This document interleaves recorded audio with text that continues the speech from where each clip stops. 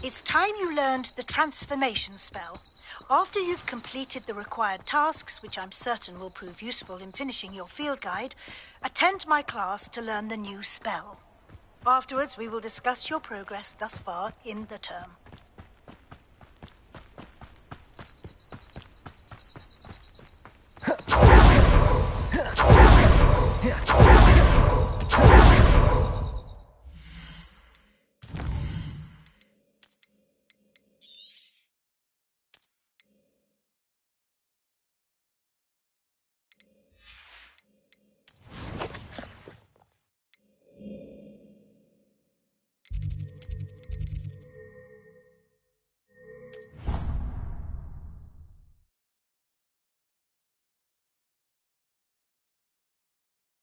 I've always said that travel broadens the mind.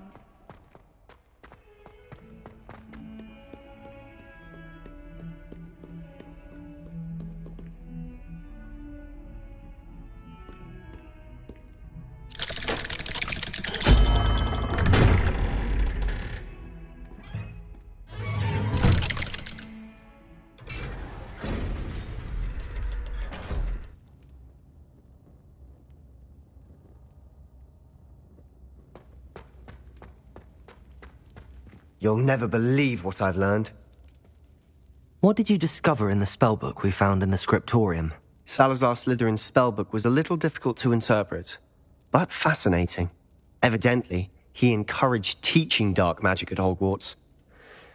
Neither the Imperious Curse nor the Killing Curse was unforgivable during his time. He believed students should be prepared to use dark magic when necessary, not to fear it. That's why we had to use Crucio to gain access to the scriptorium. He didn't want his knowledge shared with anyone who was afraid of the power of dark magic.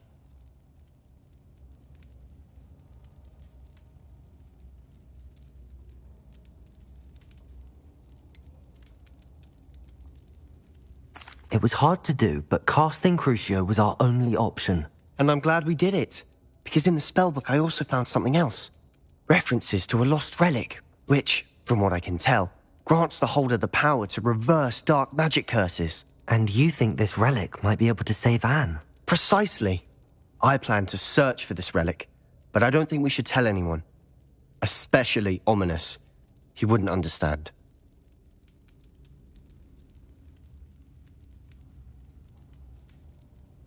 I see no reason to involve Ominous. I'm glad you agree. When I know more, I shall send an owl. And don't feel sorry for Ominous. Keeping this to ourselves for now is for his own good. I'll decide what's for my own good. Ominous, we were just about to get some air. Care to join? You're a liar, Sebastian. I heard everything. You swore you'd never engage in anything to do with dark magic again. No, I didn't. I said I understood you wanting that. I'd never swear to give up on finding a cure for Anne. You don't know when to stop, do you? I know when not to stop. Leave this alone, Ominous. I'll be on my way.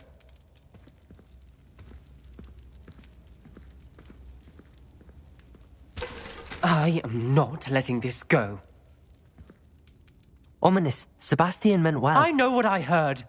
You knew I wouldn't agree with this. Going after that relic is not a good idea. Sebastian doesn't even realize it, but he's as irresponsible and reckless now as his parents were years ago. It's why they died. I knew his parents died, but I never heard what happened. Mr. and Mrs. Sallow were professors. Spent nearly every waking moment in the cellar library. Noses buried in books. Anne and Sebastian were upstairs when it happened. They heard a sudden crash and ran downstairs, but it was too late. Their parents had crumpled to the floor. A defect with the lamp in the cellar caused the room to fill with an undetectable toxin. Sebastian and Anne were helpless. They had no magic yet. What a horrible story. It is. That's why I can't understand Sebastian's recklessness. I've practically lost Anne. I cannot lose Sebastian too. Please avoid anything to do with that spellbook.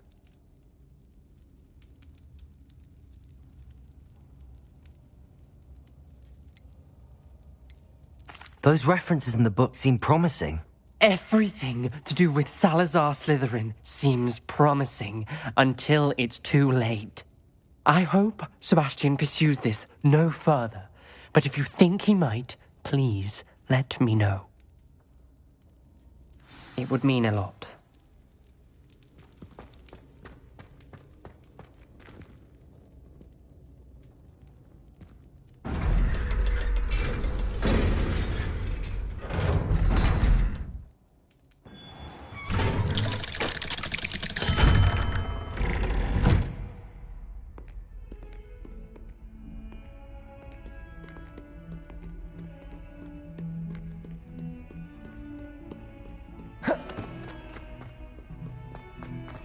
Never forget what that Hufflepuff girl said in 14.5fourteen.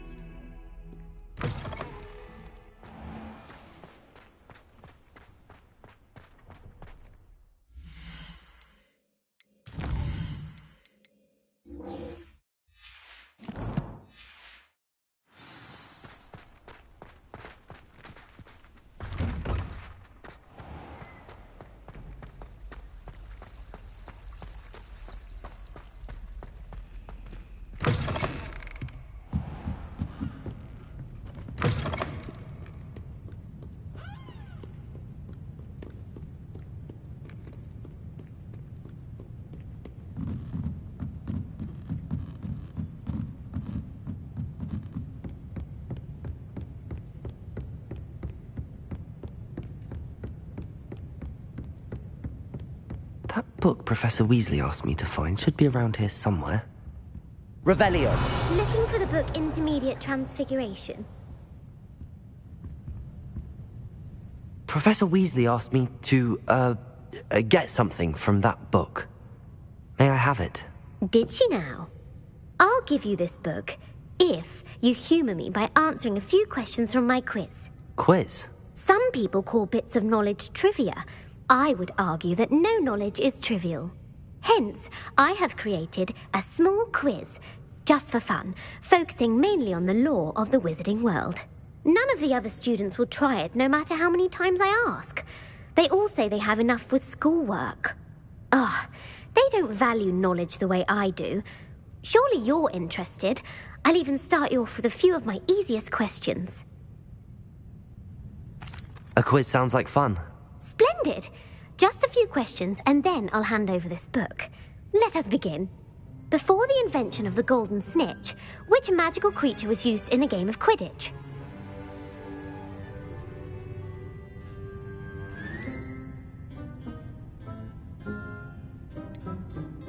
The snake bird. No. Incorrect. The answer was the golden snidget. The snidget was first introduced to Quidditch in 1269 by a wizard named Barbarous Bragg. Sadly, they're thought to be extinct. Next question. Which potion is commonly referred to as liquid luck? Felix Felicis. Well done. Since it makes the drinker temporarily lucky, Felix Felicis is a banned substance in all organised competitions. The tale of the three brothers involves which magical artifacts?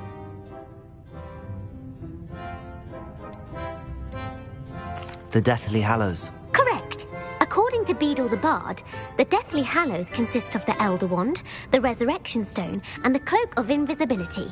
Which ball in Quidditch is the largest?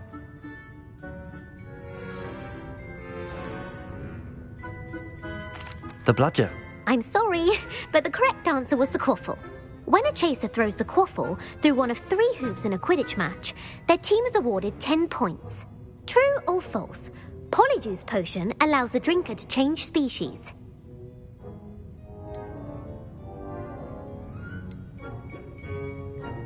True. Actually, the answer was false. While Polyjuice Potion can be used to change things such as age or race, it cannot be used to change species. Well, I suppose this has gone on long enough. I'll put the book back on the pedestal now. If you're inclined to test your knowledge again, I have plenty more questions I could ask you. And I won't be giving you any more easy questions either. The next ones will be more difficult.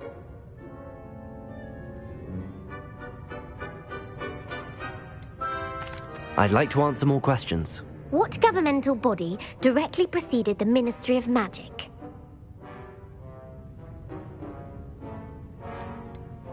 The Order of Merlin. No, that's incorrect. The answer was the Wizards' Council. The Wizards' Council disbanded in 1707 after the creation of the International Statute of Wizarding Secrecy, which required a more structured government to support its enforcement. Which dragon breed is the smallest?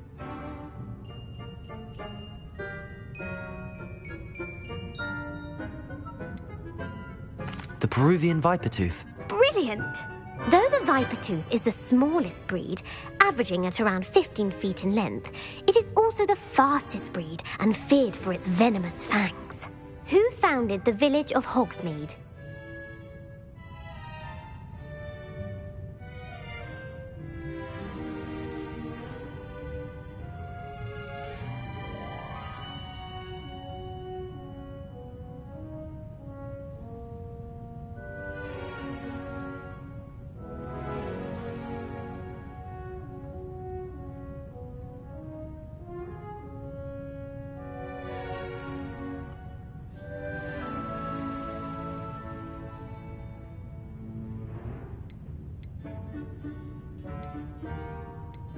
Hengist of Woodcroft. That's right! It is believed that Hengist used the Three Broomsticks Inn as his home. The hide-behind was accidentally created by crossbreeding a ghoul with what other magical creature?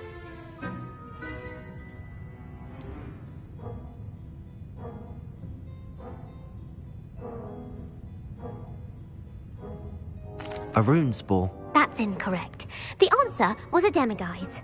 While the hide-behind has the power of invisibility, those who have seen it have described it as a tall, thin monkey with silver hair. What is the only spell known to repel a letherfold?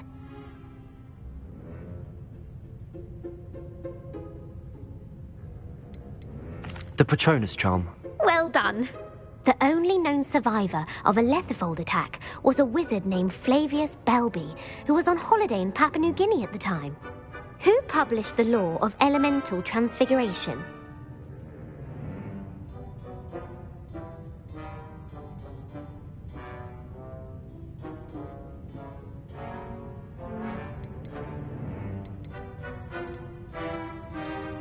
Evangeline Orpington. That's incorrect. The answer I was looking for was Gamp. One of the principal exceptions to Gamp's law is that food cannot be conjured, though it can be summoned. What does the Hogwarts motto translate to? Never tickle a sleeping dragon. Correct. In Latin, the Hogwarts motto is Draco Dormiens Nunquam Titilandus. Which magical creature is the only one known to produce eggs through its mouth? The Basilisk. That's incorrect. The correct answer was the Rune's Paw. According to Parselmouths, each of the Rune's Paw's 3 heads serves a different function. The left head is the planner, the middle is the dreamer, and the right is the critic. Where is Ilvermorny School of Witchcraft and Wizardry located?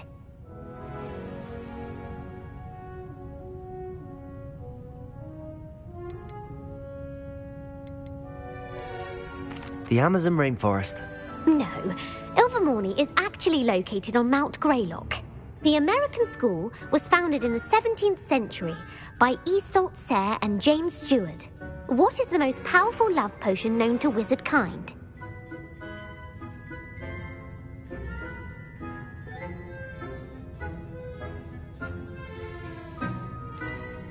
Virositiserum. Incorrect. The answer was Amotentia. Amotentia smells differently to every person, according to what they find attractive, such as dusty book covers or... Are you interested in continuing on to the next round? They're my most difficult questions. Give me your worst. Wonderful. I do admire your thirst for knowledge. Emeric the Evil was killed in a duel against whom?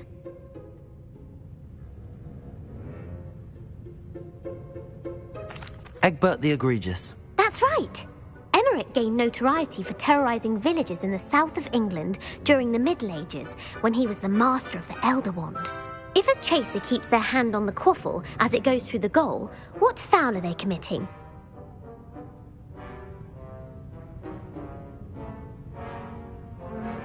Blatching. The answer answer was actually haversacking. Blatching is flying to intentionally collide with a player. Stooging is when two chasers knock the other team's keeper away from the goals so that a third chaser can score. A bite from a mackled Malaclaw has the unusual side effect of causing what? Webbed feet. No, the answer was bad luck. Native to the European coastline, the effects of a Malaclaw's bite can last up to a week. What plant excretes stink sap?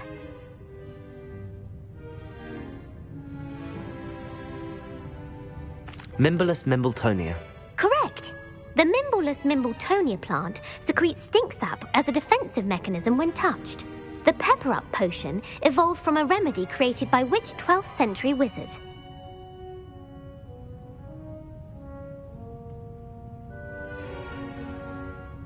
Bowman Wright. That's incorrect.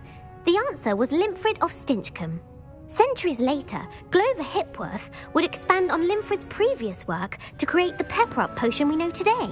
In The Wizard and the Hopping Pot, what does the elder wizard leave for his son in the hopping pot?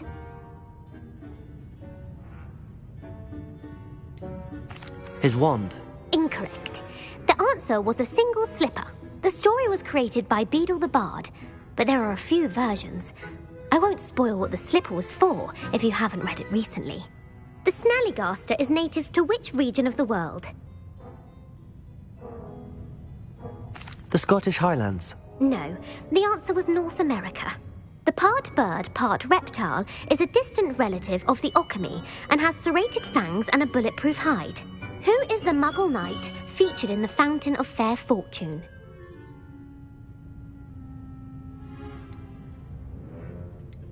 Sir Lancelot. No, the answer was Sir Luckless. The three witches in the story are named Asher, Altheda, and Amata. Oh, I adore a story that ends with a twist. The world's largest kelpie is also known by what other name?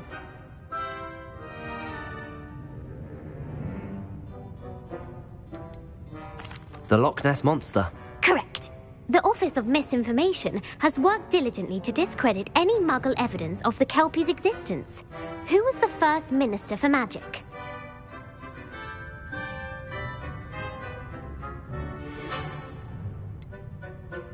Cadmus Peveril. No, the first Minister was Ulick Gamp. Gamp's greatest legacy was the founding of the Department of Magical Law Enforcement. It outlawed the unforgivable curses. You've answered all of my questions. It's nice to know there's another student who appreciates the value of knowledge. You might not have got very many right, but I'm sure you learned something regardless. Thank you for humouring me by participating. I had a splendid time. I put the book back on the pedestal for you. Revelio ought to make quick work of this. Professor Weasley's tasks are complete. I should attend Transfiguration.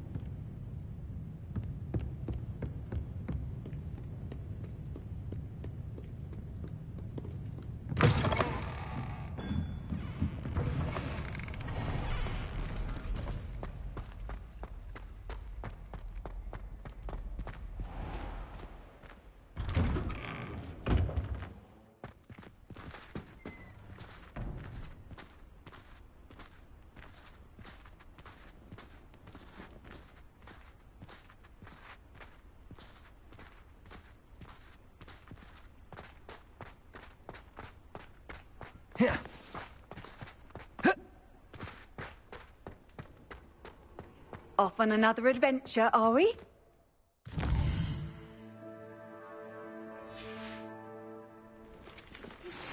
My mother would like to speak with me. I believe she has learned about some of what we've been up to. I'm hoping she may be easier on me if you are there. Hogsmeade as often as I can. Says it's good Can to we get meet out at the for Three coffee Broomsticks? sometimes. It may finally be Anyone safe fancy since we going to rescued the Broomstick dragon with from me? Horntail Hall. I've been wanting to go for ages. My friend said they have very high quality feathers, and I need one for my job and all. Can't remember why.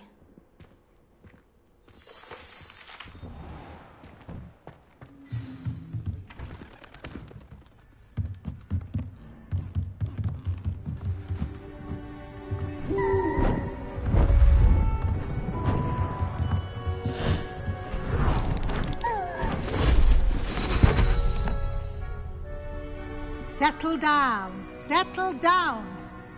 Transfiguration, as you may be weary of hearing me say, is an exact science that can take a lifetime to master. But we needn't be daunted. Almost anything can be transformed if you can just perceive the potential within it. As I see in all of you, tremendous witches and wizards, every one of you. Or it could just be my eyesight. Now, you all know what to do.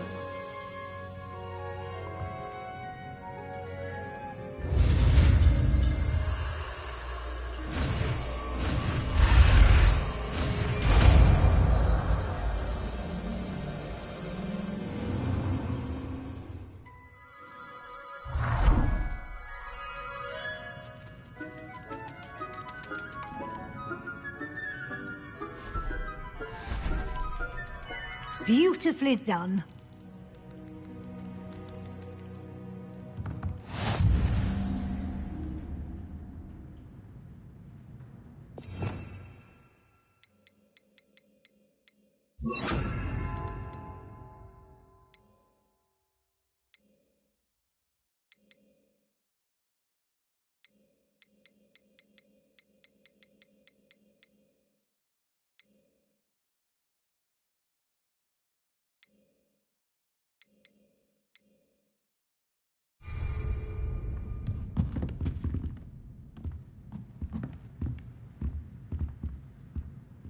You wanted to discuss my progress so far this term, Professor? I did. You seem to have had no trouble in getting up to speed. And frankly, excelling in your schoolwork this year. Thank you, Professor. The extra assignments have been helpful. As I suspected they would be. Now, it seems you've been making excellent use of the opportunities presented by your field guide. Of course, the guide isn't the only measure of success. Deke tells me you captured a unicorn and brought it back to the Room of Requirement. Protecting so rare a beast is an accomplishment of which you can be quite proud. Thank you, Professor. I will say I'm especially impressed with all you've accomplished in light of the rumours of your extracurricular activities. Was your extended conversation with Mr. Ollivander after you'd obtained your wand, or subsequent search of the owlery, connected in any way to Professor Fig?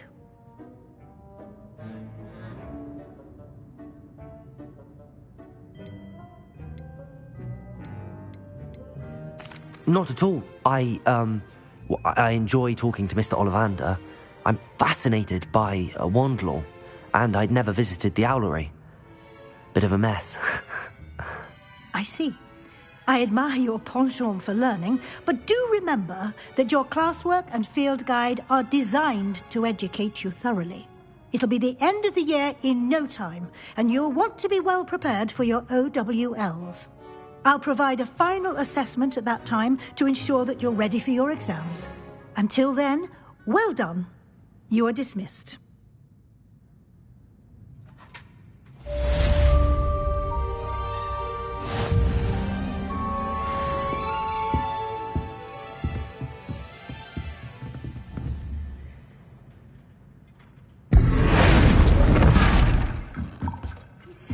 Since our visit to Feldcroft, something dawned on me about the triptych. Meet me at the Overlook, just north of the Forbidden Forest, and I'll explain. My plan with the helmet failed, but I have another idea. I think we may be able to find what we need at a goblin mine south of Hogwarts. Meet me there, and bring someone who speaks gobbledygook.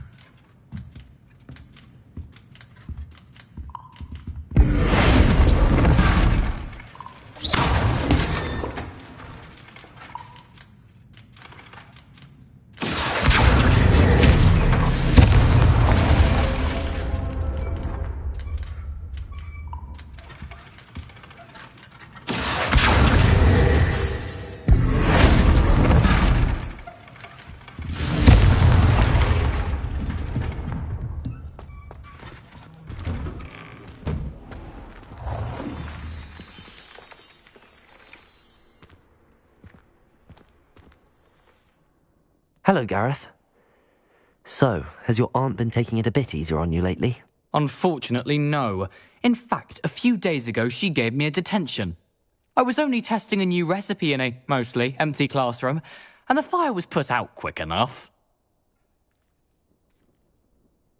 You don't create anything worthwhile without setting a few things on fire. Agreed. Innovators like us are unappreciated in our time.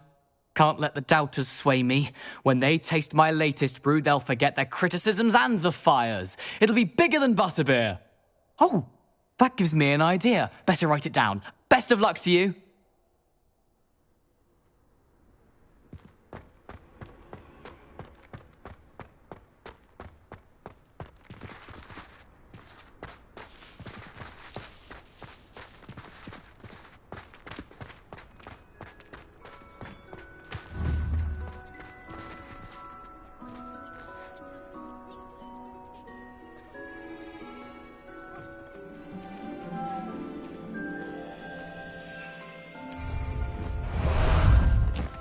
Time for a jaunt, I'd say. Away!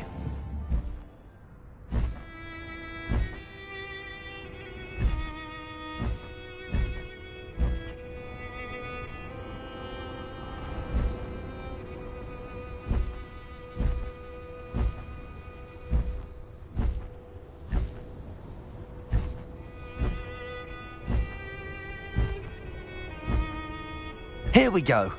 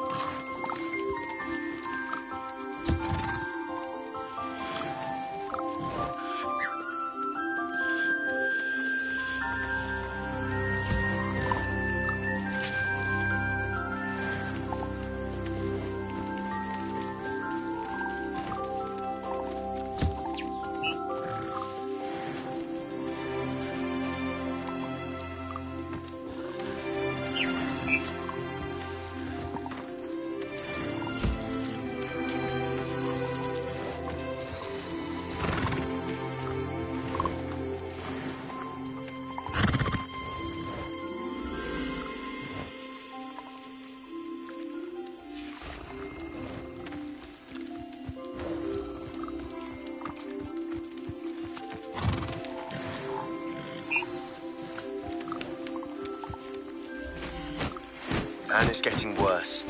If there's any chance that the relic from Slytherin's spellbook can help her, I must find it. I'm requesting your help. Meet me outside of Feldcroft, near the catacomb.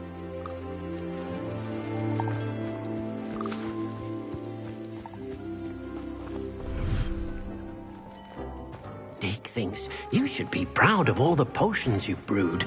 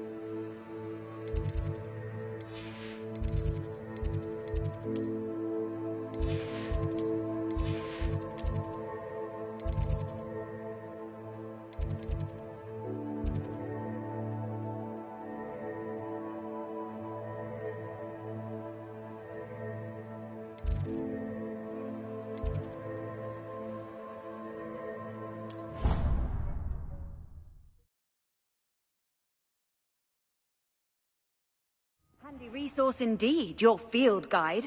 I'm most pleased to be included. So frustrating.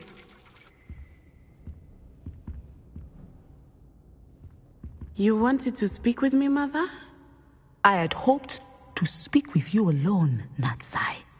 Your message mentioned your concern about an unusual creature that was spotted in the woods near Hogsmeade. That could have been anything. You know what it was, Natsai. I am allowed to leave the castle. I am always careful, Mother. Careful? Officer Singer disagrees. She sent me an owl telling me that you have been trying to collect evidence of some kind against dark wizards. She berated me for not keeping a closer eye on you, and she is right. I do not want you visiting Hogsmeade for the near future. But Mother! My little gazelle, you are well-intentioned, but you must not meddle in the affairs of dangerous people. If someone had meddled in Matabeleland, Father would still be with us. I must get to class. Perhaps your friend can get you to listen to reason. So frustrating. She never listens to me. She called you her little gazelle. Is that a term of endearment where you're from? It is specific to me. I am the unusual creature in Hogsmeade she mentioned. Self-transfiguration is not taught at Hogwarts, so I am gently discouraged from practicing it. However, I am an animagus, and it is in my gazelle form that I have been able to wander the Highlands rather freely until now, much to my mother's chagrin. That is how I managed to spy on Rookwood and Harlow.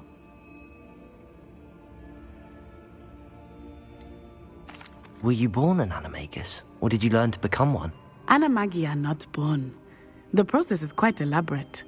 It involves holding a mandrake leaf in one's mouth for an entire month, then placing the leaf in a crystal phial so that it is imbued with moonlight, then adding one of your own hairs. And that is just the beginning.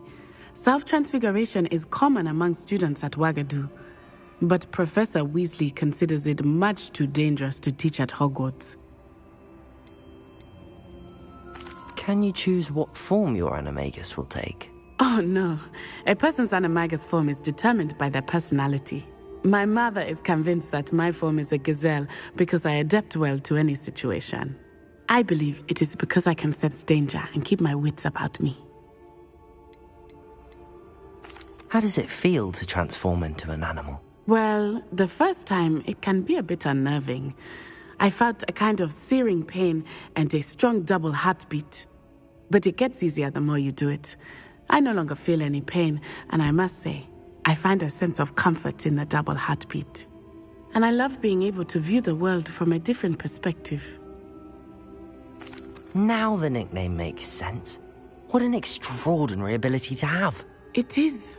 I love transforming, but Mother is less enthusiastic about it. She says that no creature, especially one as rare as a gazelle, should be bounding about where poaching has become so prevalent.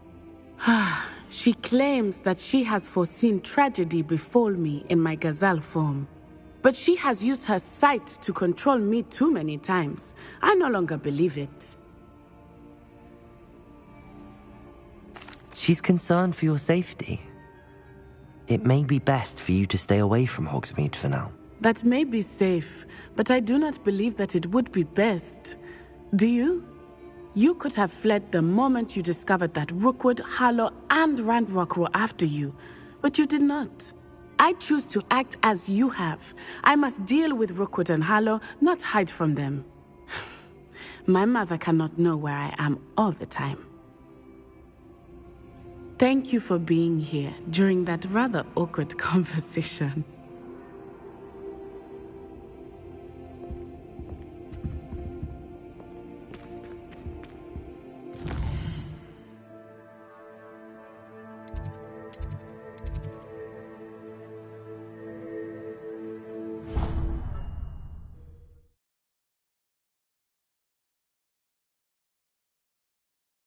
You can't imagine how inconvenient travel was before I invented flu powder.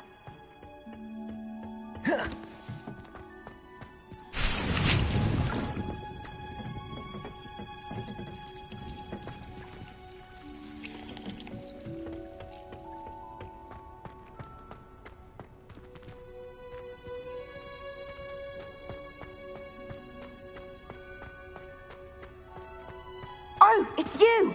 Just the person I need. Samantha, is everything all right? No, it's not. It's my brother William. The one I told you about after Charms class. He's been cursed. He ignored my warning and now he's lying in St. Mungo's looking completely pathetic. He simply never listens. I'm sorry, how exactly has he been cursed? Oh, you won't believe it. Truly, but his feet were turned into purple beets. You can imagine his distress. And mine. I won't even go into the attention he was getting from our garden rabbits before he admitted himself to hospital. I'm so sorry. That sounds like a trying situation. I'm glad you understand. Everyone else just laughs at me as if it's a joke. No compassion at all. Well, it is an unusual situation. How did your brother end up like this? It's entirely his own fault. I told him about some research I'd done recently on our ancestor Marmaduke Dale. In particular, my discovery that Marmaduke's tomb was cursed. My brother's always making fun of my discoveries. This time, he laughed in my face. Told me I'd misinterpreted my findings. As if that were possible. And to prove his point, he went right up to the entrance of the tomb and poof! His feet transfigured into beets. How awful. I can see why you're upset. He definitely needs some help. Exactly. He may be a cape flapper, but he's still my brother. And no one deserves such a fate to last forever, especially as the result of a single brainless mistake. Now I worry that if the curse isn't reversed, it could become permanent. Can't the curse be broken? Possibly. The curse stems from a crest that was stolen from Marmaduke. If the crest were returned to its rightful place upon his sarcophagus, then I believe that William's feet may be restored. You battled trolls when they attacked Hogsmeade, escaped a dragon, and I could tell by your work in charms that you're a skilled spellcaster. Returning a crest to a sarcophagus should be almost effortless for you. So, will you help us?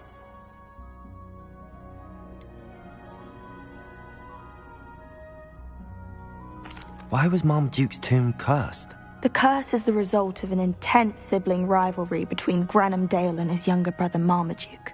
Marmaduke was a famed herbologist, and Granham resented the attention that he received. Sibling rivalry? Sounds as if it might run in the family. But I would never intentionally curse my brother, not like Granham did. When their mother died, Marmaduke was given the prized family crest. Granham felt that as the eldest child, he should have been given it. Years later, when Marmaduke died, Granham stole it and cursed the tomb so that none in the Dale family could ever pay their respects. Why is your ancestor so well known? He discovered the properties of several magical herbs and plants. He also uncovered numerous types of flora. The wizarding world owes him a great debt. His work not only impacted the discipline of herbology, but also potion making. I can take the crest to Marmaduke's sarcophagus for you. Oh, thank you! Thank you so much! You'll simply go into the tomb where Marmaduke was laid to rest and place the crest on top of his sarcophagus. According to my research, the tomb's been abandoned for centuries, so it should be a fairly simple task. You'll find it just east of the hamlet of Brockborough. Thank you for your help. My family is indebted to you.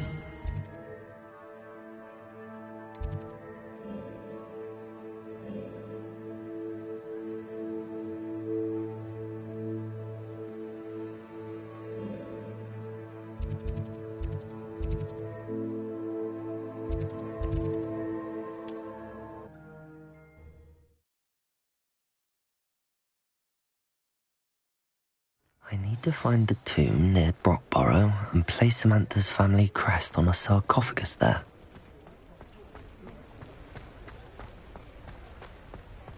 Sometimes it seems all roads lead to Hogsmeade. Come in. Sorry if there's a smell. New batch of toad-hide.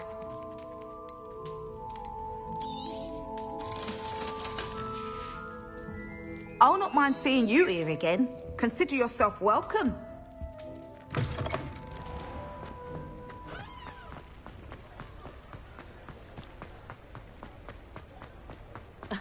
Revelio certainly never revealed the charm of my potion.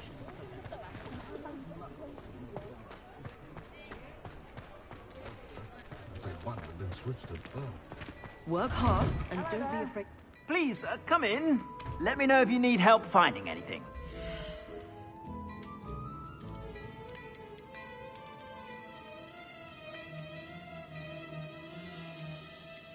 I'd say that looks as if it was made for you.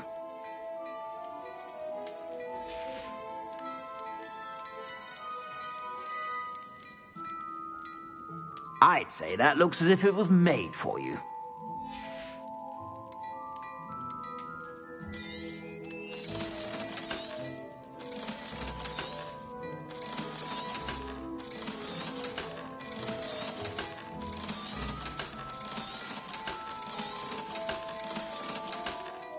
I've heard that our dear Clement... I suspect you have a sharp eye for fashion. Be sure to stop by whenever you're about.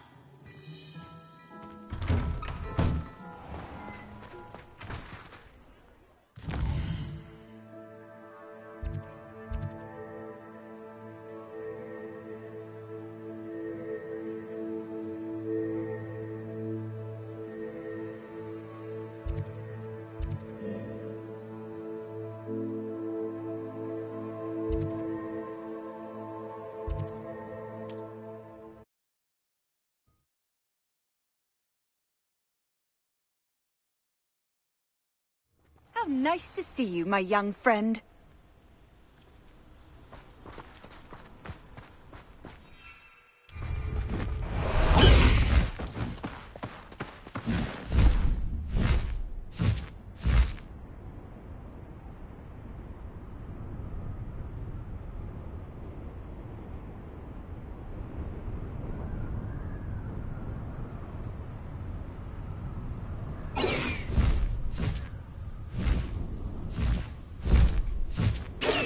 Wonder if I'm safe to explore in there.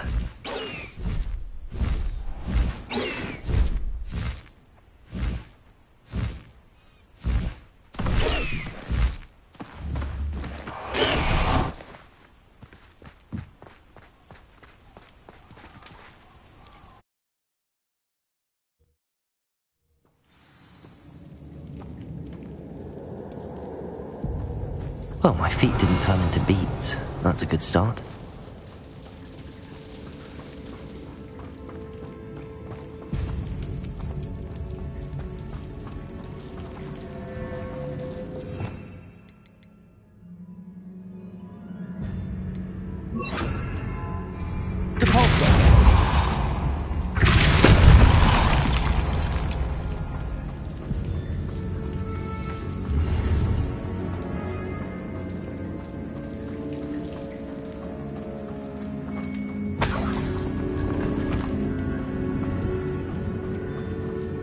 Revelio. Should have known a herbologist would use Devil's Snare.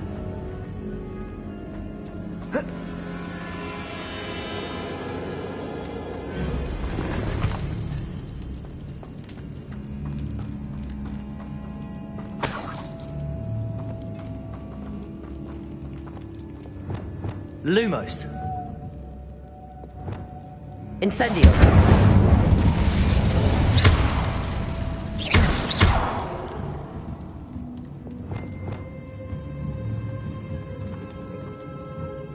Revelio.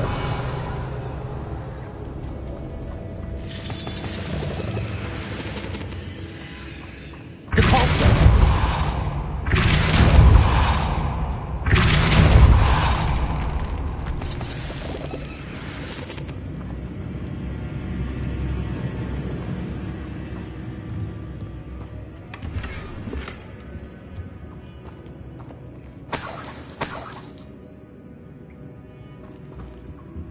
Revelio.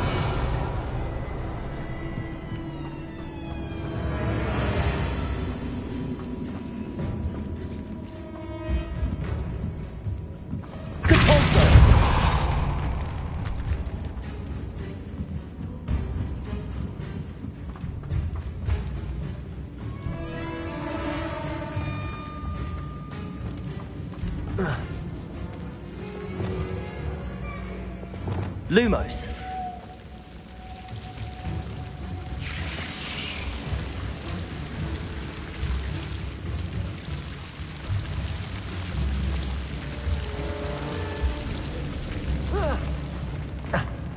A troll?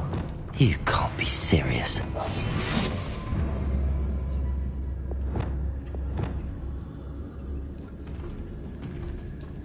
Revelio.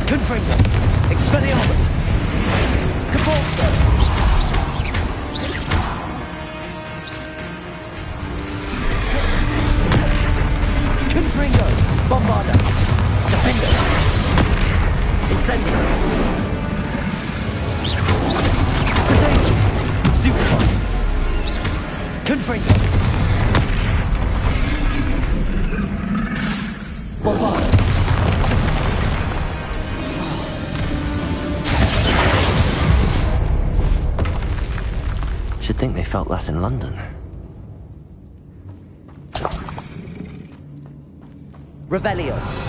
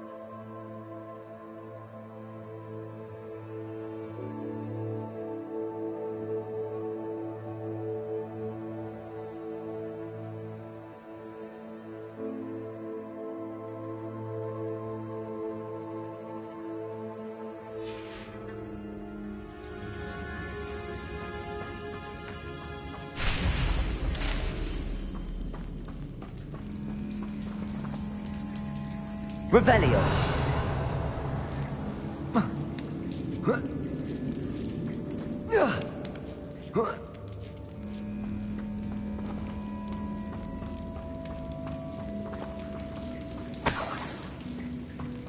Well, Marmaduke certainly left behind more than plants.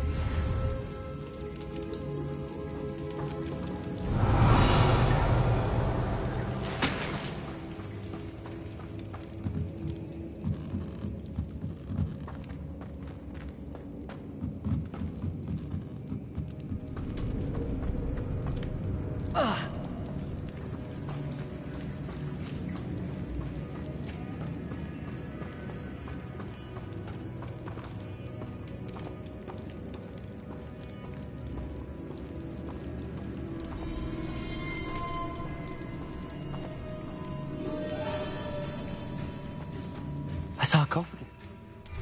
This must be Marmaduke.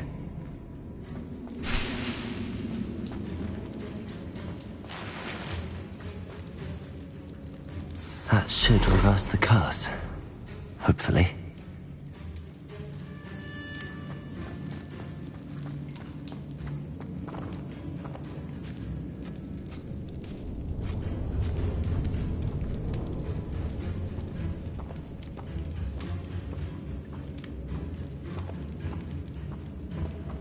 Revelio.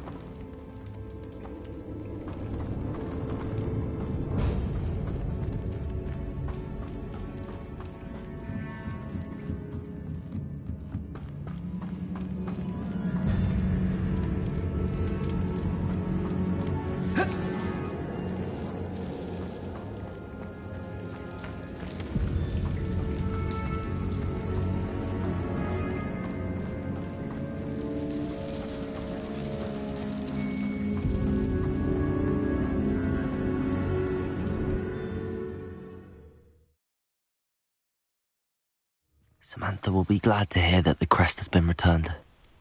I certainly hope it reverses the curse.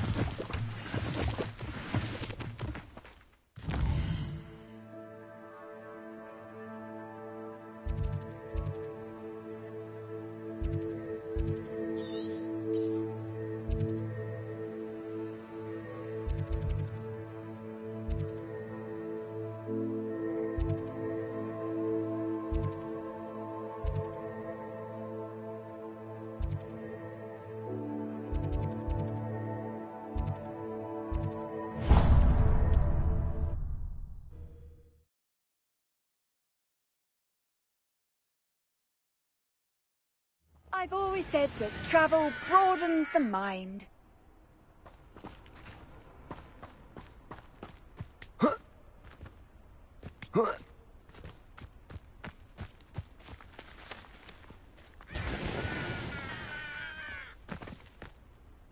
Come to think of it, months ago I had a brooch.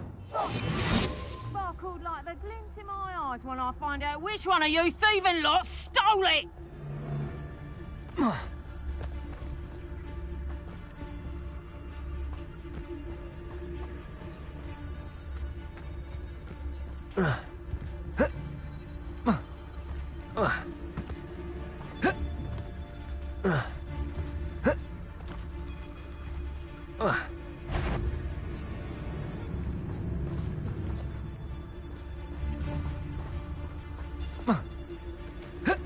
Trivicus Totalis. One less poacher in the wizarding world.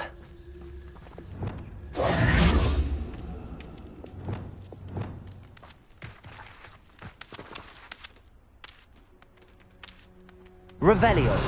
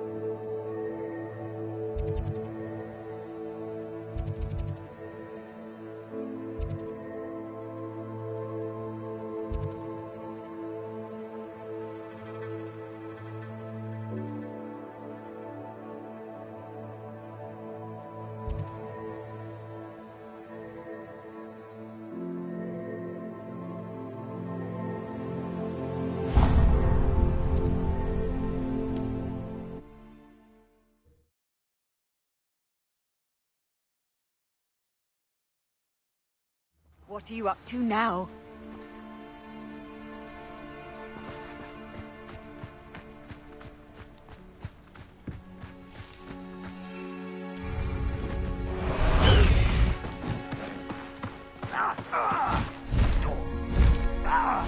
Go!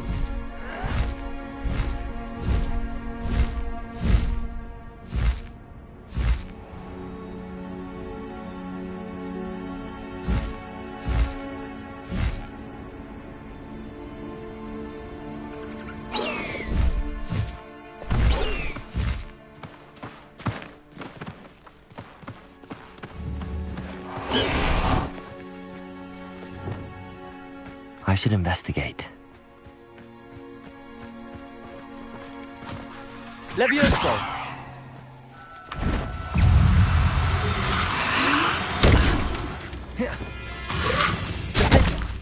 Confringo!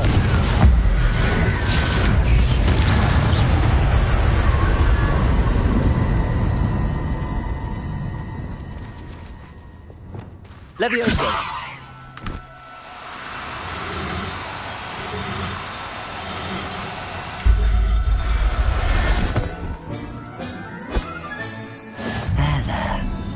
Going to hurt you.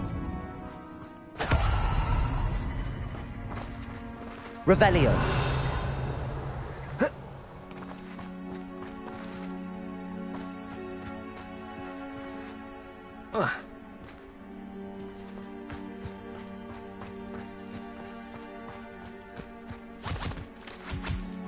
Levioso.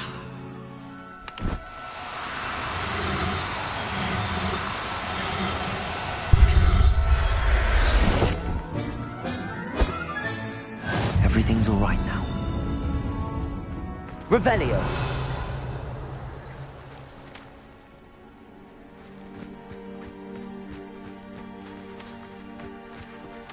Levioso.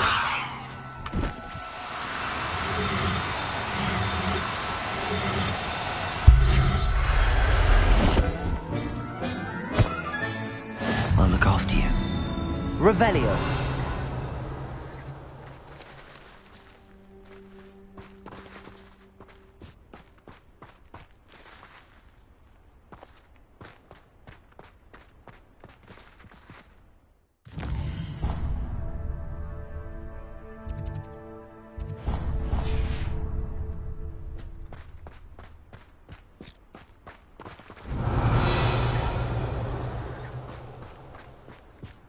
Levioso.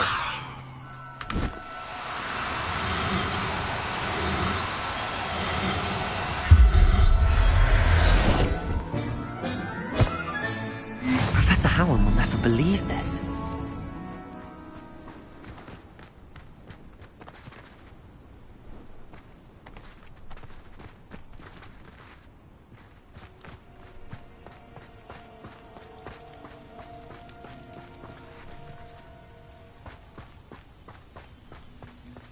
Revelio.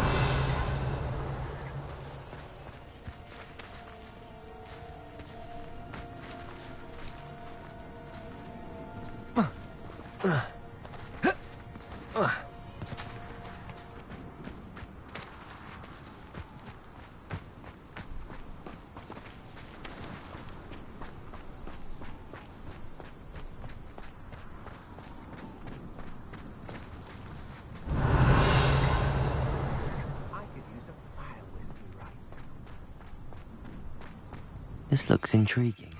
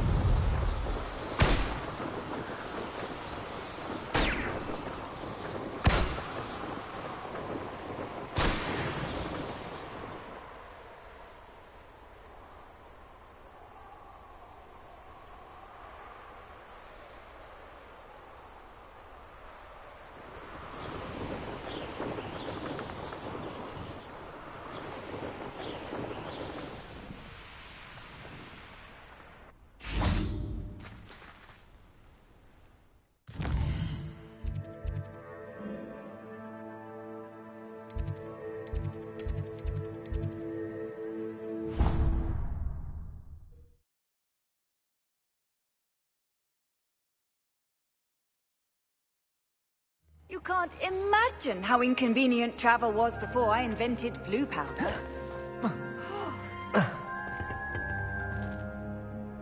I'm happy to tell you that I returned the crest to Marmaduke's sarcophagus just as you asked. I thought as much. I received word from St. Mungo's that my brother's feet are back to normal. No more beats. Oh, I cannot thank you enough. It wasn't too much trouble, I hope. Just a measly old troll. Nothing significant. A troll? Oh dear, I'm so sorry. That's awful. No one has been in that tomb for centuries. But I can't say I'm surprised. Marmaduke seems to have been full of surprises. Indeed he was. Well, I suppose I should be going. I'm anxious to see my brother, who must be elated to have his feet back. Of course. I certainly would be. William and I are forever in your debt. Thank you again for what you did.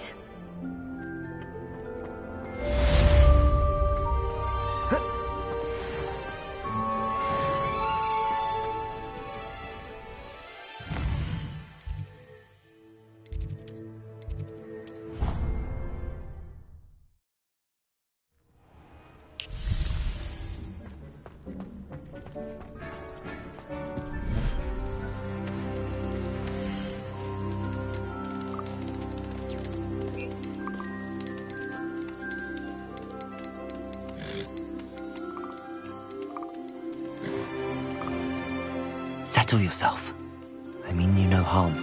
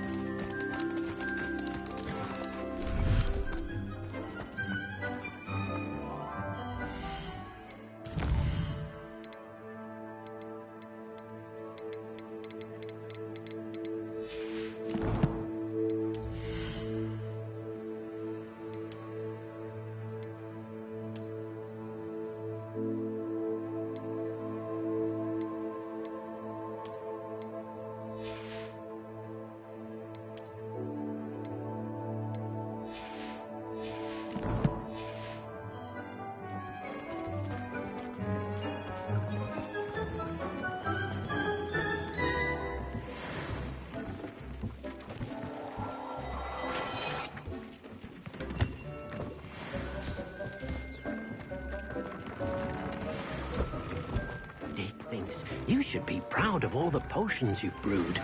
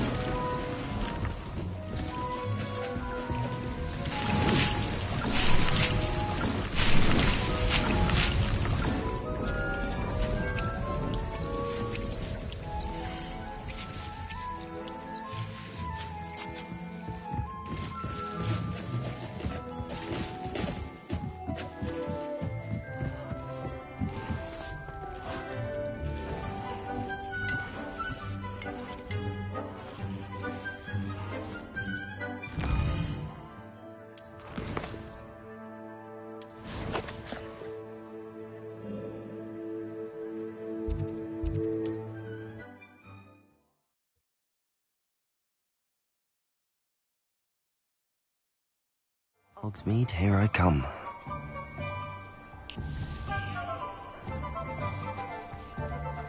Hello, pardon me? Hello there. Was there something you needed? Hello, I was wondering if you would be interested in having your own shop and a house elf to help you with it. Penny's the name. Penny's mistress is selling this shop, and Penny is most eager to start working with the new owner. It might surprise you to know that Penny can sell practically anything. Oh, it would be wonderful to have a place to sell things and someone to help me. You'll be able to give Penny almost anything that you want to sell. It will be no work at all for you once the shop is up and running. If you want the shop, and Penny hopes that you do, you should talk to Penny's mistress as soon as you can. Her name is Cassandra Mason. Why is your mistress selling the shop? And you? Penny cannot be certain, as Mistress Mason so rarely confides in her. However, she repeatedly mentions how tired she has become of trying to let the shop. She has had rotten bad luck with the last few tenants.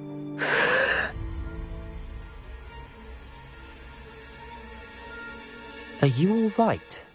Are you holding your breath? Penny's fine. Sometimes Penny simply needs to remind herself to stop talking.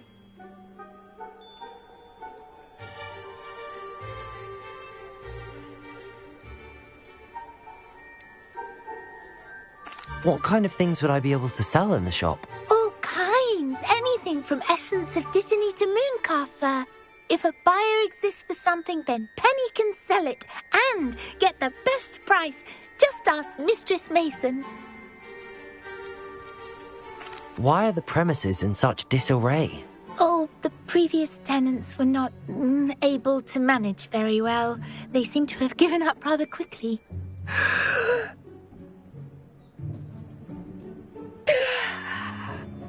Penny is perfectly capable of helping clean and repair, so the shop will be ready for business in no time. How is it you're so good at selling? Seems unusual for a house elf. Oh, before he died, Penny's previous owner, Master Mason, trusted her to do all sorts of things to help him with his shop. Penny supposes it is a bit unusual for a house elf to possess such skill, but Master Mason commanded it, and Penny was happy to oblige. Master Mason was a wonderful master. All right. I shall go and find Madam Mason. Oh, this is splendid news indeed. You won't be sorry.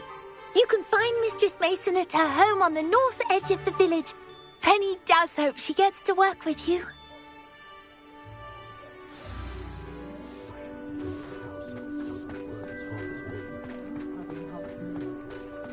Godric Gryffindor was the greatest...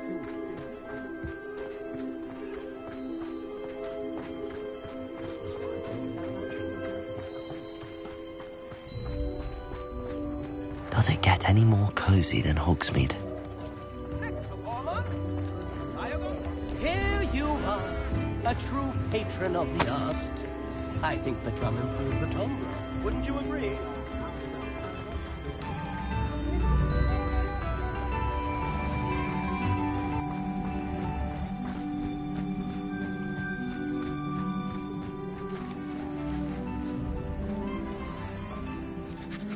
Hello, Madam Mason. I understand you have a shop to sell. Why, yes. Yes, I do. Are you interested? Yes, I am. I've always wanted to own a shop. How marvellous. I think you will find my terms quite generous. But, and do please forgive me for asking, don't you think you might be a tad young to own a shop? I have a knack for this sort of thing, if I do say so myself. If I can meet your terms, I hope that you'll sell to me. Well, I reckon you have the confidence needed for such a venture. And of course you'll have Penny to help you. That elf could sell tea to a troll. I assume she told you she comes with the place. She did indeed. I like you. Tell you what, I shall sell you the space for an exceedingly fair price. I think you might just be shrewd enough to make a go of it. An exceedingly fair price for a shop and an elf. What's the catch? You are wise to be wary in business dealings. No catch, really. I simply ask that you allow me to do you the favour of buying the shop back. At a discount, of course, should your efforts fail. The last thing we need here in Hogsmeade is for one bad apple to spoil the barrel, if you get my meaning. Yes. An unsuccessful shop would be bad for nearby businesses, I'd imagine. Quick one you are. Do we have a deal?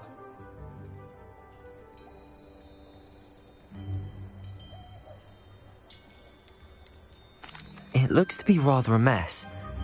Why haven't other tenants been able to make a go of it there? As you've no doubt considered, running a shop is not as simple as those less savvy might think. The new owner, however, will have something that previous tenants did not. The benefit of Penny's particular prowess. Her assistance will make all the difference, I should think, in both getting the shop ready for business and ensuring its success. It does sound intriguing, but I need to consider my finances first. I'll come and find you if I'm interested. Very well, but I won't be able to keep the shop available for too long. If you do want the shop, I'd advise you to return to me as soon as possible.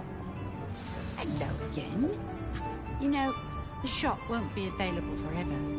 Penny is terribly keen to put her business acumen to use. Hello, Hamora. We're able to do this.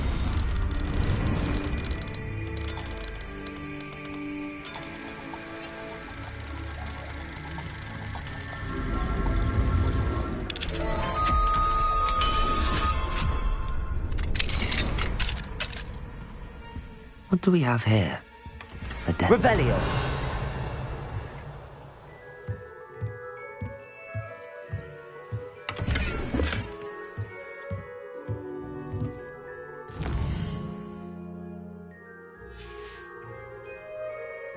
Mine now, demiguise.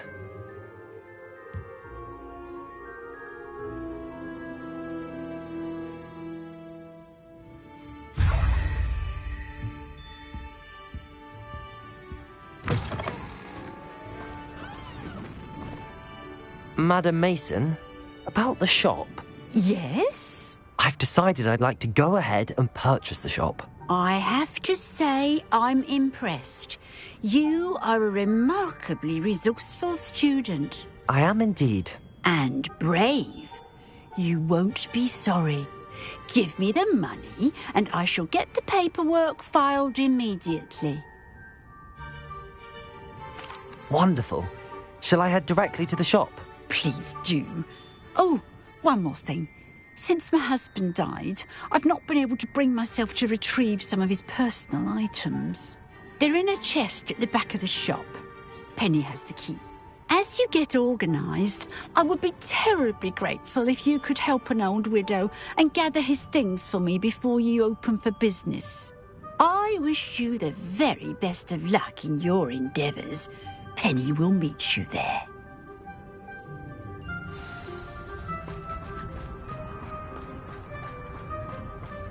Revelio. Aloha Mora.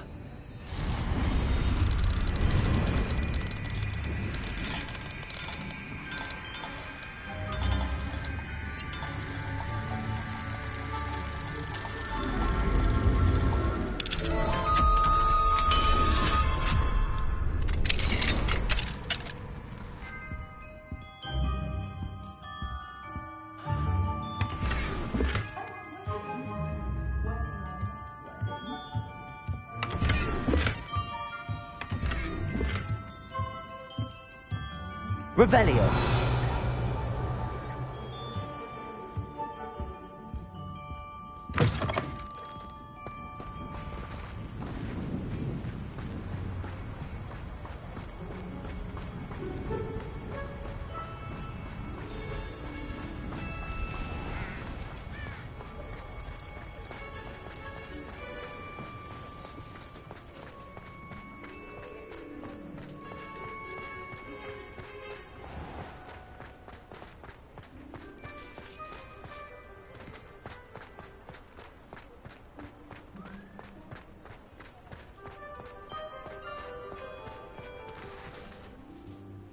Well, I've done it, Penny. The shop is mine. Oh, Penny is so pleased. Penny was hoping you would be the one to purchase it. I'm glad you're here to help me. Goodness, what a kind thing to say. Penny will do all that she can to make this a success. There is much to do. The last tenant left in a bit of a rush, so we'll need to clean up and do some repairs. Well then, let's get to it. Penny is ready.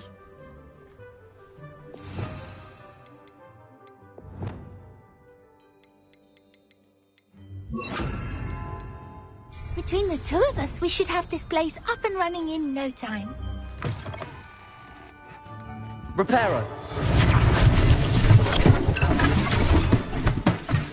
Oh, Penny can already see the potential.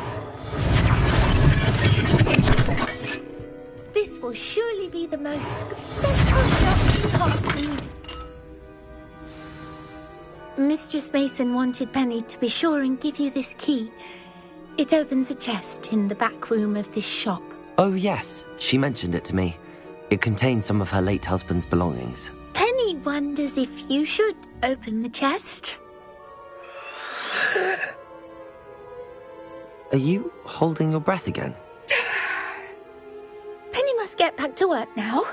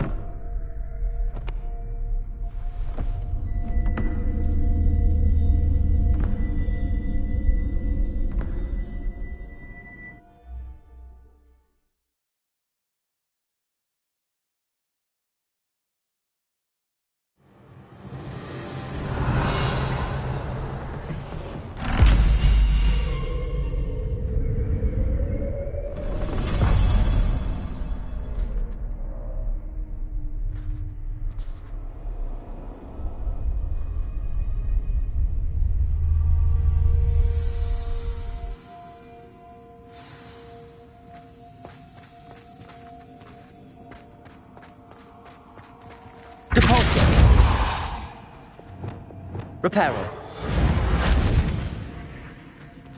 Revelio.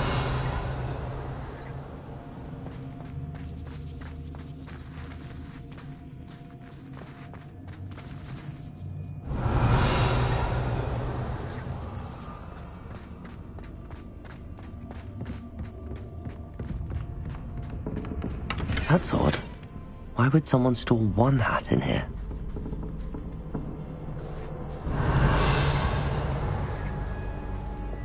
Incendio!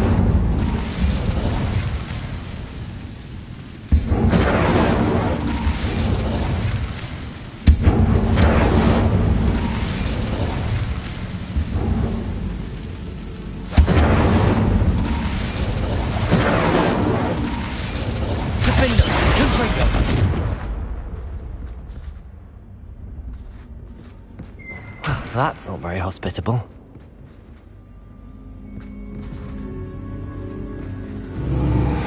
Oh, goody! Someone to play with. You seem to have your wits about you. What fun this will be. For Revelio. At least.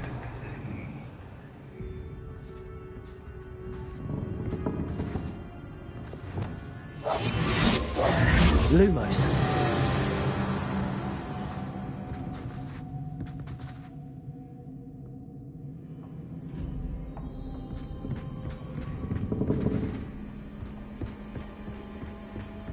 That's new. Onwards, I suppose. What in the... Who's there?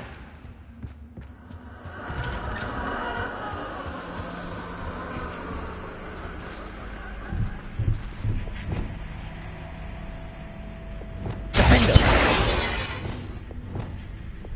Wingardium Leviosa. Revelio.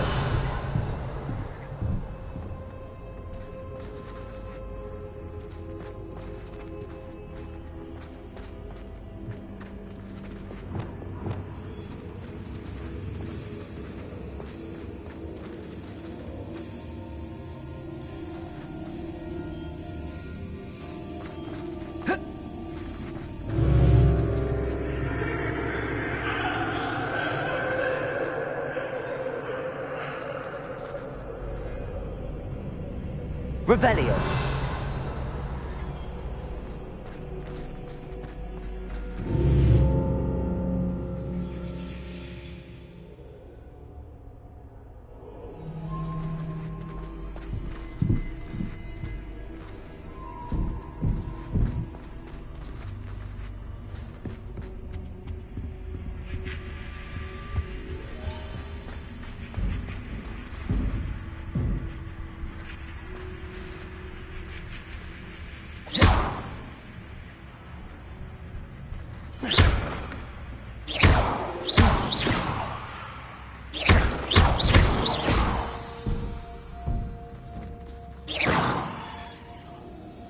Confringo!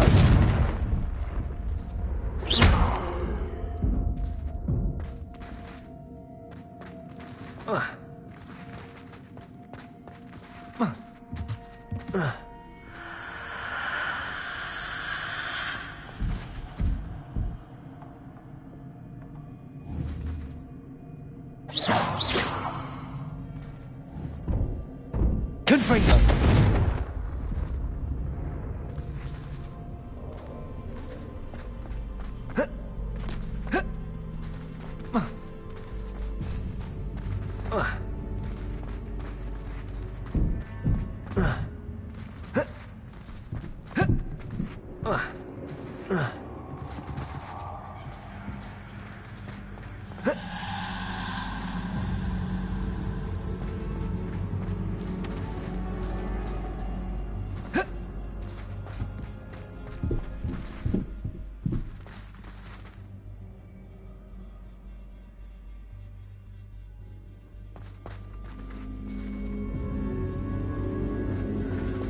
Lumos.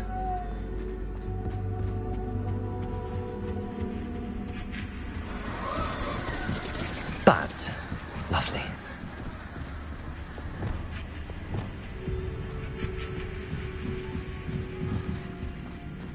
Reparo.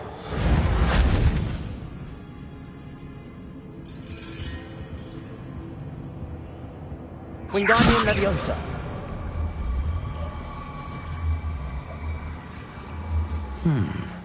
Seems as if I should hang something there.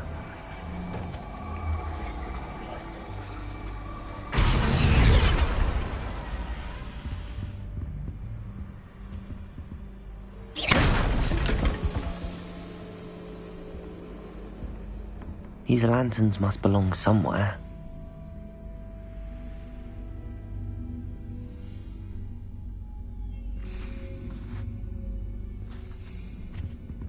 Reparo. Wingardium Leviosa. Perhaps the lanterns are meant to be hung on the hands.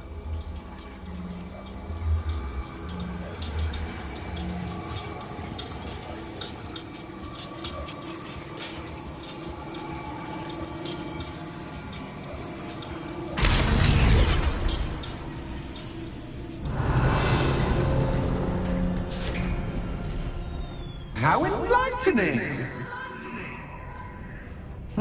You might survive a bit longer than the others.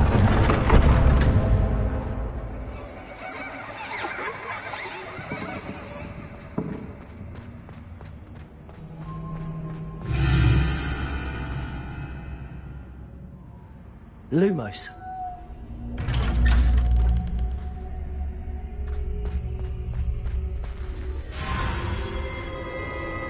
Oh, you've come so far, so quickly. Well done. You might be just the playmate I've been looking for. I do hope you enjoy my playground. I encourage you to tell everyone about it. If you make it out, that is. Please try. If you get to the end, perhaps we can come to some sort of arrangement. I do want your shop to succeed, after all. What's the saying? Two sides to every story. Unfortunately for you, both sides here are to my story. And you'll have to complete both to get to the end.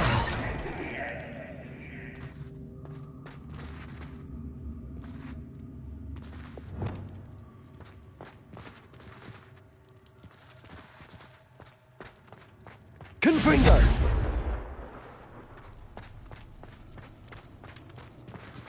I simply adore this blooming place, don't you? You know, foliage, like most living things, won't survive for long in the darkness.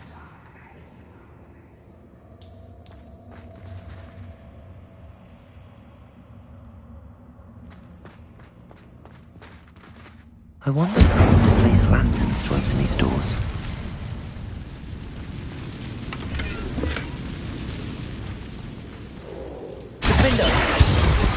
Incendio.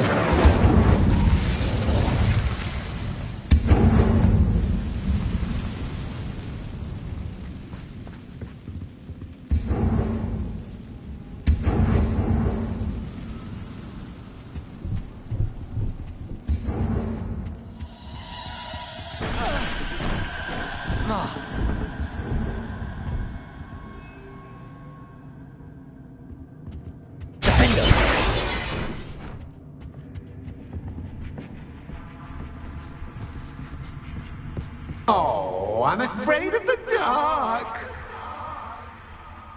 Does it worry you that I can see you, but you can't see me? It should.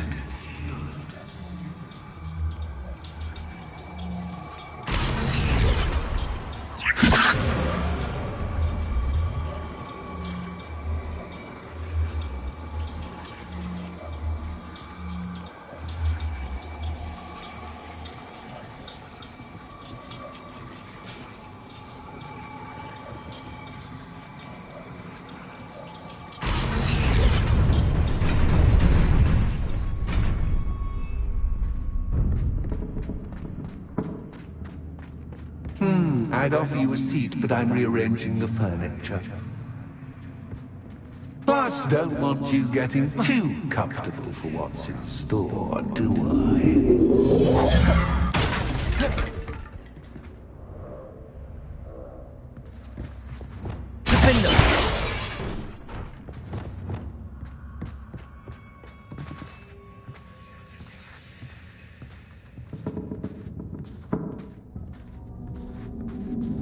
Wingardium Leviosa.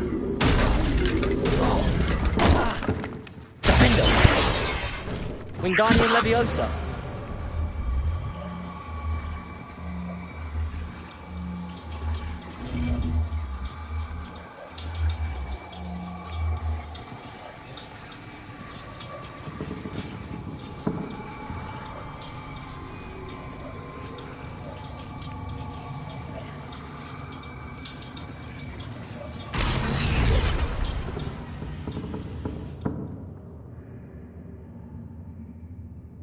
Wingardium Leviosa.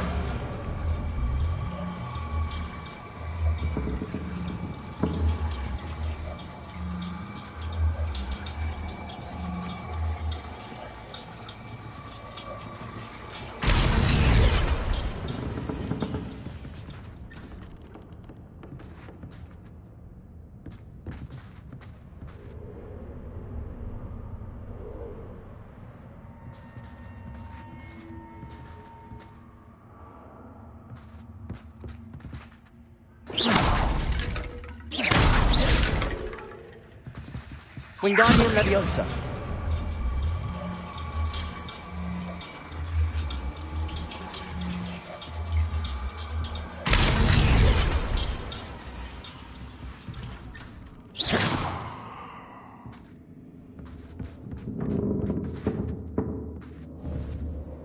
Wingardium Leviosa.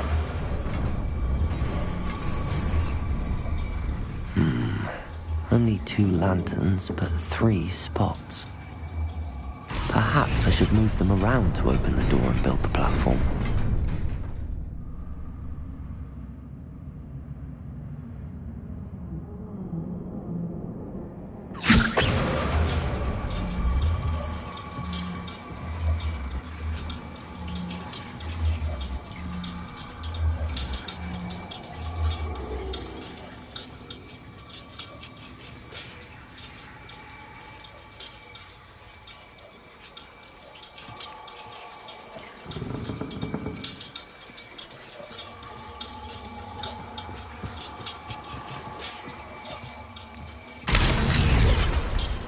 Wingardium Leviosa.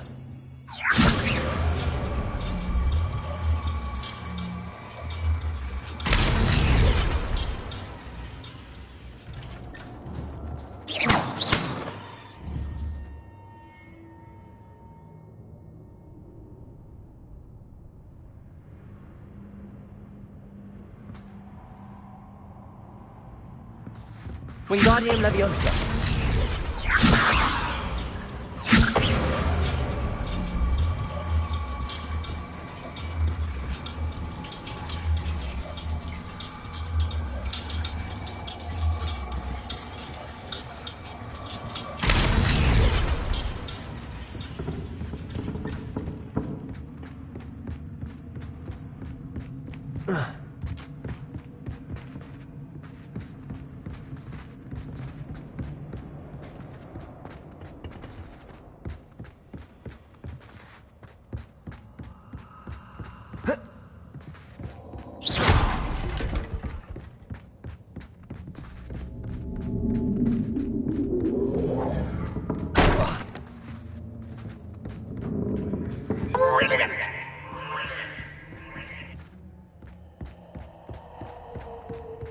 Ah, a worthy playmate. Well done, me. Defender. Incendio.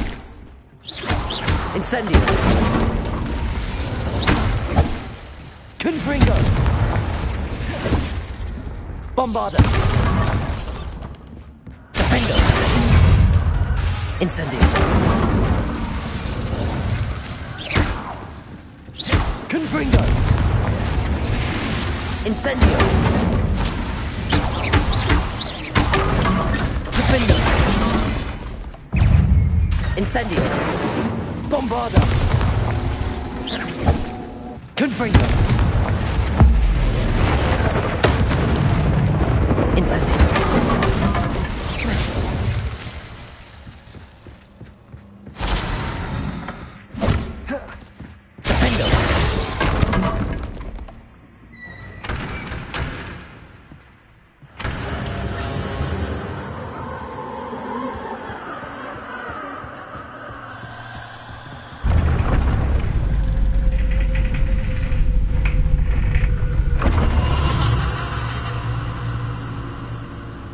Lumos.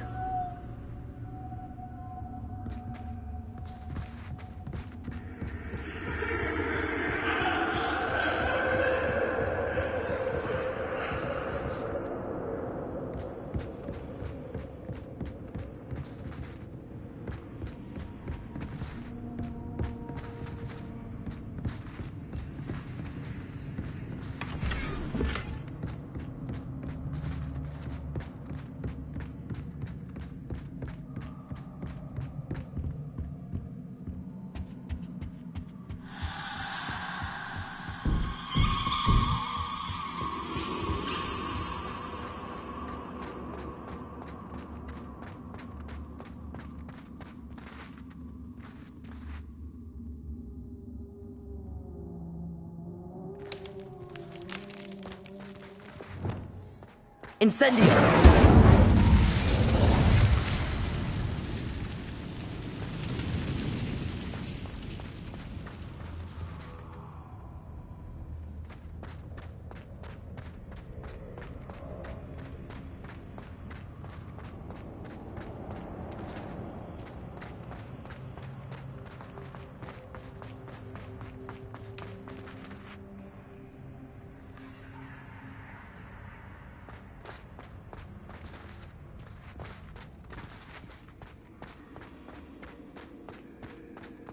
Incendio!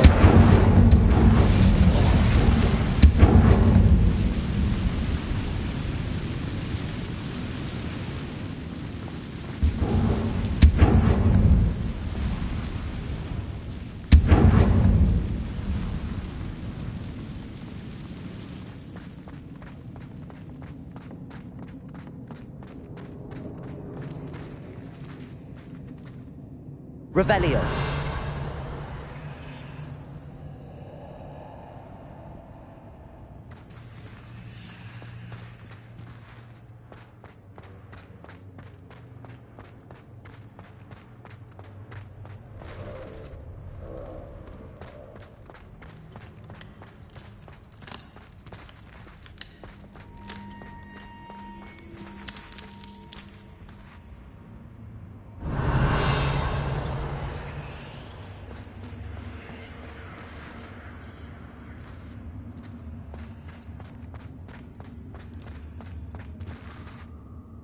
Wingardium Leviosa!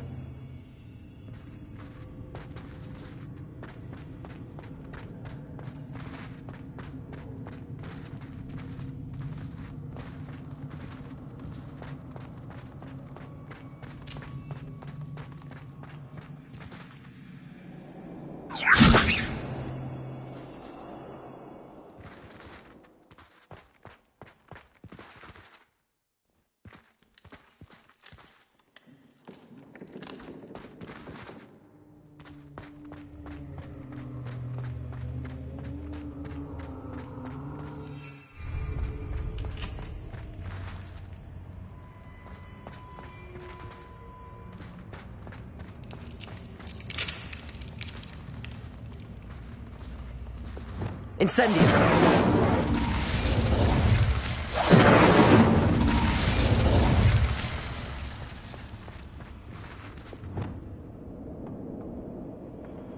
Wingardium Leviosa!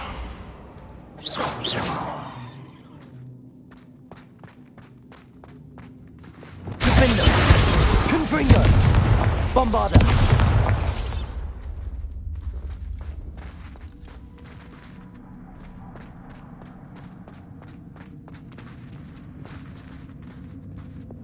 Wingardium Leviosa!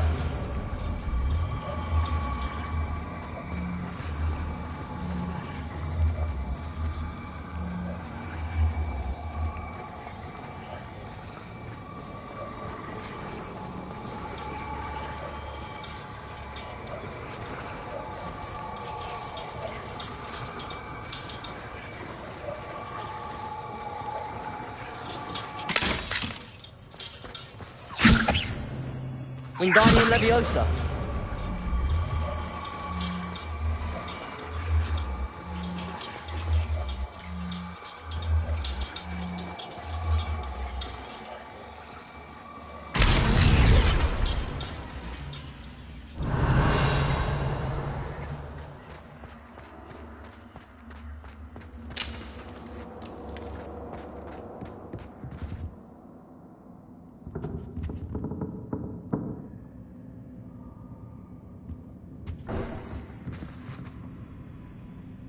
Wingardium Leviosa!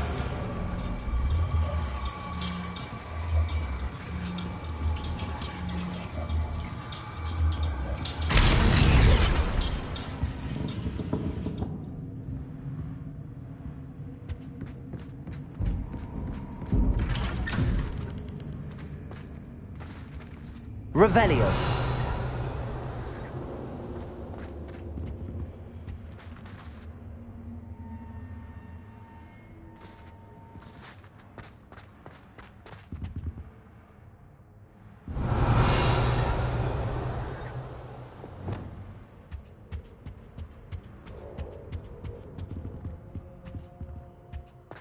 What's this?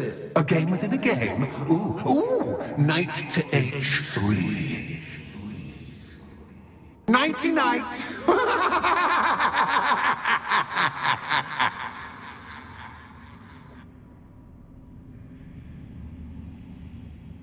Revelio.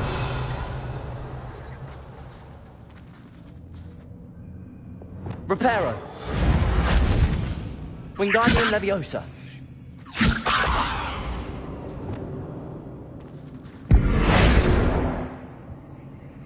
Revelio.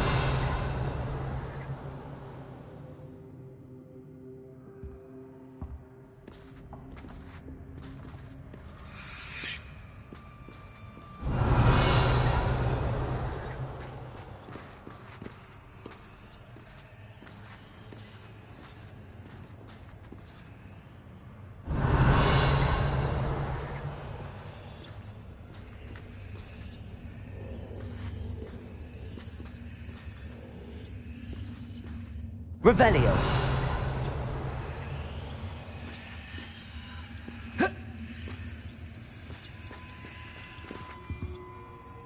That wasn't too difficult.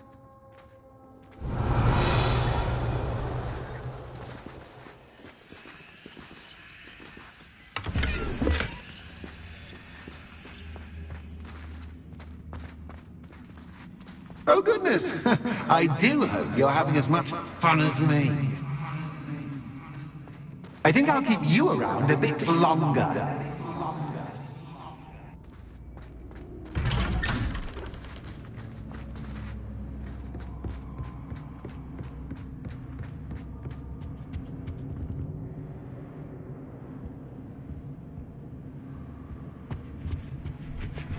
Wingardium Leviosa.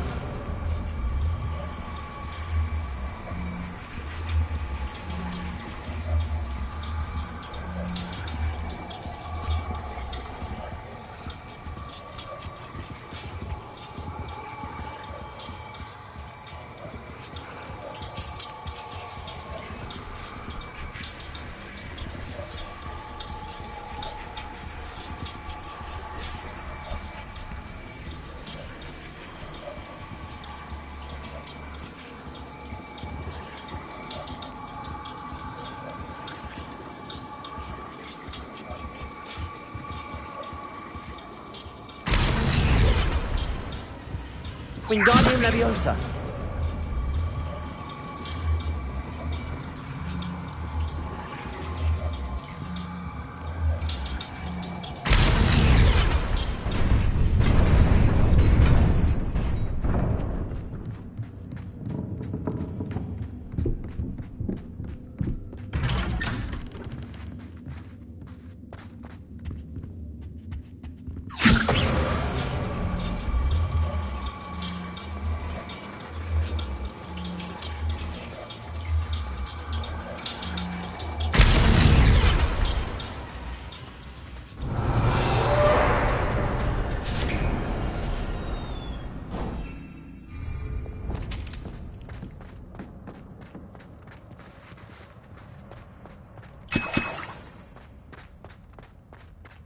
Revelio.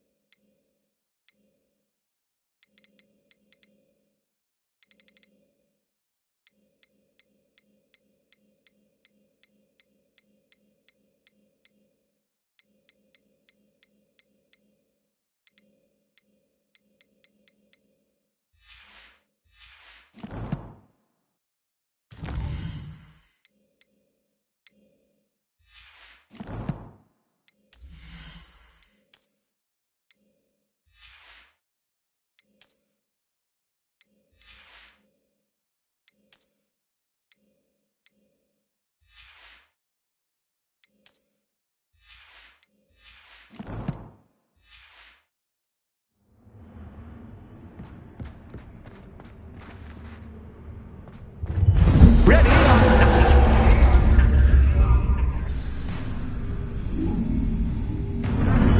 Time to raise the stakes, so to speak. Where shall I begin?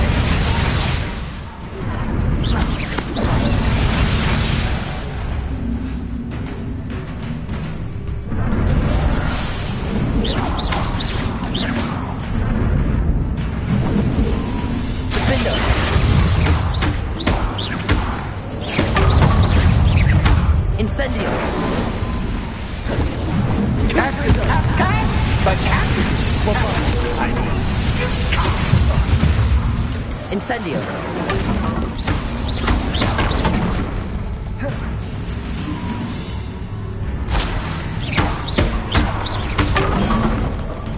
Now that should get your attention. Well, this has been fun. Much to do, much to do. See you in a bit.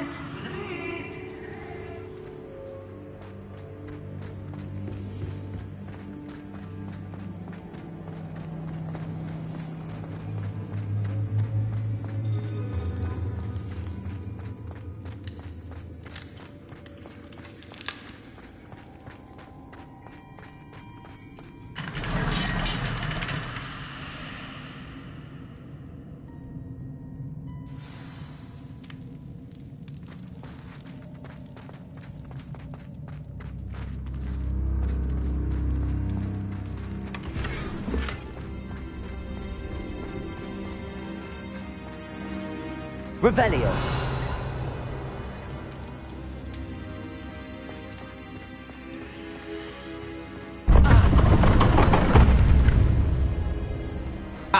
You've chosen the scholarly route. You'll need more than you've learned from books to best me.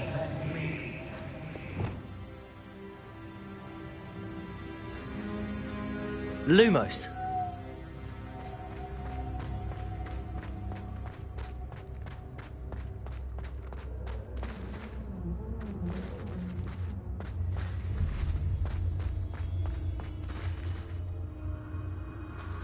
Revelio.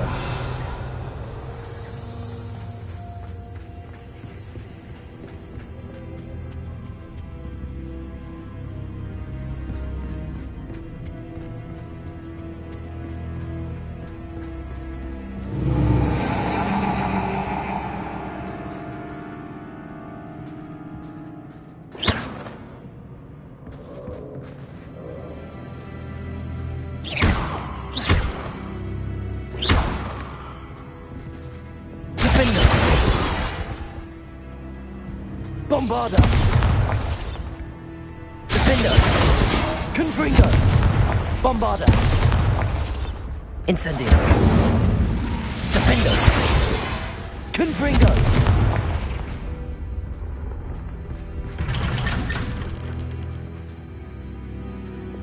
Lumos.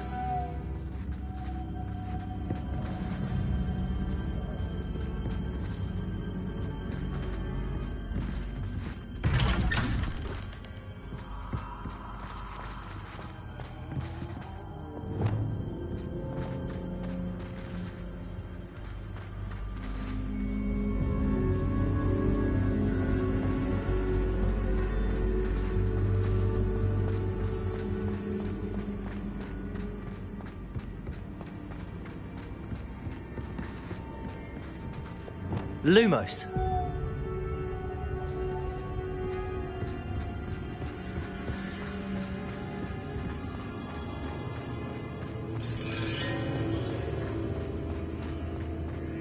Oh, déjà vu.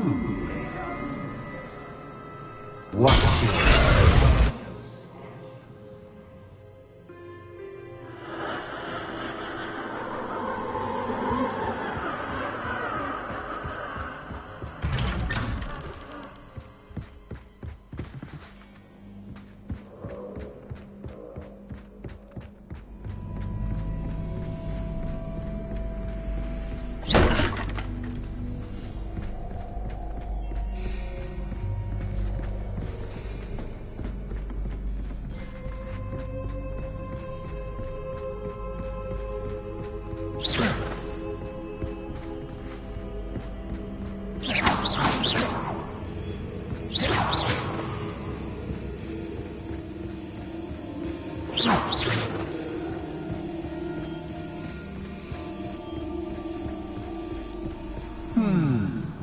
in circles, are we? Perhaps you should retrace your steps. Revelio.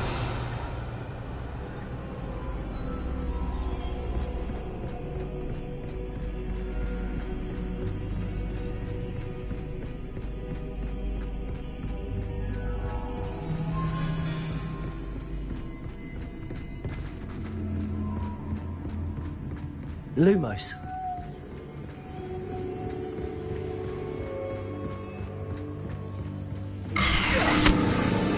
What was that?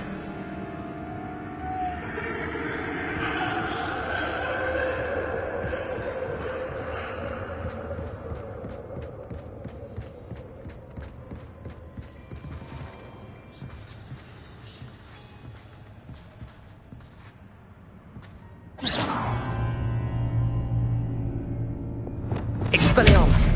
Incendio!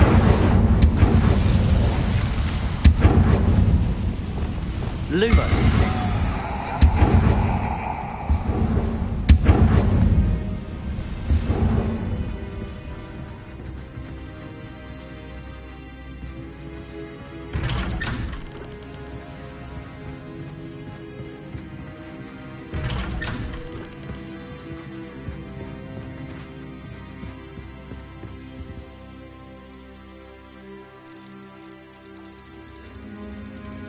Oh, how nice of him to pop in.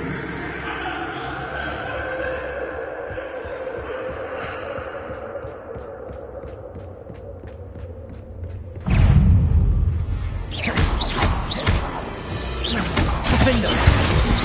Incendio! Confringo!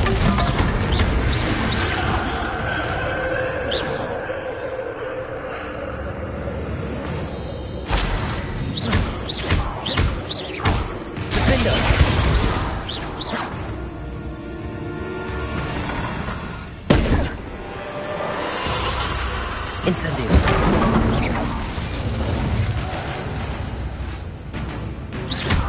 Defendo.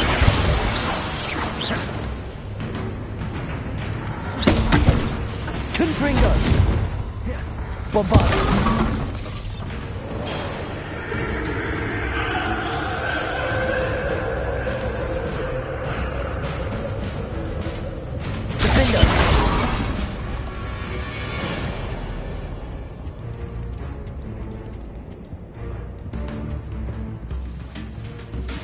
Confringo. Bombardo.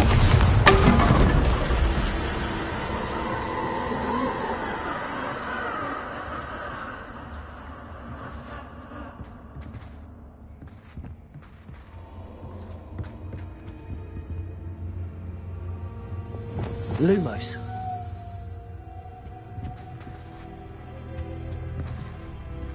Revelio.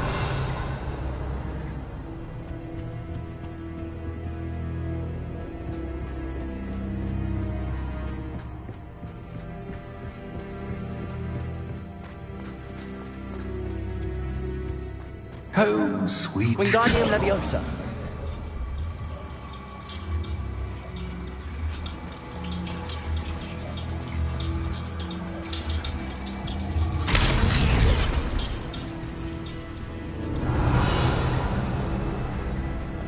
Lumos.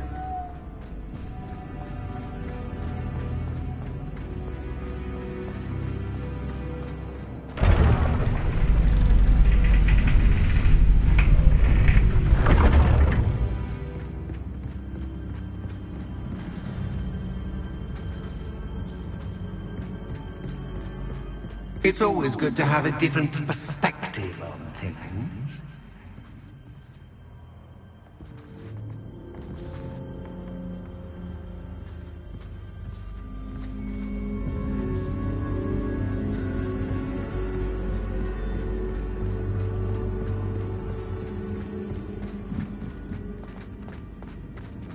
Revelio.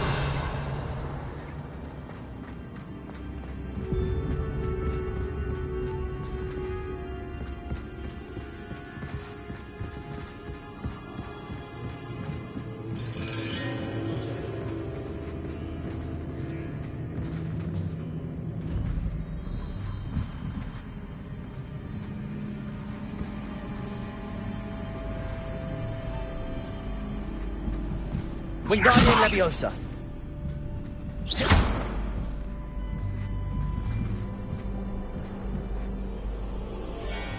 Wingardium Leviosa.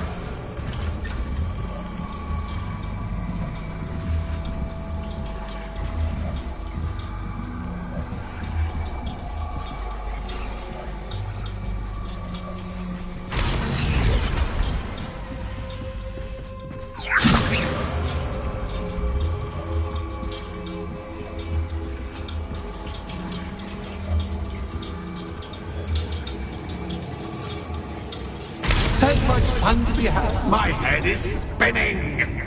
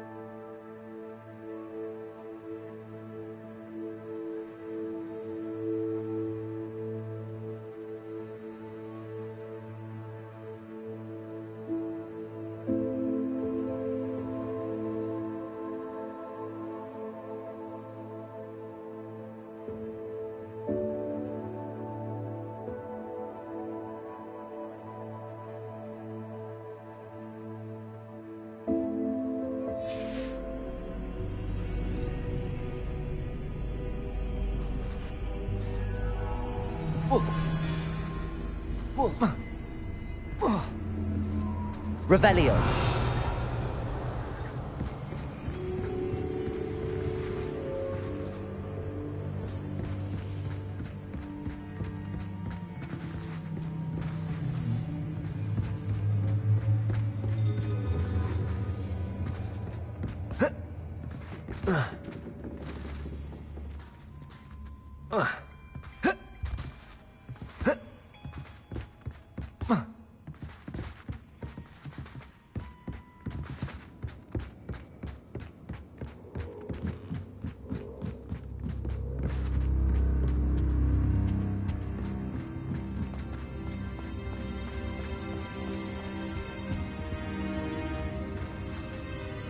Wingardium Leviosa.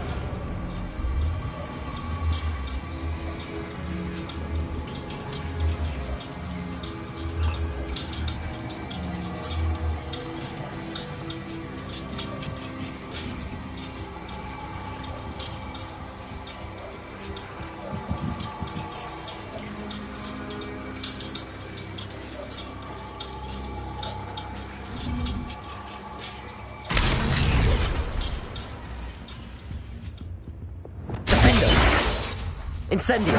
Bombarda!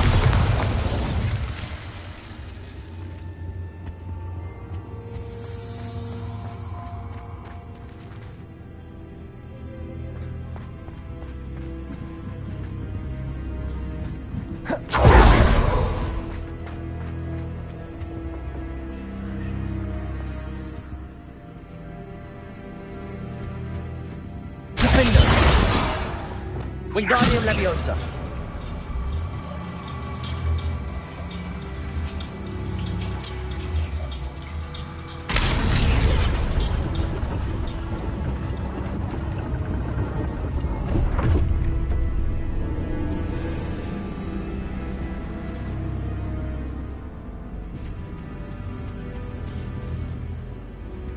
Perhaps I should pull the lantern into this room to cause the room to rotate again. Wingardium Leviosa.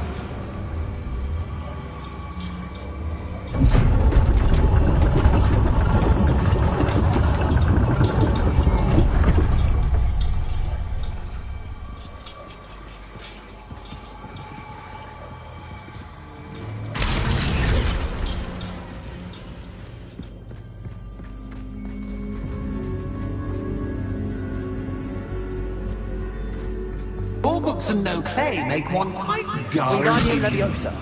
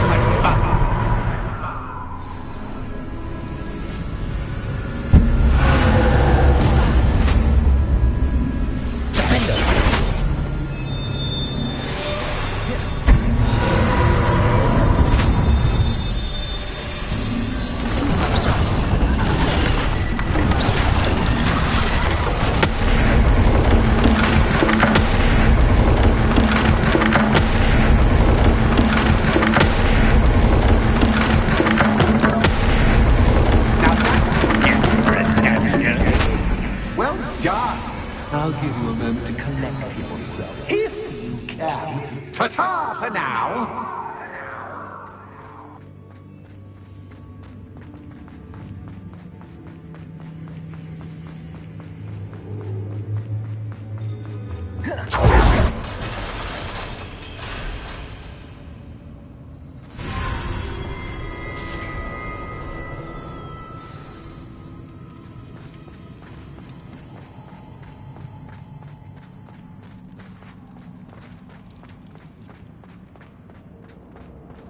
Revelio.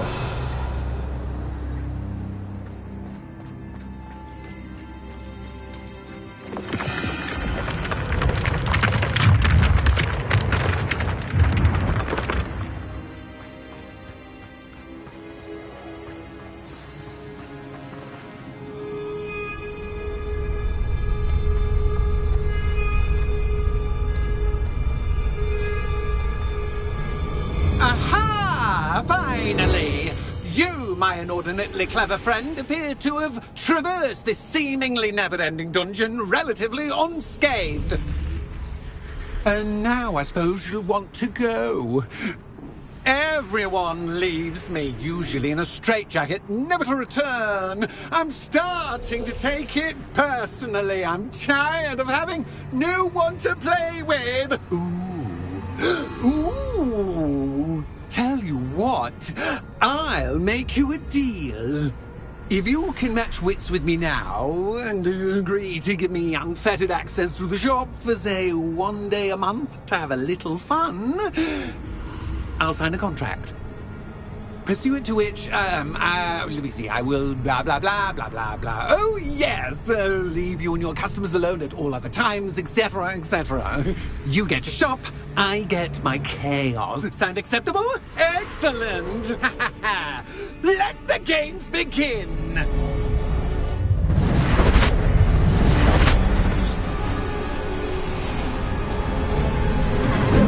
precious cat guy?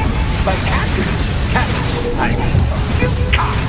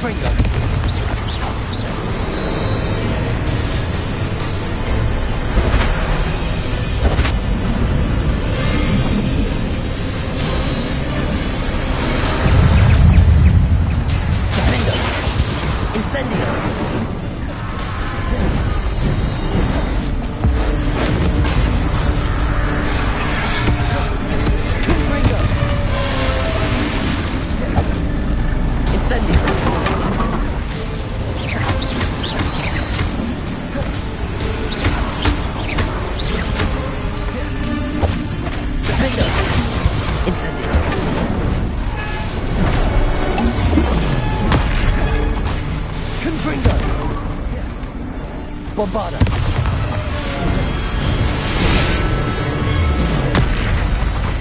Defendo. Incendio. Confringo.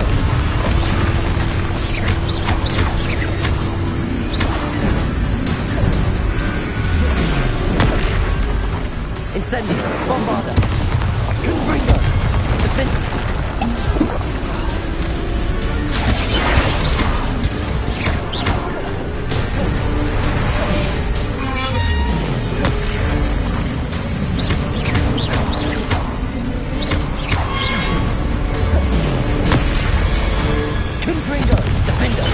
Bombarda.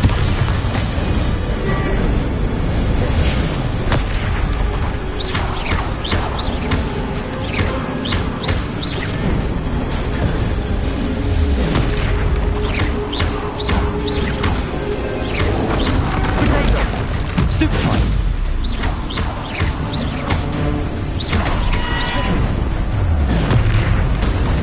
Defendo. Incendio. Bombarda. Confringo.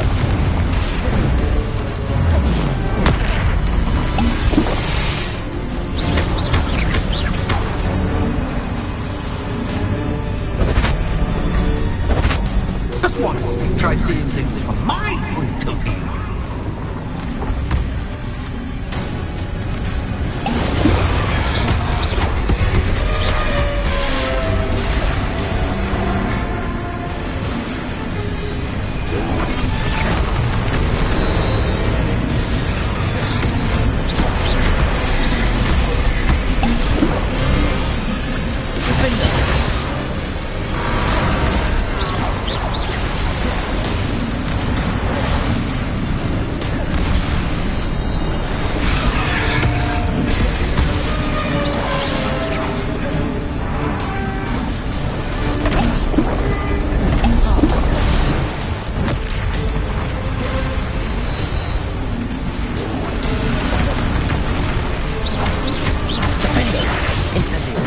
Bombarda.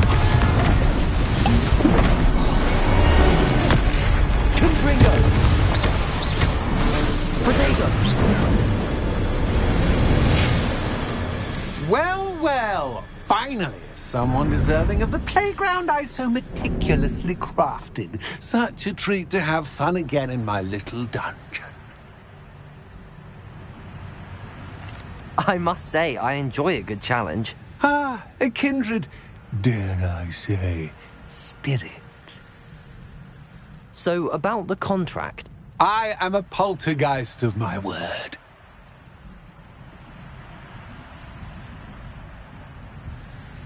Just to be clear, what does this agreement entail, specifically?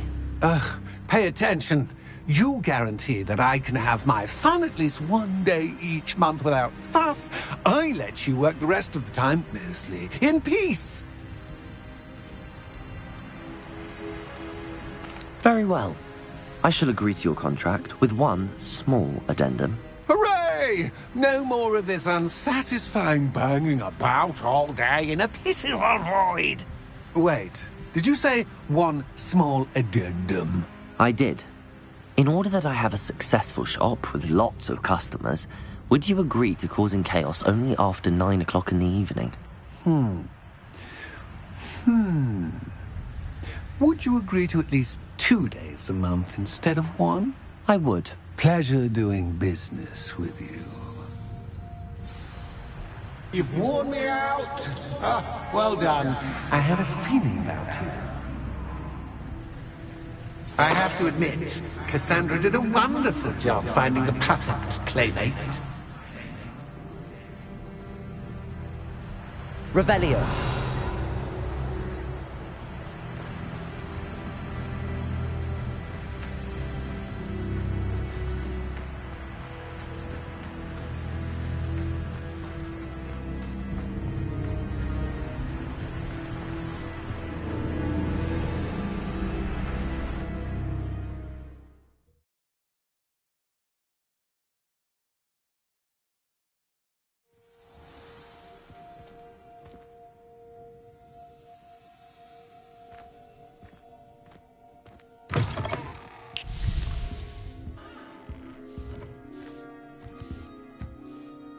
Hello, Penny. Oh, Penny is so glad you're back. Were you worried I might not return? Penny was beginning to think yet another shopkeeper was going to end up in St. Mungo's. Another shopkeeper? St. Mungo's? I think you should explain, Penny. Penny, please stop holding your breath. Tell me what's going on. Oh, please forgive Penny. Penny is forbidden from telling you anything. But how can you be forbidden from telling me what's going on? I purchased this shop. Penny is confused. Penny thought that if you came back, you would own the shop. Thank you, Penny. I think I'm going to need to talk to the authorities. Oh, Penny is certain that's a brilliant idea. Officer Singer will know what to do. Penny will wait right here.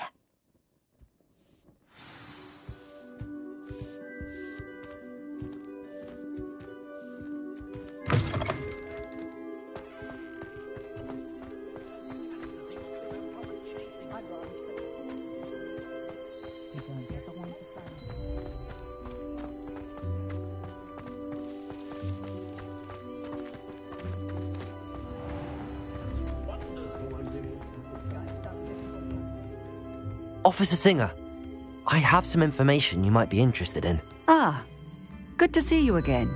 What can I do for you? Cassandra Mason sold me her shop and then tried to drive me mad in a haunted dungeon. Cassandra Mason sold you her shop? Well, yes, she said she did, but I think you might have missed the bit about the dungeon.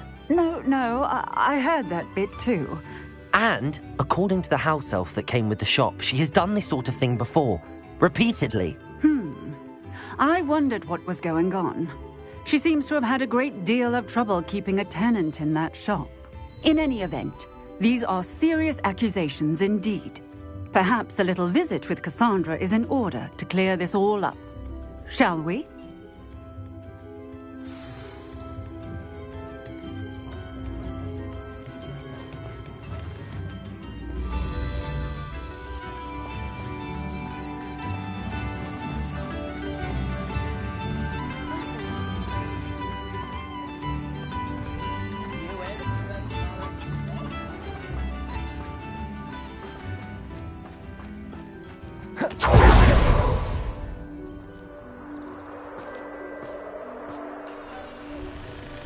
Oh, hello, Ruth. I see you've met my new tenant. Cassandra, it's my understanding that you sold your shop and your elf to this student. Now, they've been telling me some very interesting stories about your business practices. Perhaps you should come with me.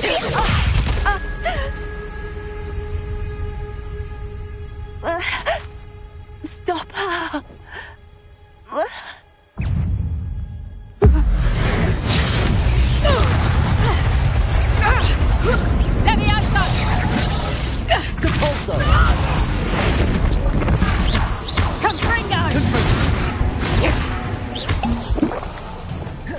should have known better than to do business with a wily student. Depulso! What on earth are they teaching you at that school these days?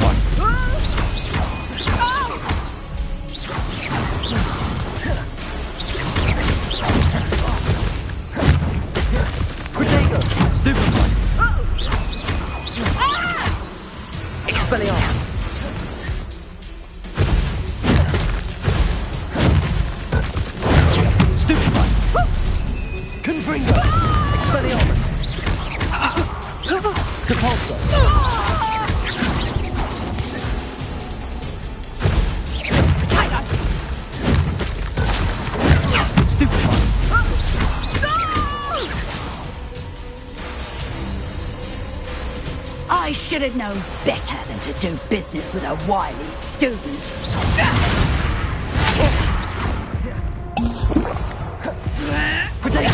Stupid one! Confringo! Expelliarmus! Depulso! Confringo!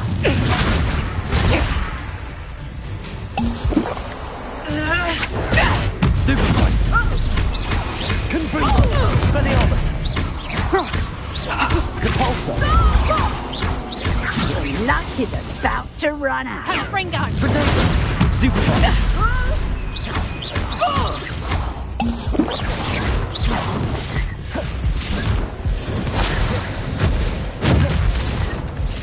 Protego! Stupid one! Depulso! Stupid one! Expelliarmus! Confringo!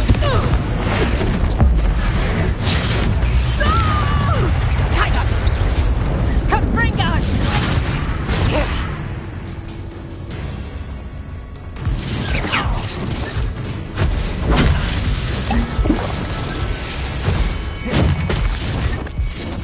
Protego!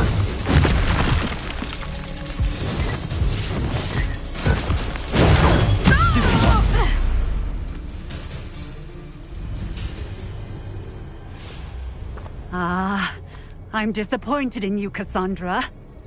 Incarcerate! You don't know what you're doing! Don't I? I always wondered why you couldn't seem to keep a tenant in that shop of yours.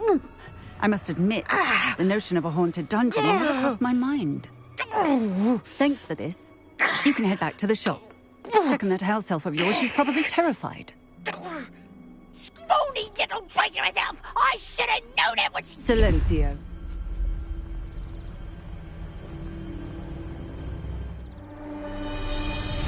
Oh, and not to worry. Cassandra will immediately file the paperwork needed to grant you ownership of both the shop and the elf.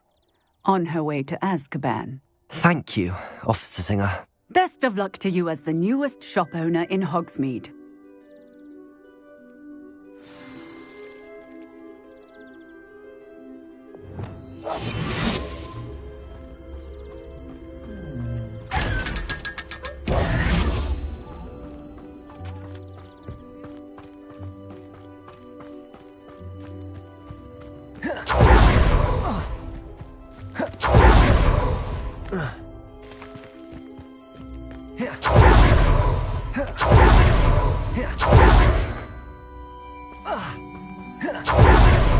Yeah.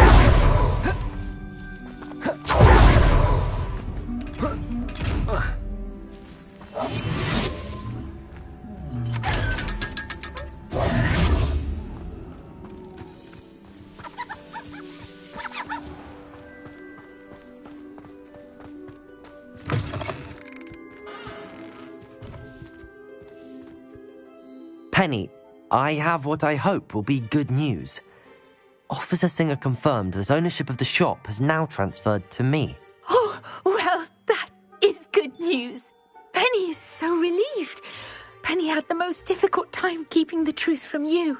Penny promises to work as hard as she can for such a kind new owner. Penny, I found an item of clothing in the dungeon that I'd like to give you. Oh, thank you. Thank you. Penny never thought she would be given clothing and become a free elf. It's my pleasure. You deserve it. Of course, Penny will be staying on and managing the shop for you. Penny, you're free. You can do anything you've ever wanted to. But all Penny has ever wanted to do is run a shop with a friend and sell to the villagers in Hogsmeade. If that's what you want to do, Penny, then nothing would make me happier. I'm genuinely glad you'll be staying on. Penny is too. All that's left is for you to choose a sign for your new shop, and Penny will take care of the rest.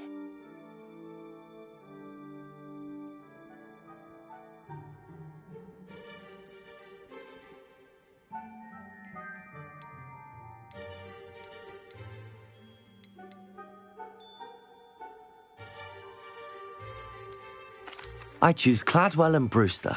Excellent choice. Have a look outside. Thank you. I shall work on collecting items for the shop's inventory. Oh, and Penny, we'll be closing the shop by 9 o'clock every night.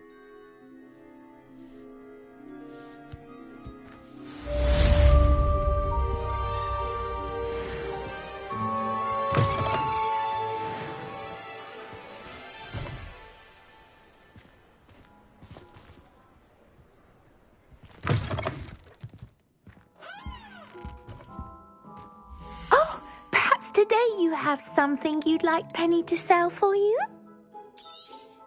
Oh, Penny will fetch a good price for what you'd like to sell.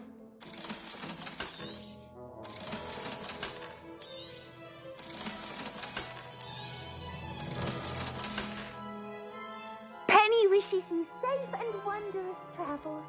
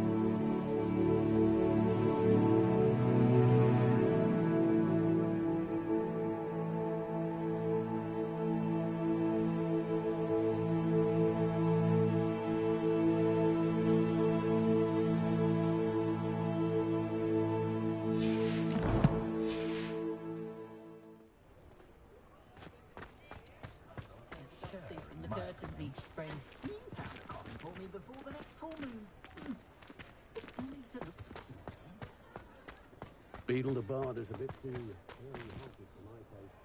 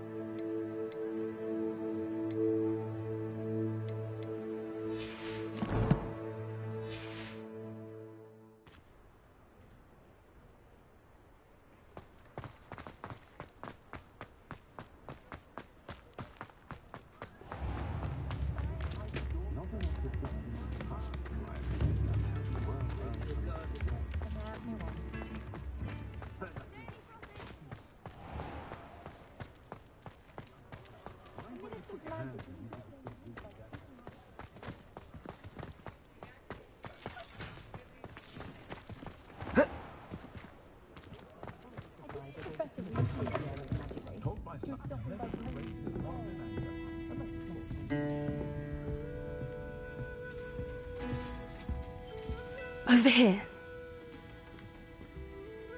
This is a change of pace from our last outing. Don't remind me. The thought of that tent still makes my blood boil. I've been thinking about those poor dragons in the fighting ring. The collars they were wearing, they appeared to be goblin silver. I think a collar is precisely what we found at that poacher camp. I've never known poachers to use anything like that before. The dragon that attacked my carriage was wearing a collar, and Professor Fig was genuinely baffled by its behavior. That attack always did strike me as a little strange, seemingly coming out of nowhere. Surely you aren't suggesting that the collars somehow control the poor creatures? Exactly. Merlin, I don't think the dragon we set free was wearing a collar, but we should check. And if we can find her, we can return her egg. That's a good idea. We need to see this through. I'll start looking into it right away. There was something else that I wanted to discuss with you. I didn't want to press it before. It seems I may have caused you more trouble with Victor Rookwood. Why is he after you? Rookwood is working with Ranrock, and Ranrock is after something I found at Gringotts. Fig had a portkey that led us there after the dragon attack. It's a bit of a long story, and Fig had asked that I not speak of it yet. Goodness. Well, that certainly helps to shed light on what we saw at the tent. Don't worry, I'll guard your secret as if it were my own. I shan't press for more details. In fact, I should probably be going. I'd like to track that dragon down as soon as I can. I'll let you know when I have news of her location.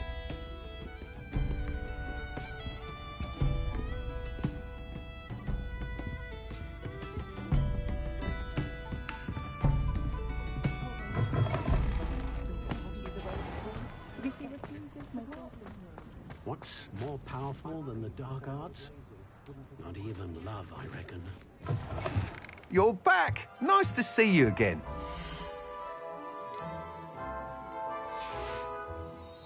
Thanks for stopping by. Hope to see you again.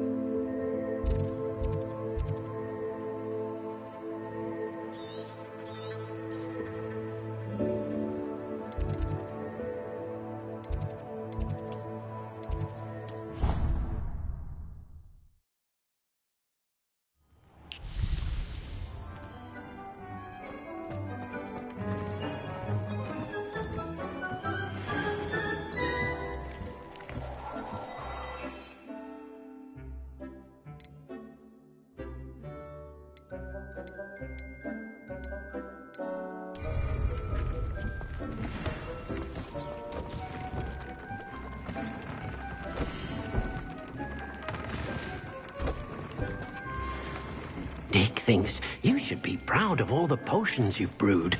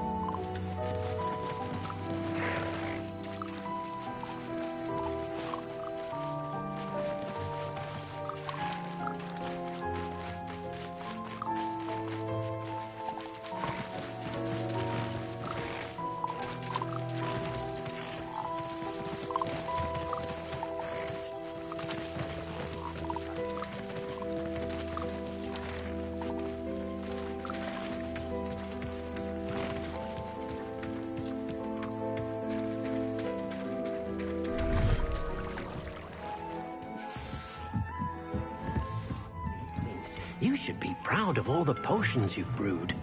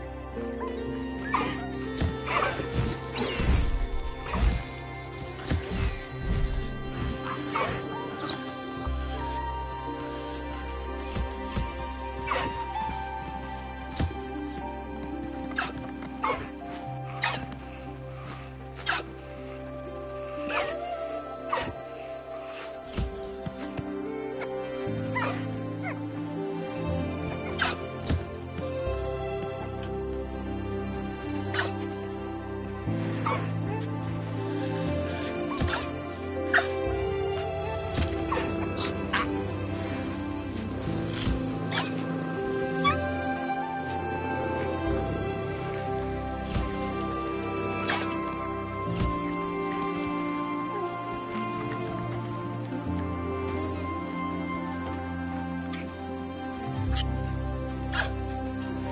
have some promising news about the location of our Hebridean dragon friend and where to return her you-know-what. Meet me in the town circle in Hogsmeade.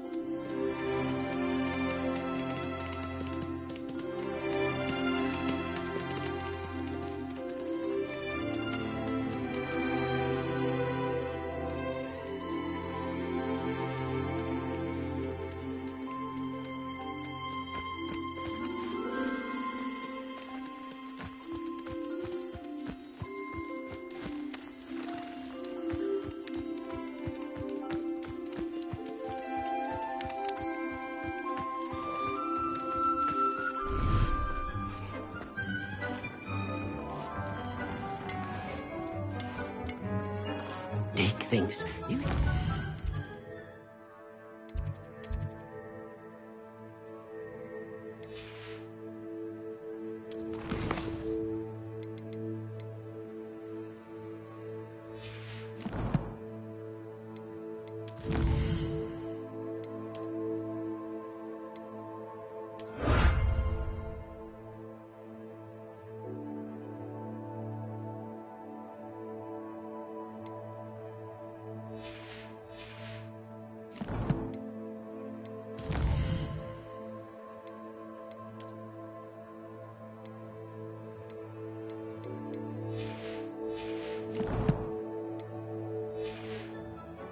All the potions you've brewed.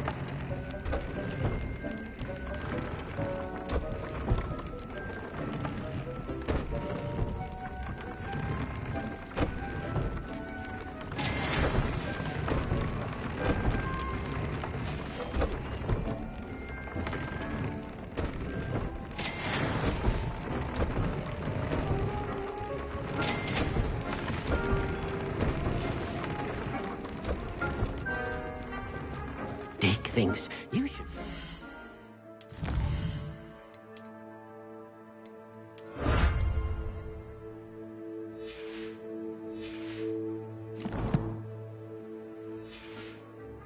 All the potions you've brewed.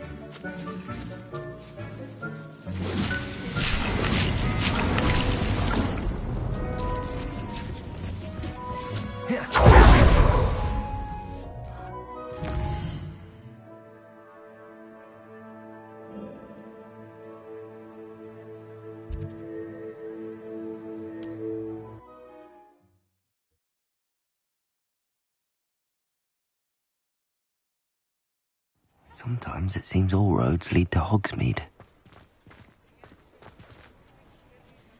It's not like her to forget.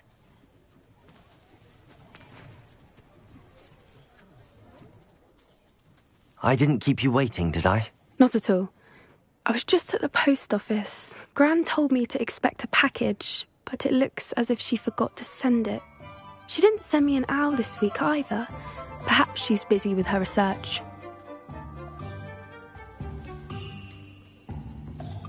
What was she sending you? Only some feed she's been developing. I was going to give it to Professor Howen for the measles. What kind of research is she doing? It varies from week to week, but it's always to do with creatures. Last week she was studying leg knots in plimpies. What did you find out about the dragon you were tracking? I realised that she didn't know the poachers had her egg, so when she left Horntail Hall, she would have headed straight to her nest. I went back to the tent and tracked her flight. How do you track a dragon long after she's gone? Tree canopies, burn marks, things like that. Well done. You certainly know what you're doing. I can't be certain, but I have an idea of one place she may have been heading. I thought we might go and see it for ourselves. Of course. Shall we leave now? If that's all right. I want to see how she's faring if she had a collar on. And she's likely frantic about her egg.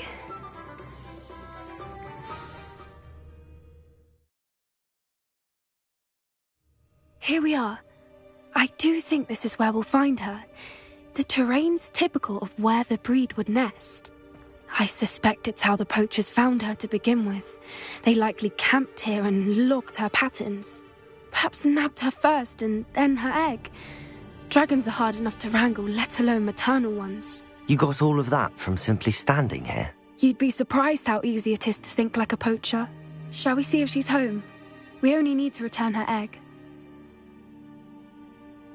That sounds straightforward enough. We should be in and out. Then we can be finished with the poachers once and for all.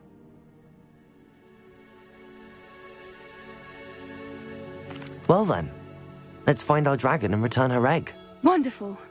If she sees us flying about, she might take it as a sign of aggression or food. We should stay on foot. Oh, and one more thing. Let's not agitate her. Goodness knows she's been through enough already. I'm ready when you are.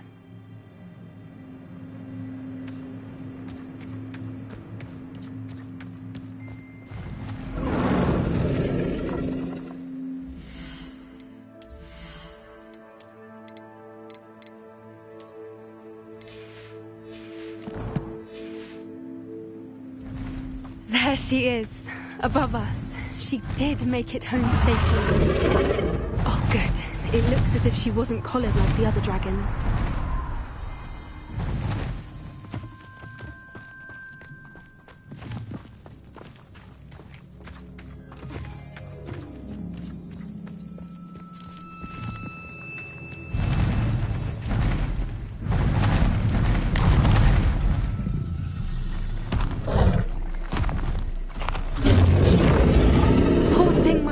Sick, wondering what happened to her egg.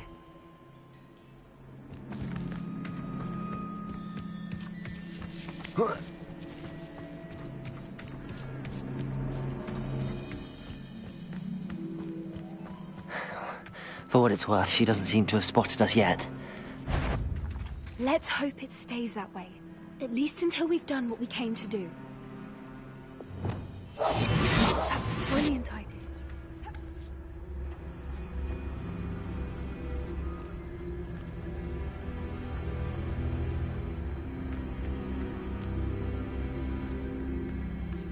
I wonder how many they brought to capture her.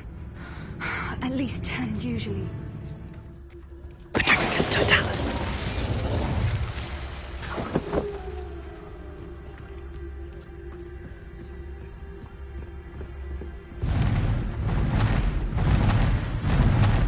But there she is again. Fantastic.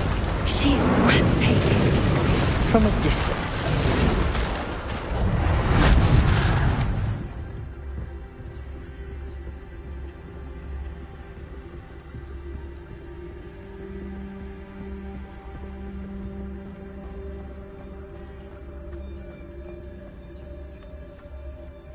I wonder how good her eyesight is. I beg your pardon? I don't imagine the poachers fed her well. And from a distance, we probably look exactly like sheep to her. Hebrideans love sheep. How lucky for us.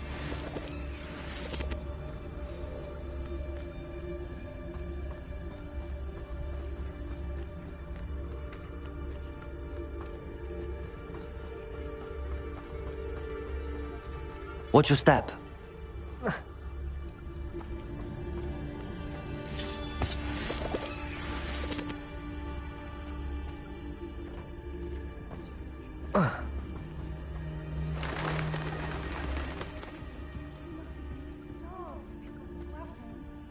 Or just raring for a fight.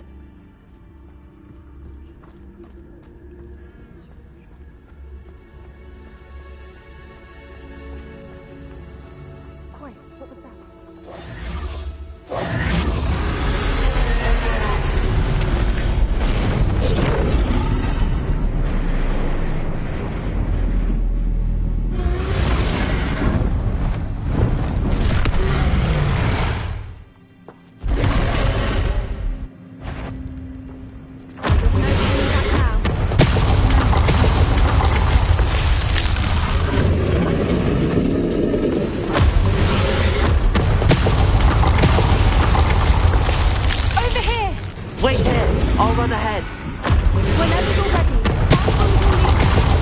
I'll draw her attention. Follow when it's safe.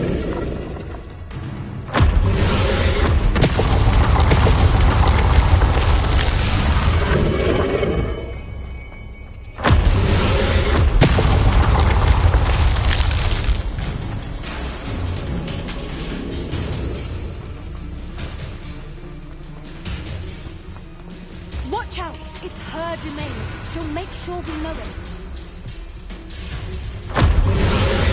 Keep up! We've just got to make it to the nest. Oh, she isn't making it easy.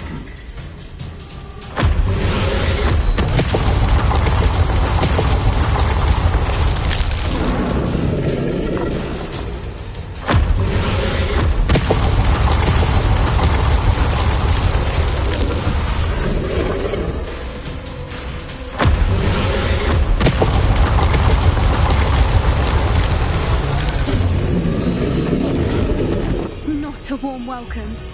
It's a little too warm, if you ask me. I don't suppose she listened to reason. I'd normally try, but we're well past that.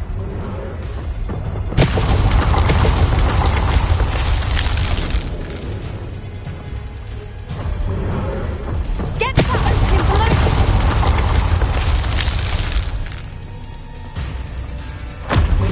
If we can get that, we can get to the nest.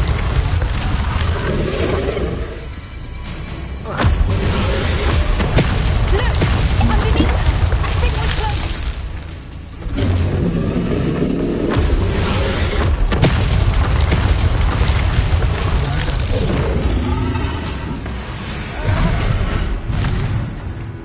She's leaving! Quickly! Brilliant. There's the nest. We're almost there.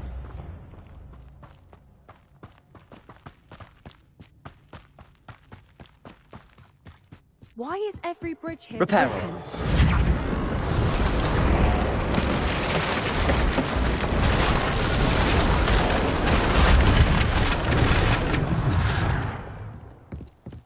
Now, if we just return her egg, we can hopefully make it out without too much fuss.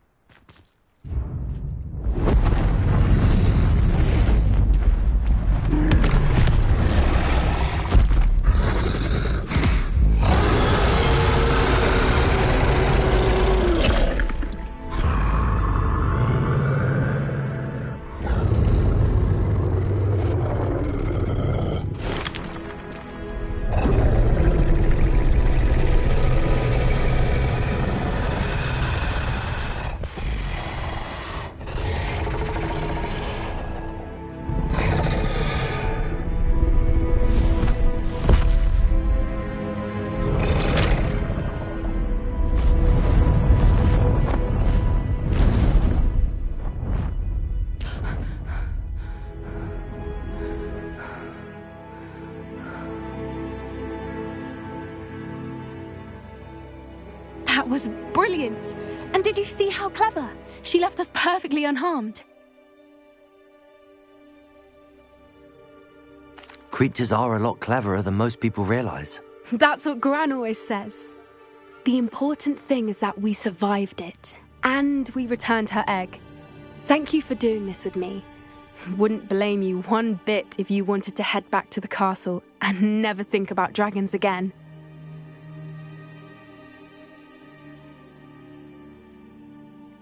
Shall we head back? I'm ready if you are. I am. After our dragon rescue at Horndale Hall, I half expect to be ambushed by poachers any time I'm not in the castle. Understandable. We did sabotage their fighting ring and steal a dragon egg from them. True. So why haven't they come after us? It's not like them to let things lie. Unless... Unless what? Unless they haven't let things lie.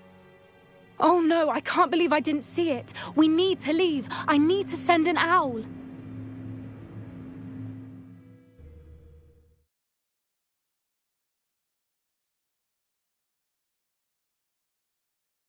How could I have been so blind?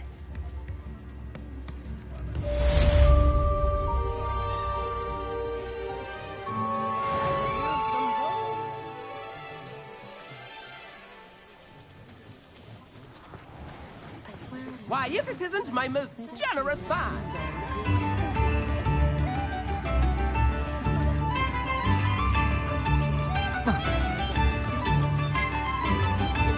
Tips in the hat, please.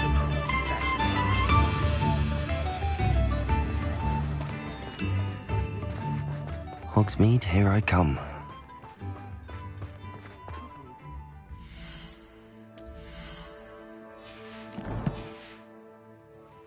We don't need a hat. Find myself scurrying a moment, I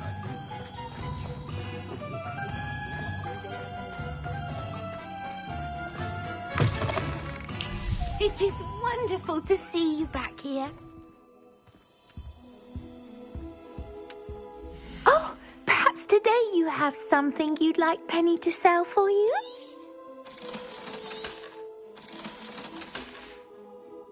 Penny wishes you safe and wondrous travels.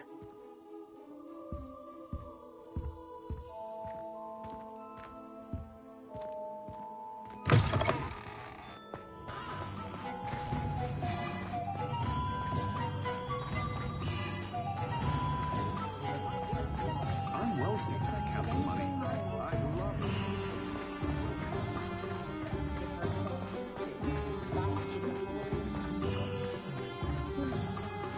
Oh, I'm working.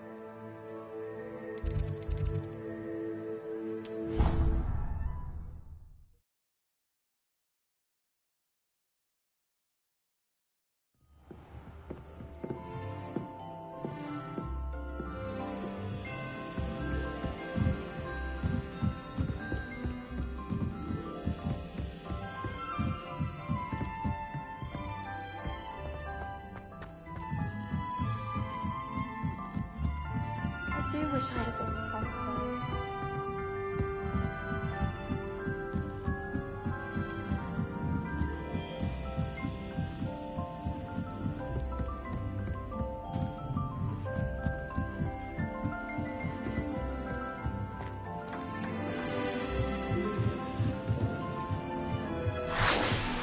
Hello there.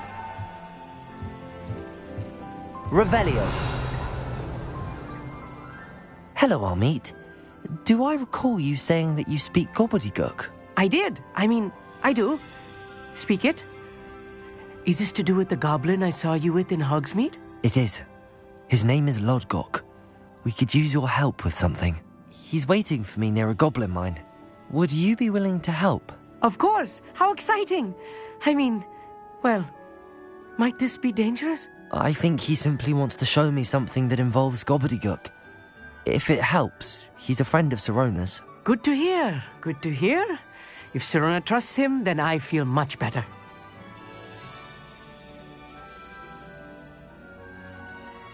Lodgok is waiting.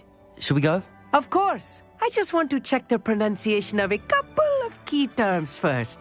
So I will meet you there.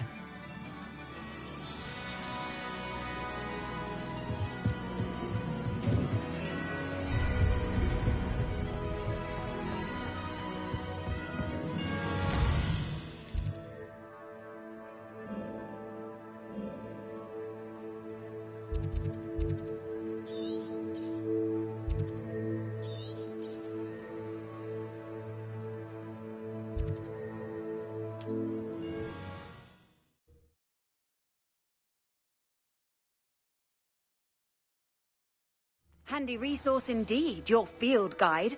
I'm most pleased to be included.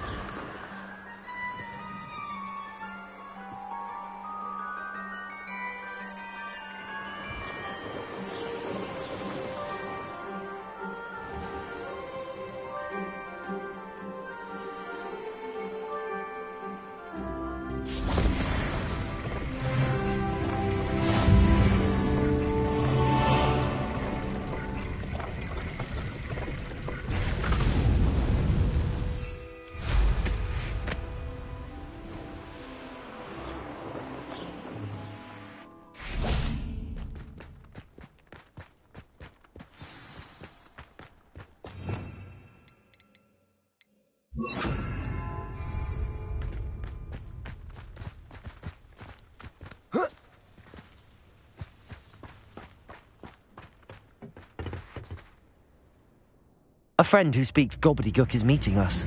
Before he arrives, perhaps you could tell me why we're here? Of course. Unfortunately, presenting Ranrock with the Helmet of Urtkot did not have the effect I'd hoped. Because he knew the details surrounding its plunder, he presumed I'd had help from a witch or wizard in retrieving it. How else did he expect Goblinkind to get the helmet back?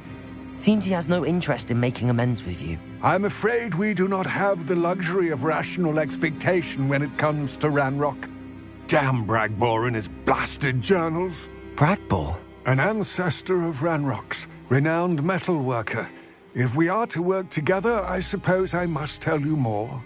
Not long ago, Ranrock sent me to collect a recently unearthed set of Bragbor's journals. They described repositories that Bragbor had been commissioned to build for a group of witches and wizards. What do you mean, repositories? Large, magically fortified receptacles crafted from goblin metal. Ranrock recruited others to help me locate the repositories. We were to search anywhere that was connected to 5 names mentioned in the journals: Rackham, Fitzgerald, Bakar, Morganach, and Rookwood. Rookwood Castle? That is where we began our search. Why does Ranrock care so much about these repositories? He cares about what they contain.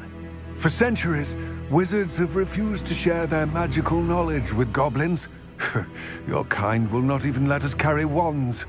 Thus, many goblins, myself included, have spent our lives mistrusting wizard kind. Ranrock was convinced that the repositories contained a magical power that wizards wanted to keep for themselves. He is determined to take it for goblin kind. But Here comes my friend Amit. Probably best to continue our conversation later. Greetings, Lord Cock. It is an honor, sir. You speak gobbledygook. Oh, Bacalio. Enough. Please do not tell me that was meant to be gobbledygook. Yes. Perhaps my pronunciation was a bit off. I imagine certain dialects differ. Pronunciation is not the issue. I barely recognize that as language. I trust you can read gobbledygook better than you can speak it? I can, Sir Lodgok. Just Lodgok. Thankfully, we only need someone who can decipher written plans, since I cannot join you in the mine. What written plans? And why can't you come with us? We need some idea of what Ranrock knows or is plotting. I suspect a careless loyalist may have left plans behind. And I'm unable to join you because I cannot risk anyone reporting my presence to Ranrock. All you need to do is not be seen, either by the eye above the enchanted door or a loitering loyalist. What else should we know about the enchanted door? The door will not open while the eye can see you. You and your friend must be invisible to it to gain access. From what I know of wizard magic, that shouldn't be too difficult to achieve. Amit and I can do this. I will await your return. I shall see you soon.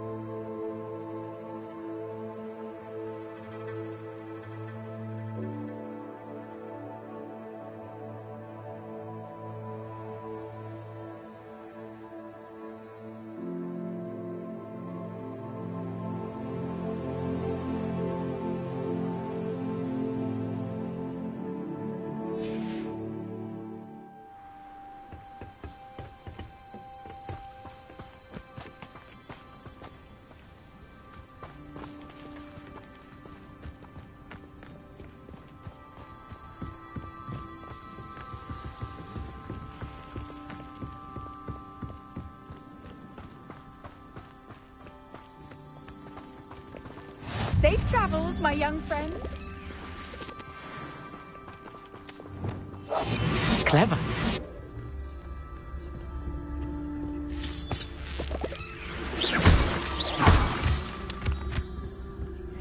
The door is looking at us.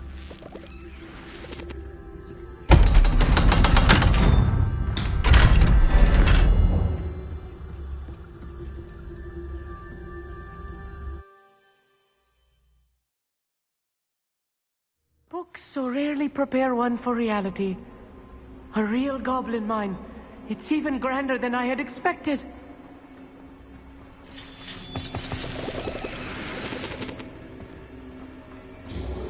Revelio.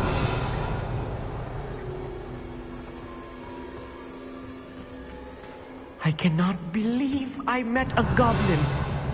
Let's just learn what we can and get out. Look at this lift. Impressive workmanship for so simple a device. Impressive workmanship aside, it's the only way forward. Incendious machines operate on steam. Interesting.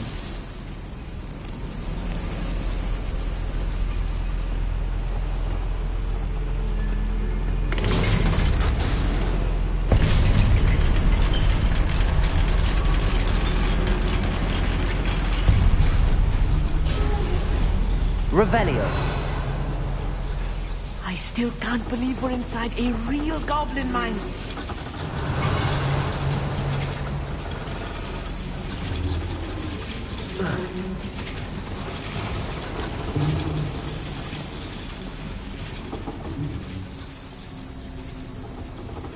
I've read about mines like this, but seeing one is something else altogether.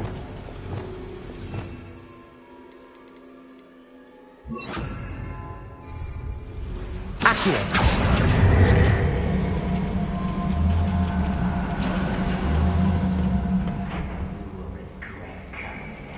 need to get past this gap somehow. We need to be careful, as I'm sure you know, not all goblins are as friendly as Lodgok, to say the least. Revelio. You ought to cut back on pudding. Mistook you for a troll the other day. Matter of time till Ranrock sets things right. Hang on out there. What's a shoot? Accio. Potato. Pity. Not right. Accio. Expelliarmus. Not quick enough. There you are. Confrido. That's the last loyalist. Unfortunate, really. I'd imagine most goblins to be brilliant and kind.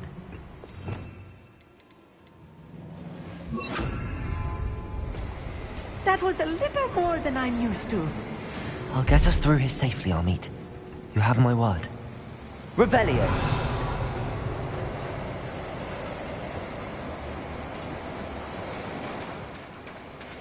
We're being watched. By a door. I'll be quiet.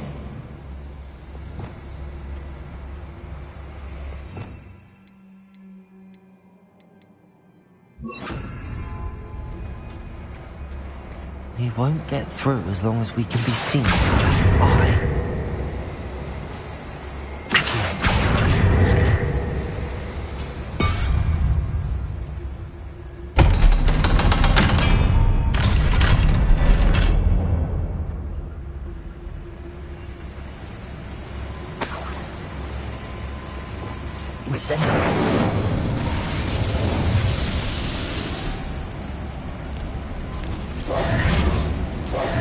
Revelio.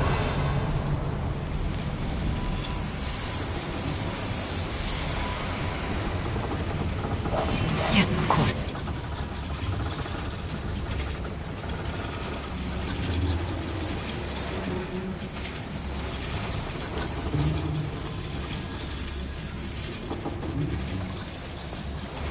We got Leviosa.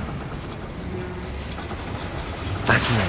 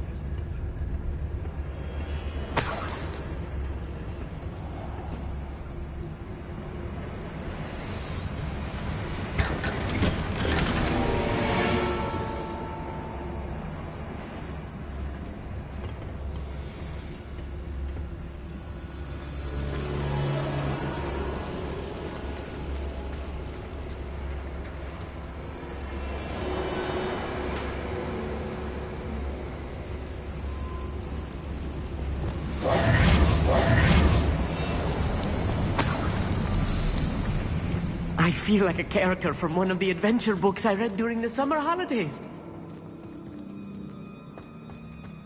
Revelio. Let's take a look around, Amit. See if we can find any plans. Bound to be plans around here somewhere.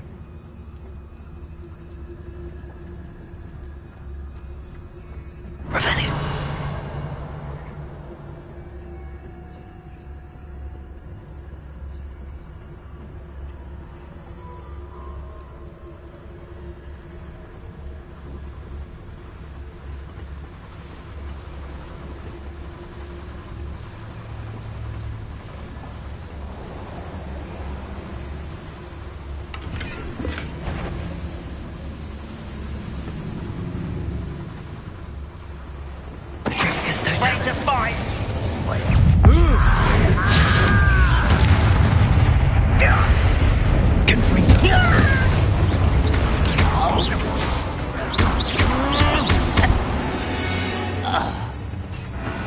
That's the last loyalist.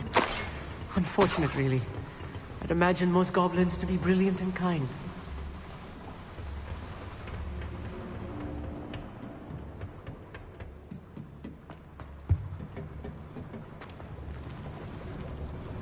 A schematic.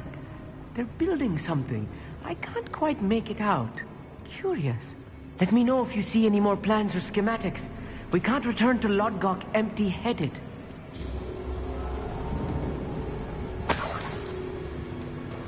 Revelio.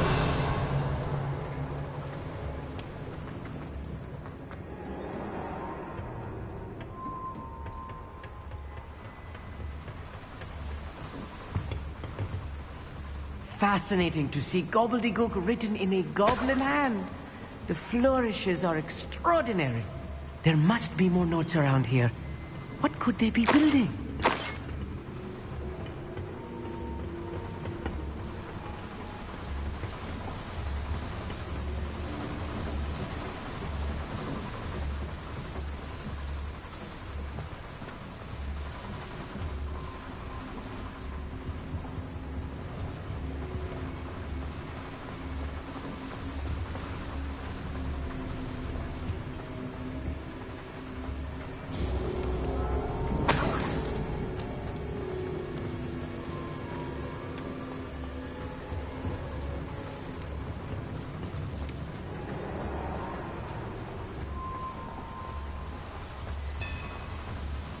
Revelio.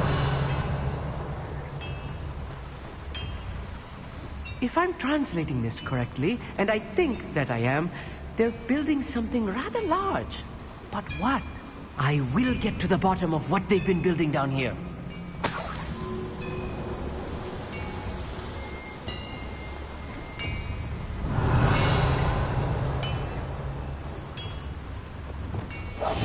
Right. Don't wish to be seen, do we?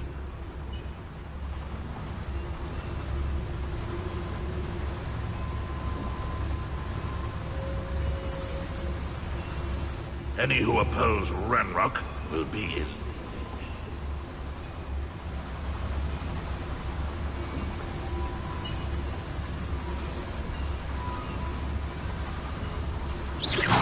Who's out there?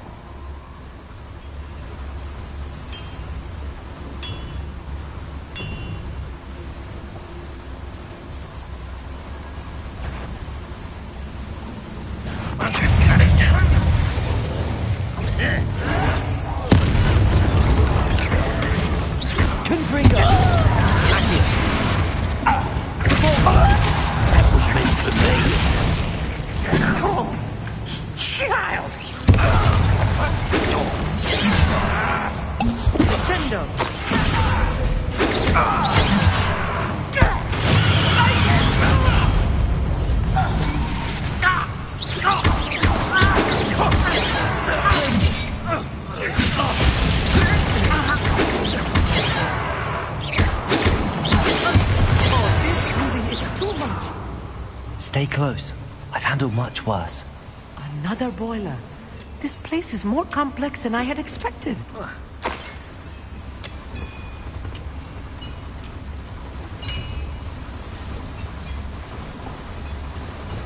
Incendio!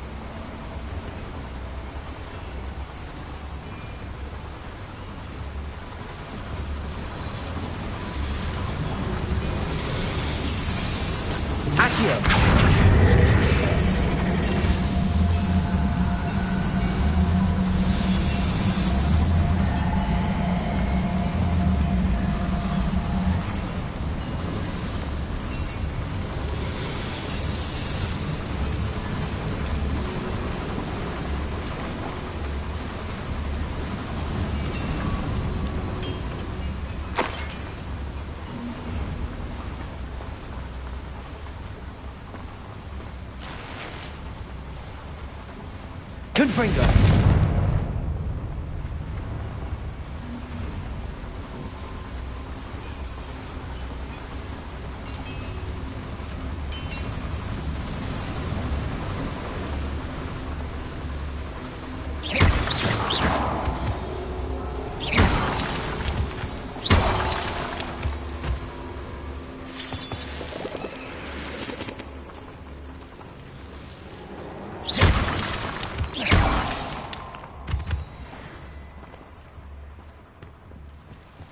Devil's snare.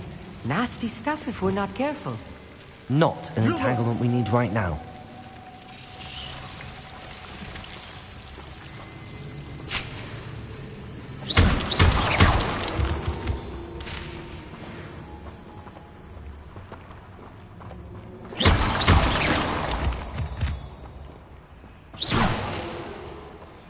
Revelio. Lumos.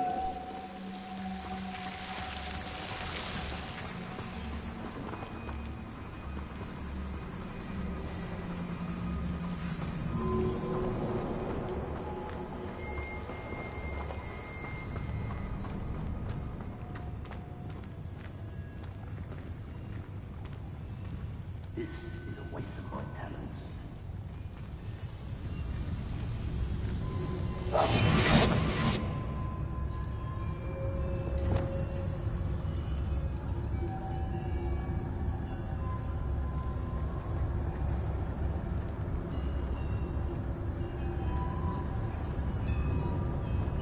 Totalis. How long for a bacon mushroom stew?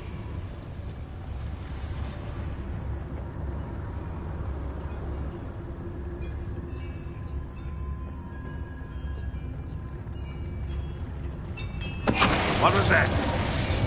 Seems as though I'm not alone.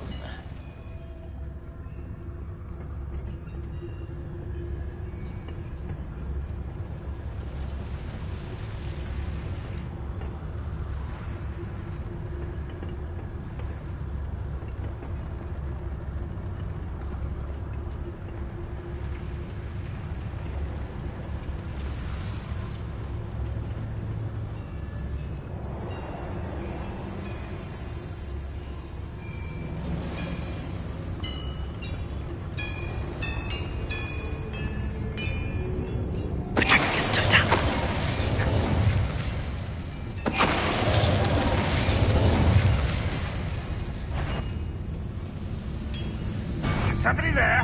Hello?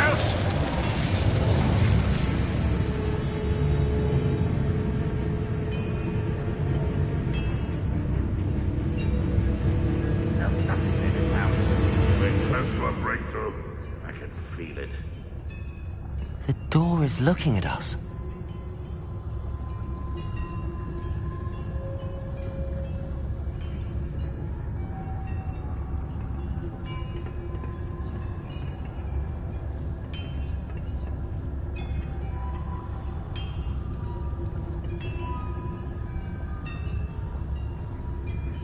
Revelio.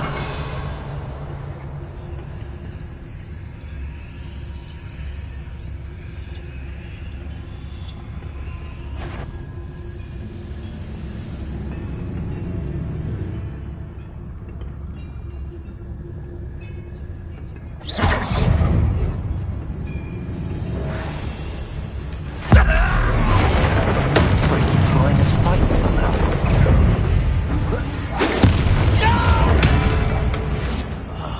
I will make the pulsar. Confringo! Kill spells glance over me. Let's get it. Prepare to surrender now. The pulsar! Confringo! Don't do try again, I beg you! Accio!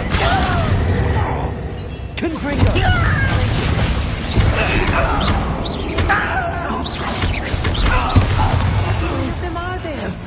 That should be the last of them, I'll meet.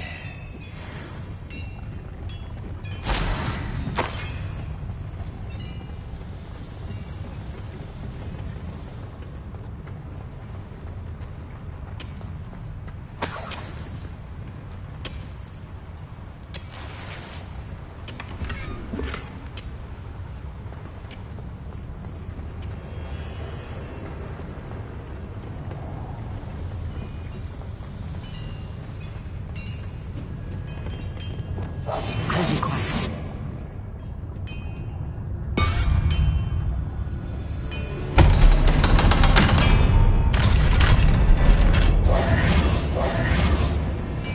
Wingardium Leviosa! Accio!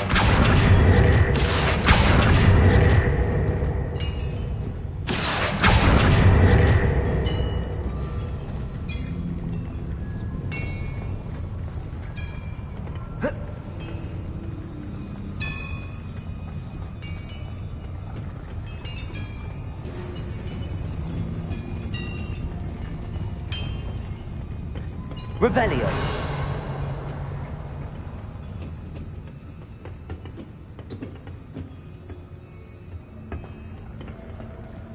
Accio! Incendio!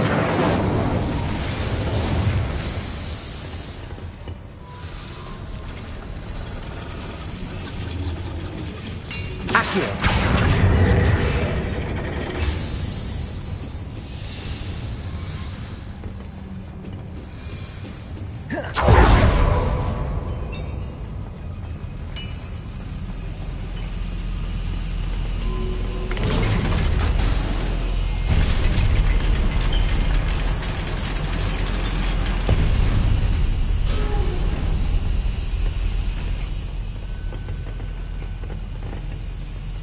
Don't think I've found all the plans.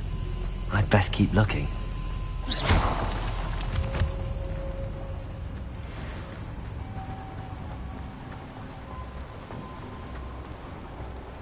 Aloha Mora.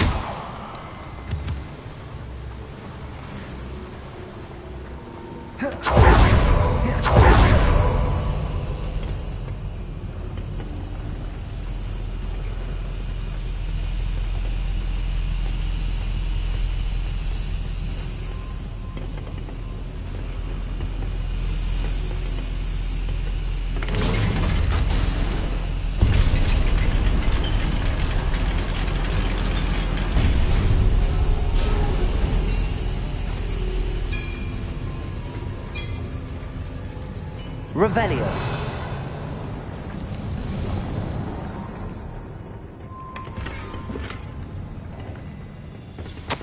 This is not good.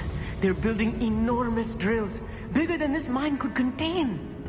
Let's get out of here and tell Lodgok what we found.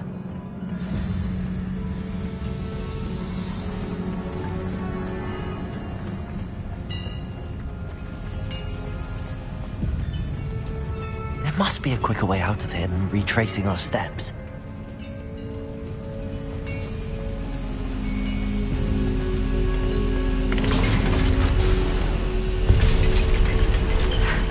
I need a moment to catch my breath. This was more than I bargained for. I'm glad you came with me, Amit. Now that we know what they're up to, we can get out of here.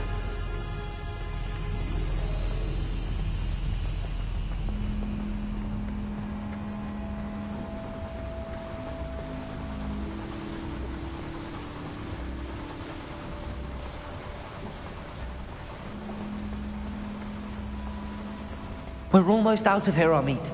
Look, the lift. A welcome sight indeed.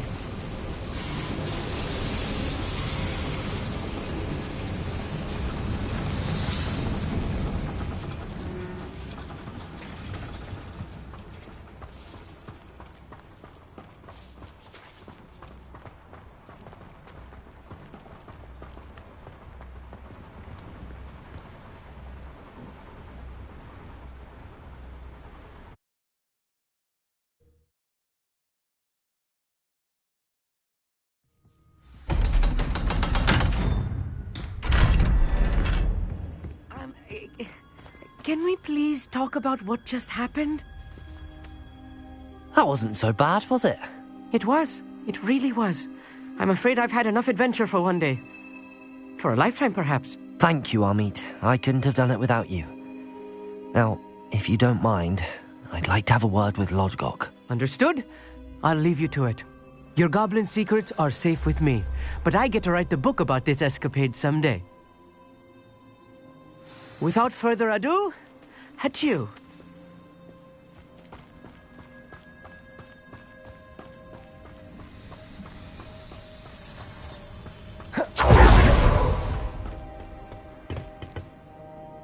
They're building enormous drills. We found their plans. Ranrock must be searching for the repositories. I fear you are correct.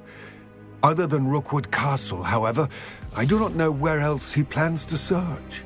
I've been wondering about something else you said before we entered the mine. Yes? If you share Ranrock's views, then why are you helping me?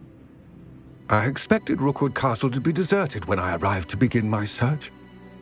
So was surprised to find a witch there who had set up a sort of improvised research site. She was studying something so intently that she almost didn't notice me. When she looked up, I thought she would react with fear or disdain. But instead she did something that I will never forget. Without a moment's hesitation, she smiled and asked me to sit with her. She told me that she was a researcher and showed me a small, oddly shaped container with a strange symbol on it. She was certain it was made of goblin metal, but was unable to open it. She wanted to work together. Miriam. Yes. But how did you... Professor Fig's wife. He told me of her research, and I know of the container. Ah. The reverence with which she talked of goblins and their intelligence and skill, it caught me entirely off guard. I'd never been treated with such respect by a witch or wizard. So, to my surprise, I let her study the container if she would allow me to search the castle on my own. We parted ways, with her promising to share what she'd learned. More of Ranrock's recruits arrived, and we began to dig, eventually locating the first repository. Ranrock was thrilled with our discovery, but furious when I told him about Miriam. berated me for trusting a witch when I heard she had been killed. You think Ranrock murdered her? I don't want to believe it, but I don't know. After that, something shifted in me. I had seen how the power from the repositories was transforming Ranrock, transforming all of them. I could no longer remain a part of it. Thank you, Lodgok, for telling me this.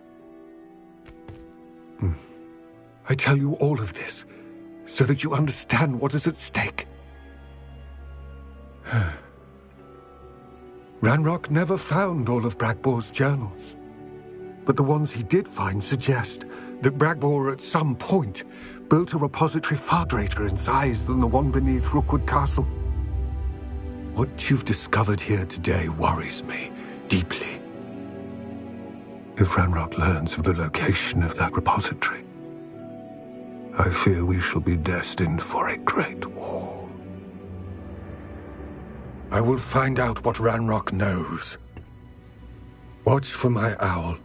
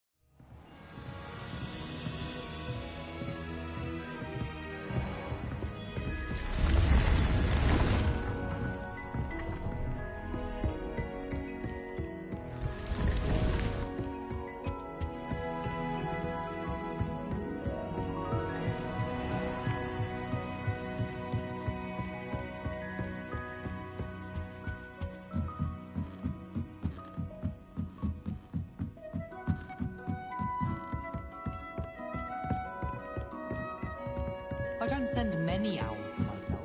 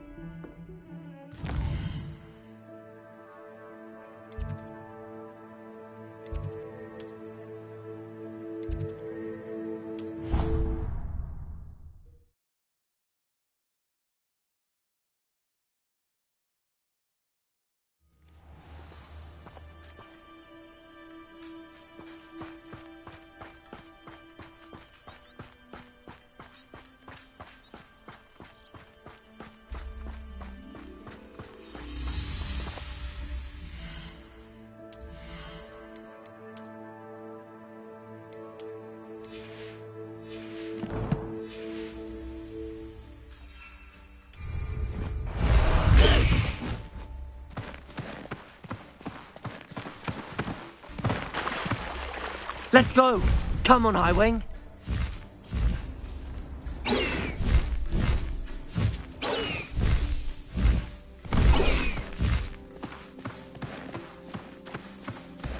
Oh, good, you're safe. I should dismount here.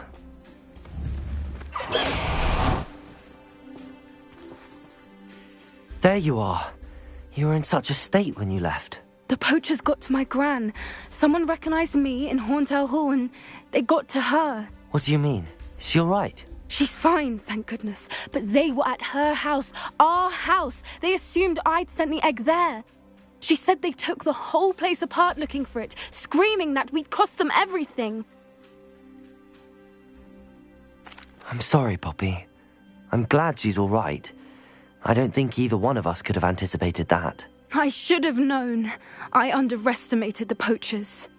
And now another creature's in danger. What do you mean? The poachers refused to leave empty-handed, so they took valuable journals that Gran had discovered when she was researching rare creatures. One of them contained theories about a secret hiding place of the Snidget, long thought to be extinct. Exactly what kind of creature is a Snidget? It's a small bird with golden feathers. It's incredible. It has rotational wings that allow it to dart quickly in any direction. In fact, the golden snitch in Quidditch is based on the Snidget, which barbarically was actually used in the sport hundreds of years ago. Where exactly are these Snidgets allegedly hidden? Gran says the journals were a bit cryptic, which is good. Perhaps the poachers won't be clever enough to find the birds. From what she recalls, the journals only noted that the key to finding them lay in the moonlight. Gran thinks it can be narrowed down to a handful of locations.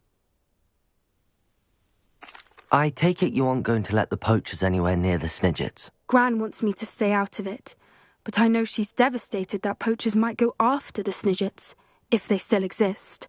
We had the element of surprise on our side when we saved that dragon, but the poachers will be watching for us now. We need allies. Others who hate the poachers enough to help us, who value creatures as much Merlin's beard!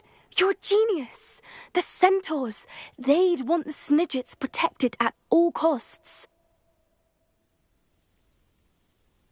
Sounds as if we need to go and talk to the centaurs. We'll need to be careful in how we approach them. Tensions with them are high. Still, I think they may be our only hope. Let me think on it. I'll let you know as soon as I have a plan.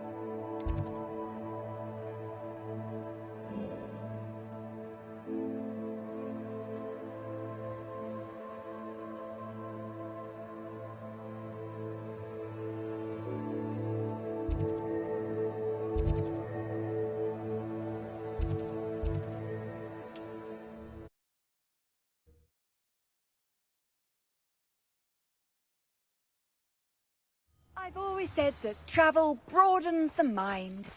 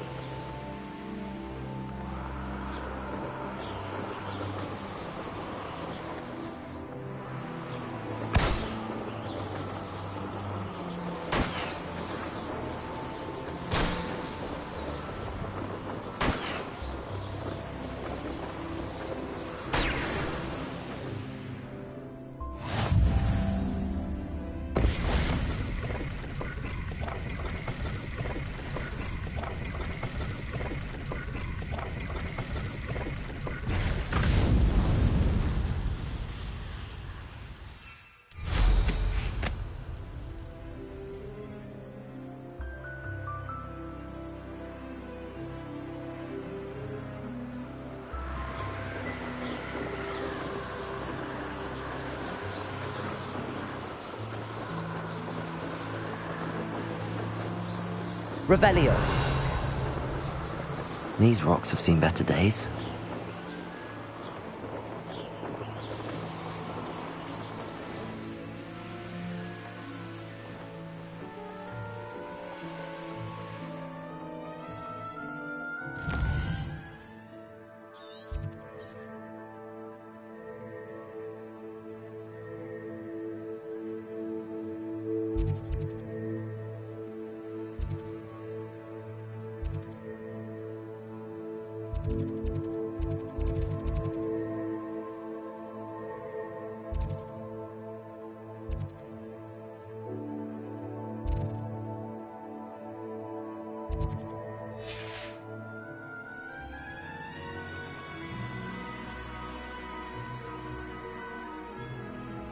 Looks rather dark in there.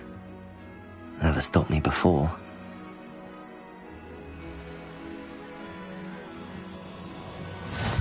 What are you up to now?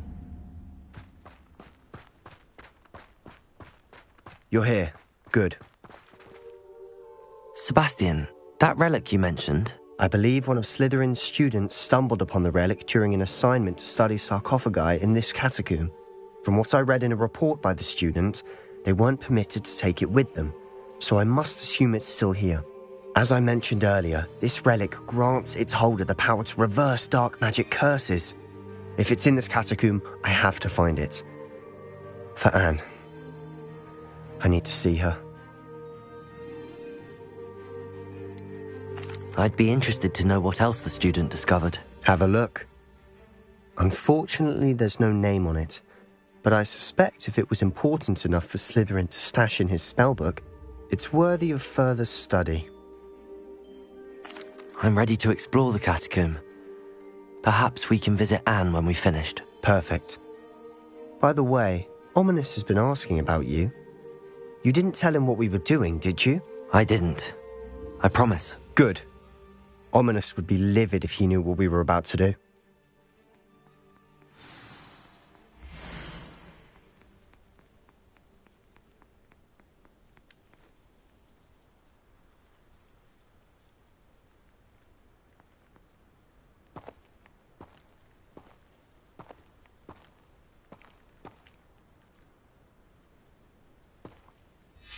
I'll be interested to compare what lies inside to what I've read about this catacomb.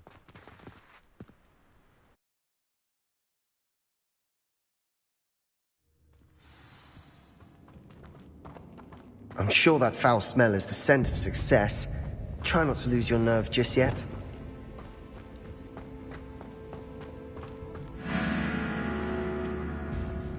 Incendio.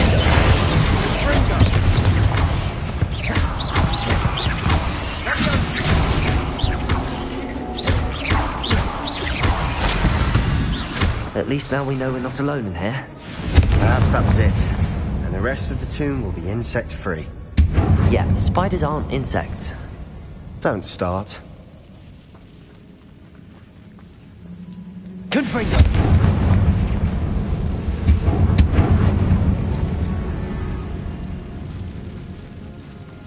Wingardium Leviosa!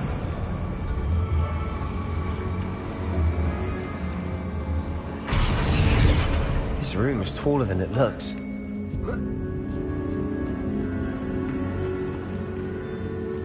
Finding a chest in an inconspicuous loft.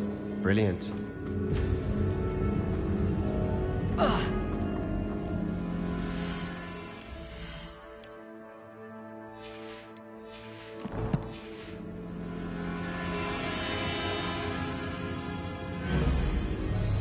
I'd wager the sarcophagus. Opening all of these is tempting. We're here for a reason. I'd say opening them all is justified.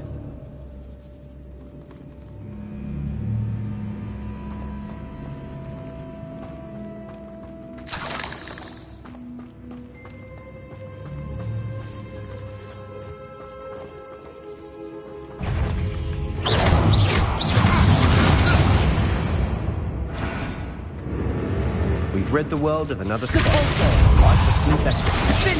Confringo! Confringo!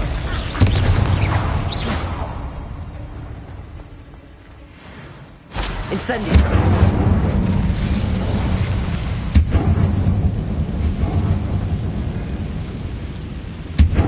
Accio!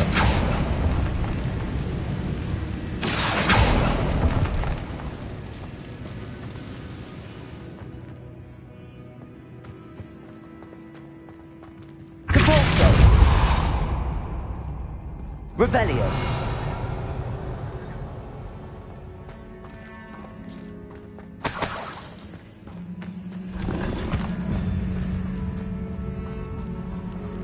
Watch your step. I nearly slipped there.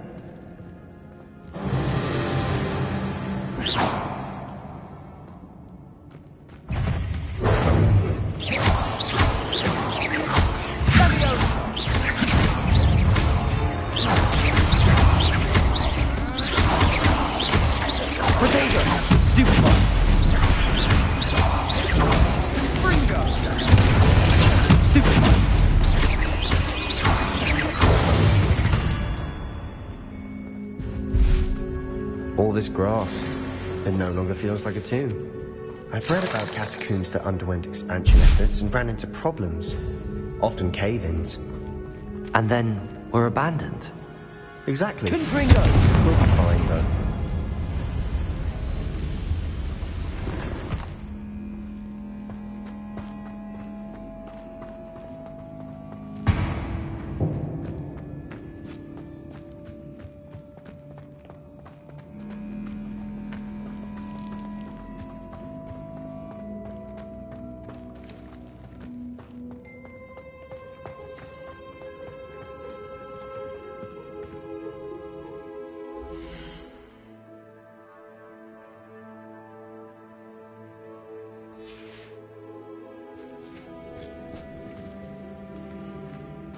Now this is the sort of great room I want to be buried in.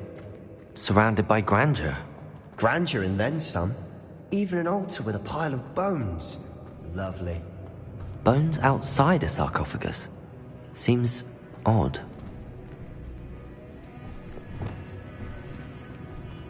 Wingardium Leviosa. Accio.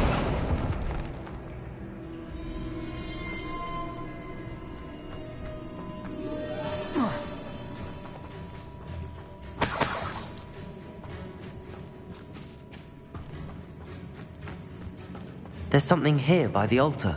Depulso!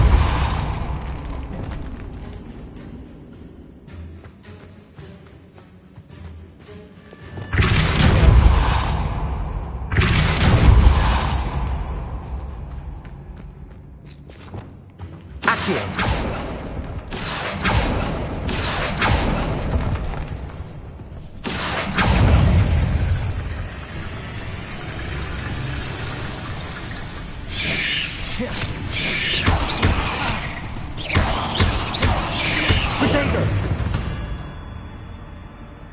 We've rid the world of another spider.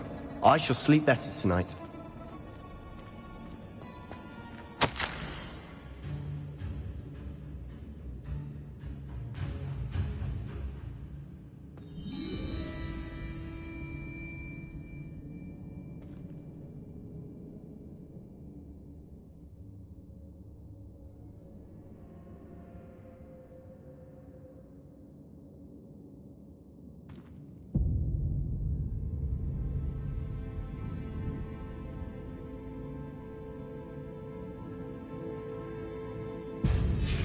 What did you find?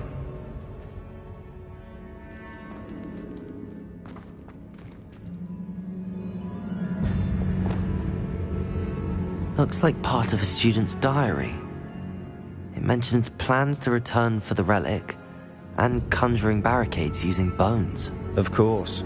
The student's summary referenced a space beyond the Great Room, which means this can't be a dead end. Let's divide and conquer. You work on sorting out the bone barricades. I'll look around and see what we missed. Hold on to that diary entry. There may be more to it. It does mention something else. It says their next assignment was learning the Imperius Curse. Really? Interesting. We need to focus on moving beyond this room. But let me think for a moment. Do you think the pages were left here on purpose? Slytherin mentioned a student who excelled in charms and always carried a satchel stuffed full of notes. They might have been left on purpose, or the student may have simply dropped them. Of course. I'll start to search for those barricades. Brilliant. There's more to this than I imagined. Look, bones stacked oddly on either side of this archway. Leave no stone unturned. Or in this case, no bone. Did you hear that? We're in a tomb. I assume eerie sound. Accio!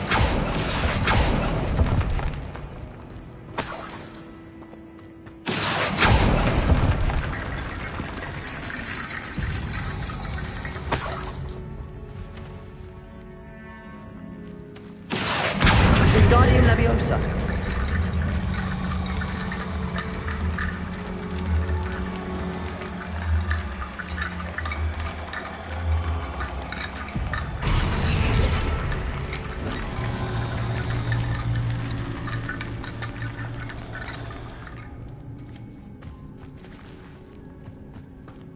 Accio. Wingardium Leviosa.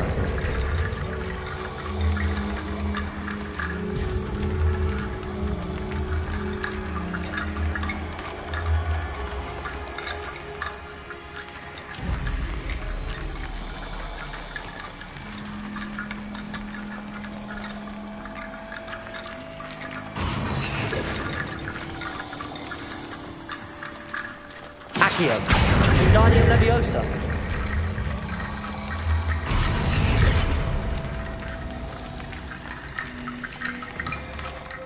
Depulso.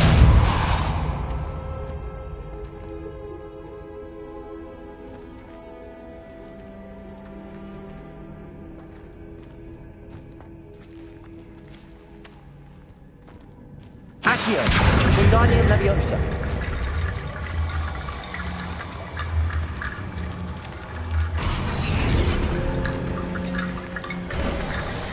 You've done it! I knew we'd get through. I felt it in my bones. Nice.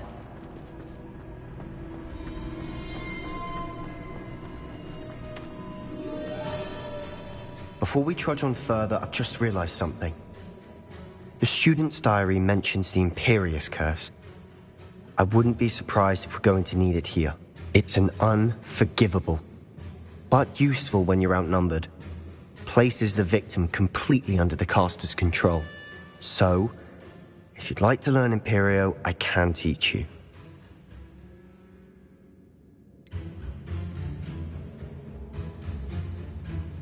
It's probably wise to know the spell. I couldn't agree more.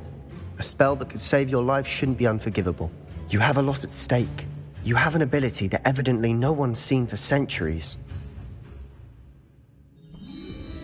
Focus your wand movement. It's not an easy spell to master.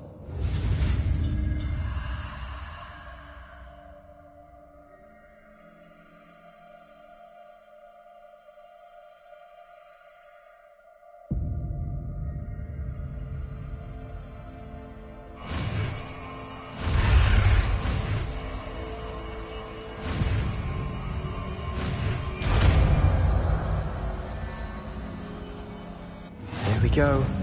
Something troubling.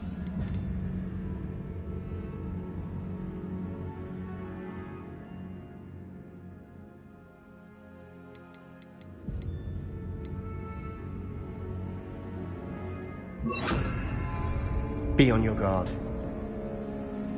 Revelio. Imperio.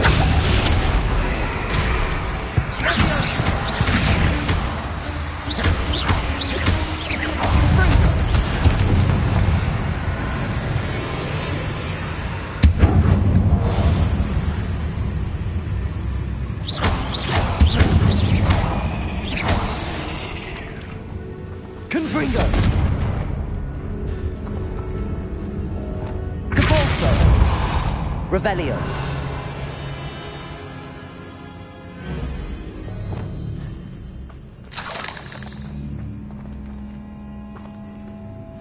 Another barricade.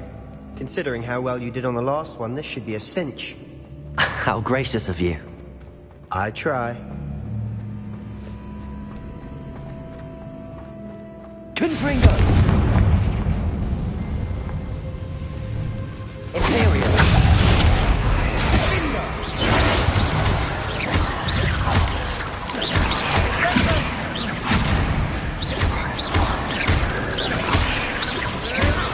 Confringo.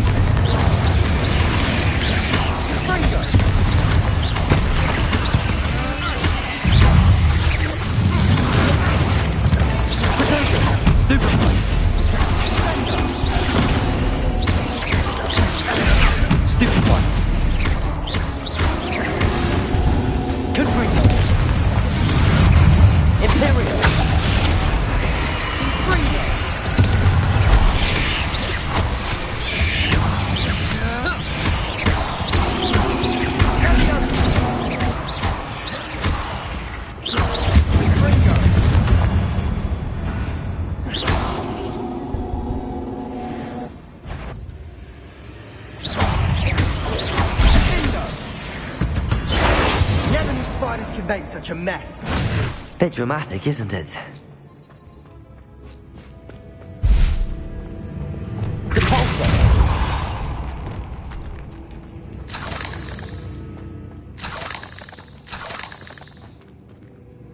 Accio.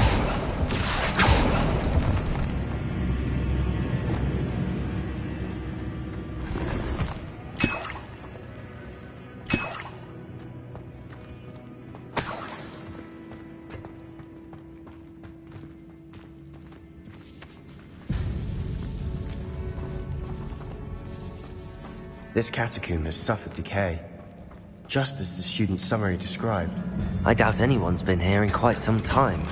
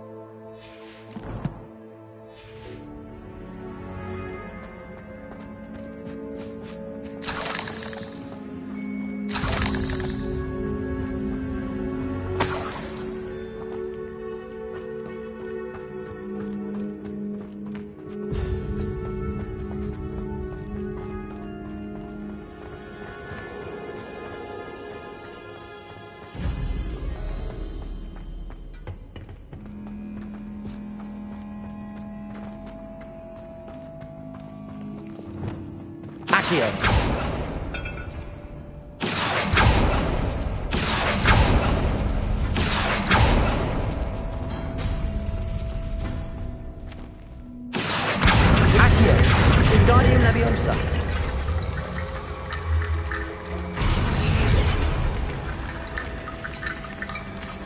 Accio.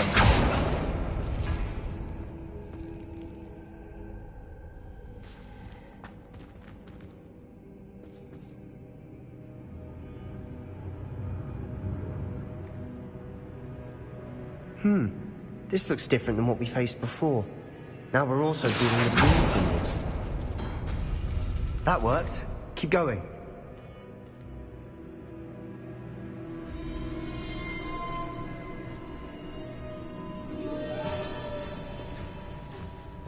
Accio.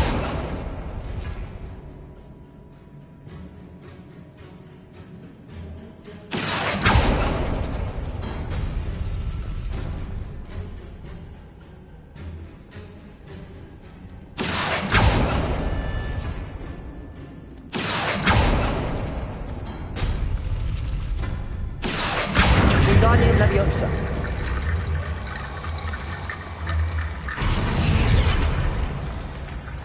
Accio.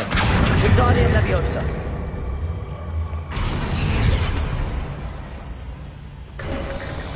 You are head and shoulders above these bones. Nicely done.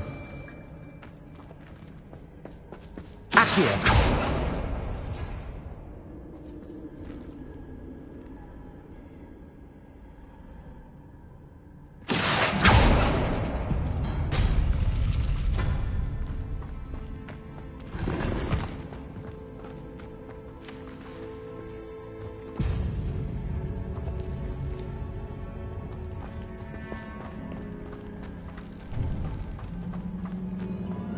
I see why Slytherin's student was so entranced with this place.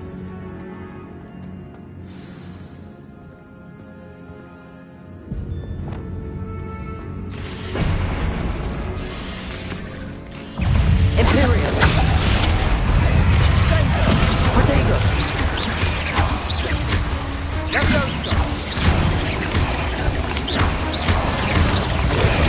Stoop time!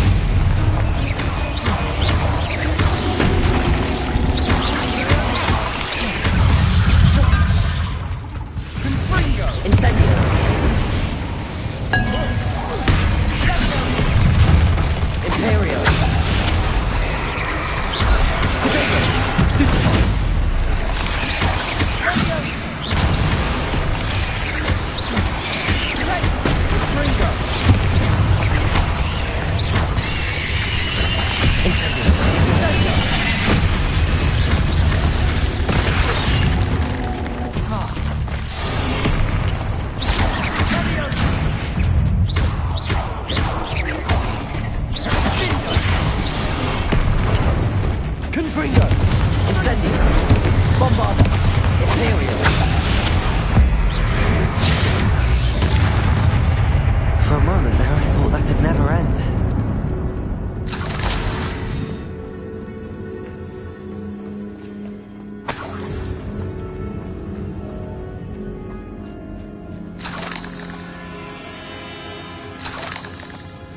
Confringo!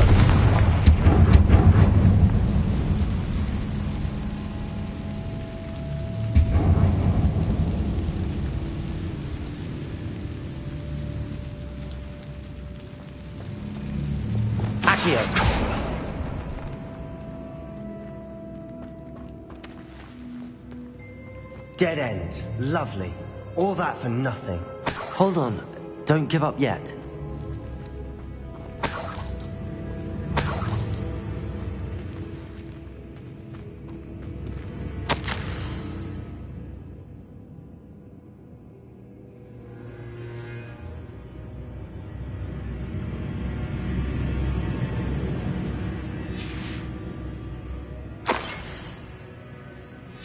Sebastian! The relic! Look! Could it be? The note and rendition of the relic. It matches. This must be where the student left the relic. I can't believe it. After all this, it lines up.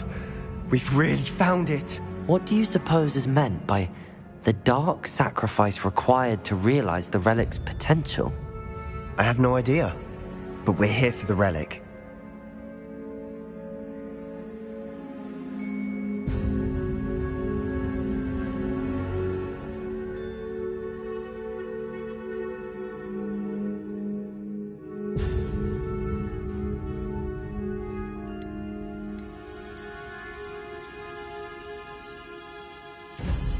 I'm willing to ignore what the journal entry says.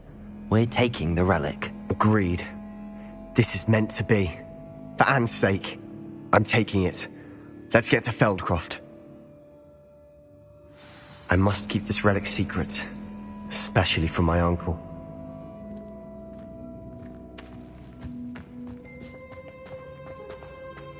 Is that ominous? Ominous! The sounds we kept hearing. It was you. You gave me no choice. I had to follow you. Sebastian, please, leave the relic alone. We can find another way to help Anne. I'm sorry, Ominous, but I'm taking it. No, you're not. If you won't put it back, then I will. Hold on, both of you. Sebastian, please, take a step back. Fine, but Ominous knows I won't step back from a fight. Can't believe this.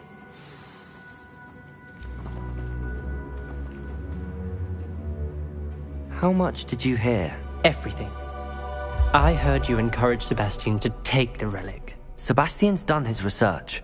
He knows what he's doing. Sebastian makes things sound easy when they could be impossible or dangerous. We need to stop him. And if nothing will change his mind? Something has to. I need your help.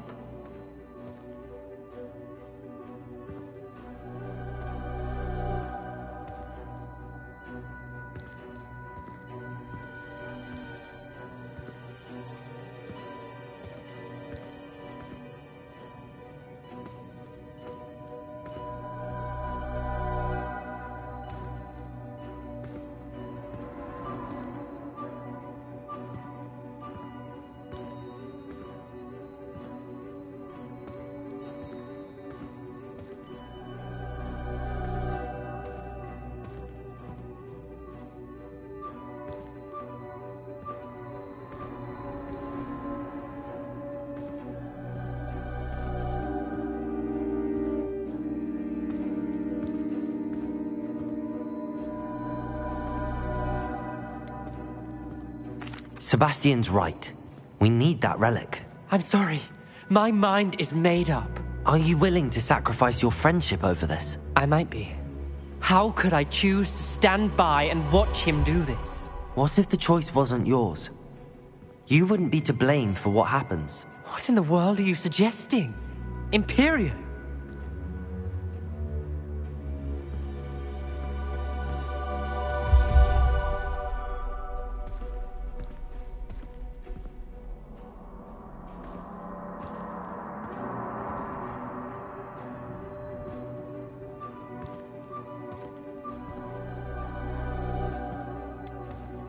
That's what I'm saying.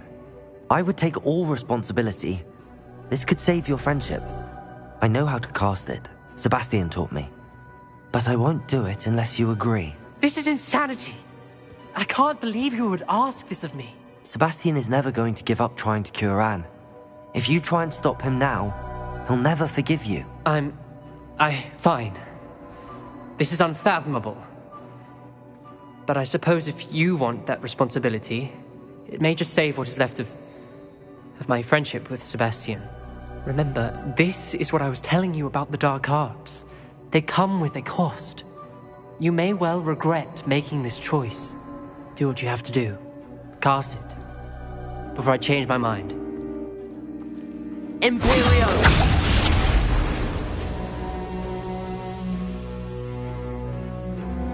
Step aside, Ominous.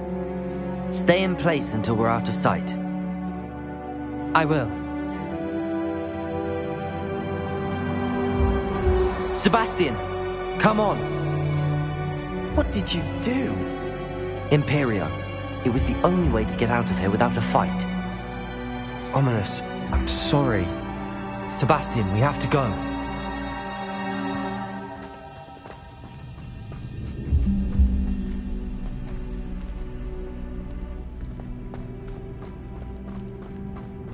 Did we do the wrong thing? You need the relic. I know. But not like this. Ominous and I agreed. Surely there's a difference between casting Imperio on someone without their knowledge and casting it with permission. I understand what you're saying. I do, but... I've taken full responsibility. You have my word.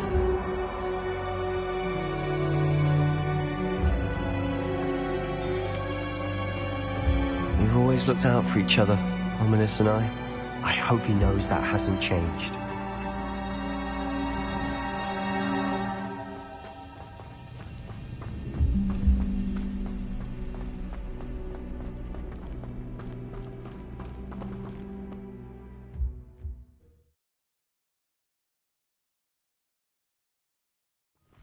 How long will the spell last?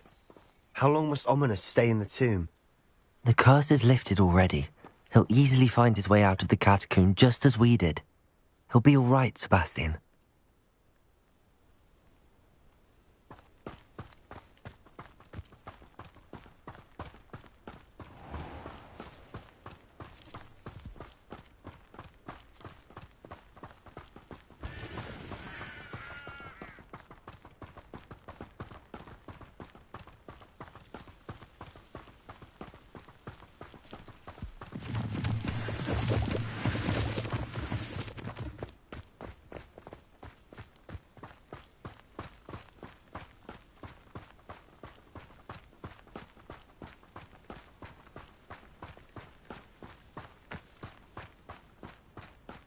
When we get to Feldcroft, I'd rather Anne not know what had to be done to get this relic. She thinks like Ominous. It'd only upset her.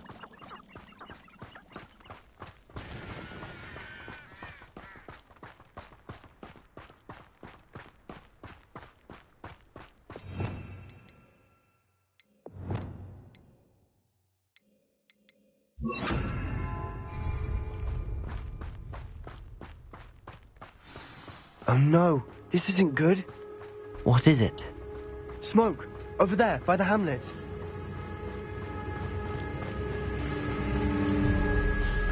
Feldcroft's in trouble. They're under attack. Let's hurry. Was that your bet? You can't stop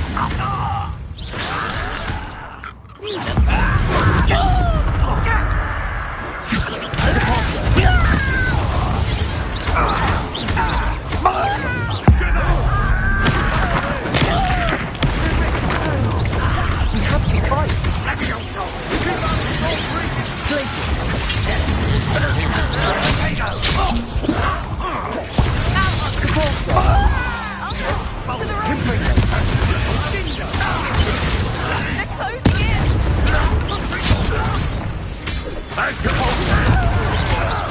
Sebastian! What are you doing? Stop provoking them!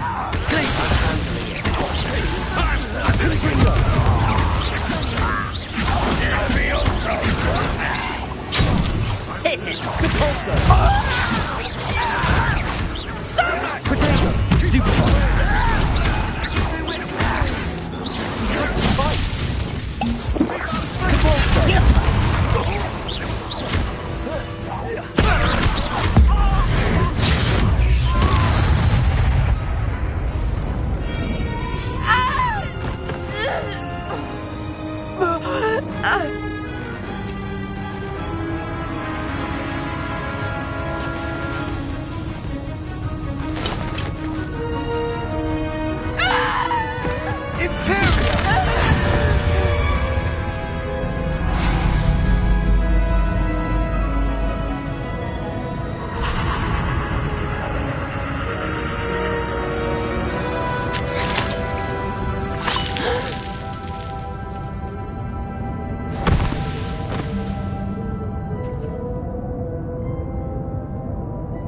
Boy! What have you done? Saved my sister. With an unforgivable curse. From that damned book, no doubt. Your father would be ashamed. You've gone too far, Sebastian. Stay away from her. From all of us.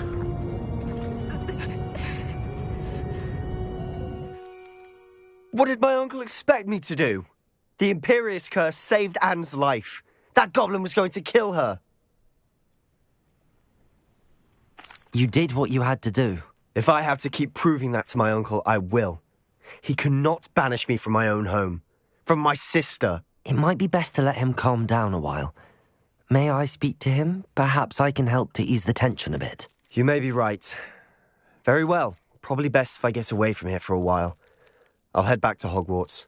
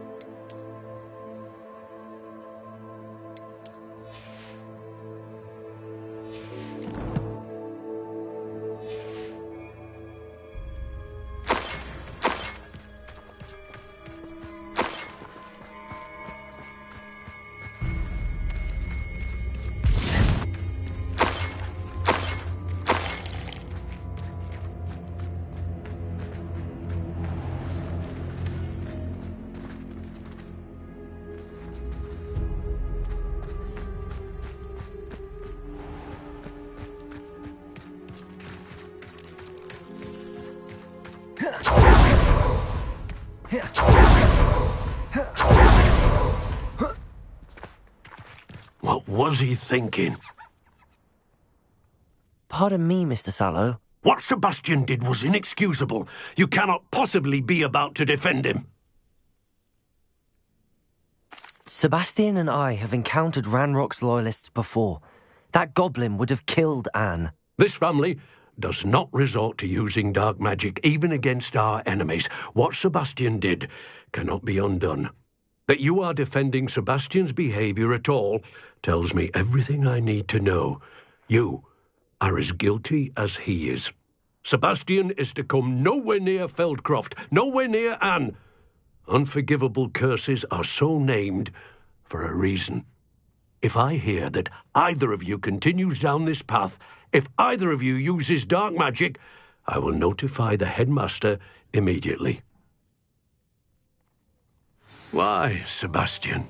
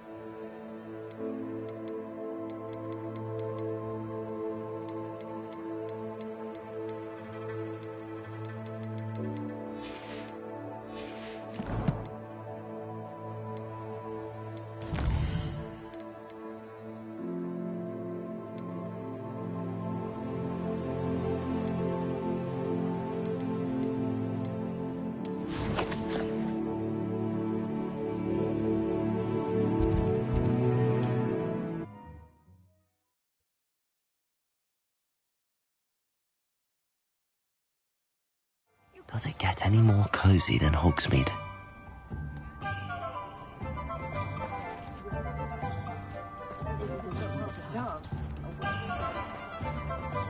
I'm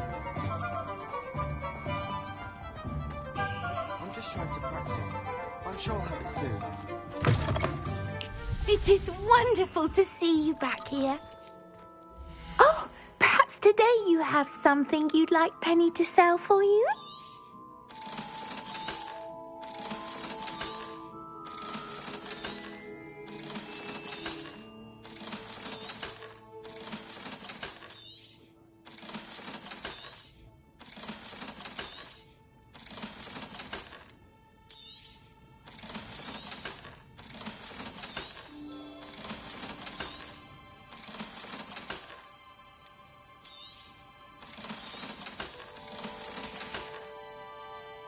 Wishes you safe and wondrous travels.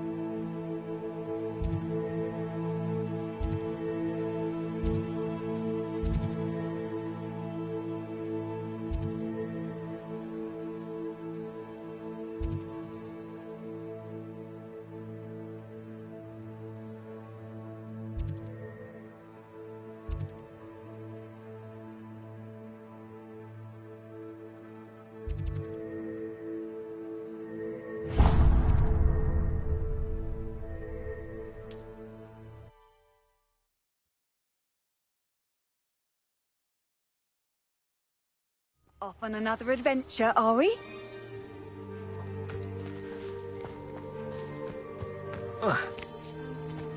Hengist of Woodcroft certainly knew how to play.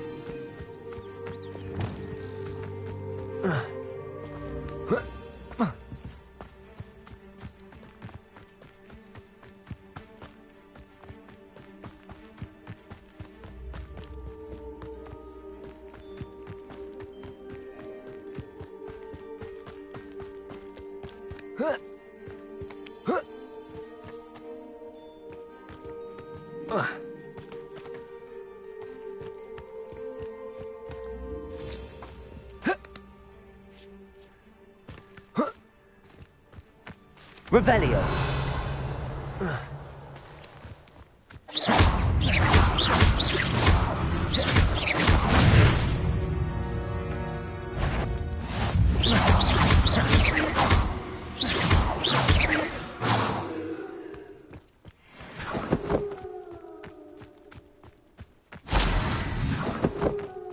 An astronomy table. Should prove useful once the sun's down. Here's one of those tables Professor Shah mentioned.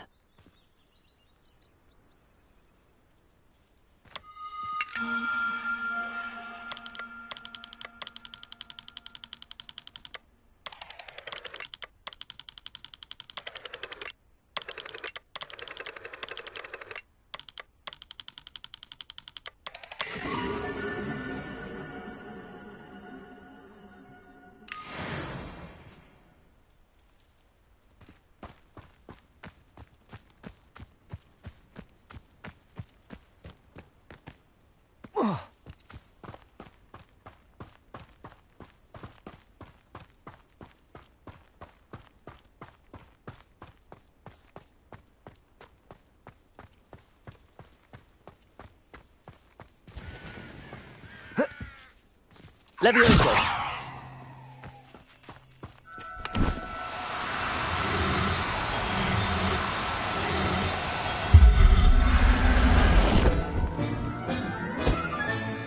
I'm not going to hurt you.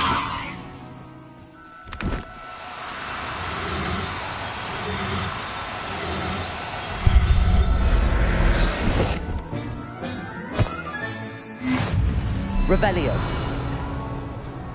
Levioso.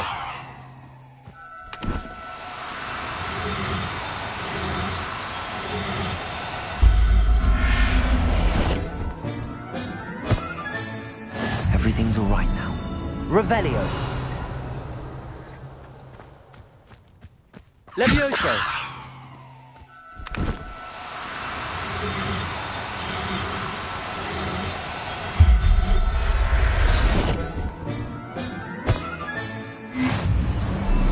Revelio.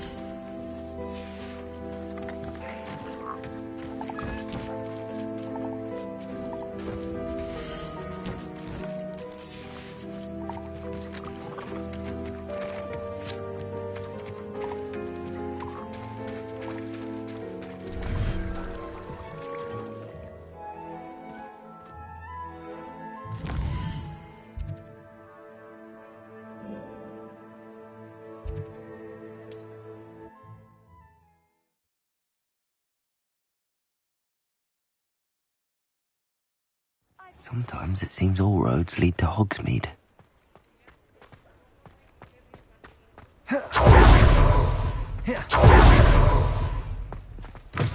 Come in. Sorry if there's a smell. New batch of toad-hide.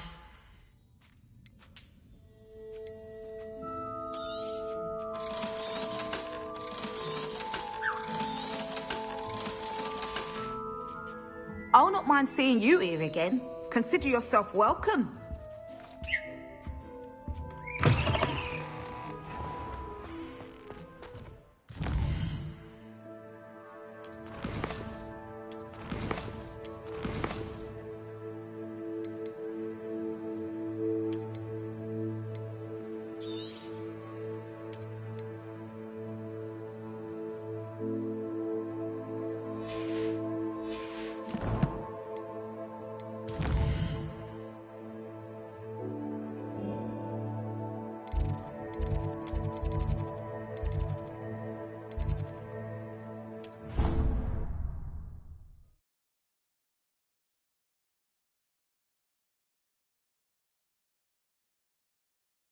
How nice to see you, my young friend.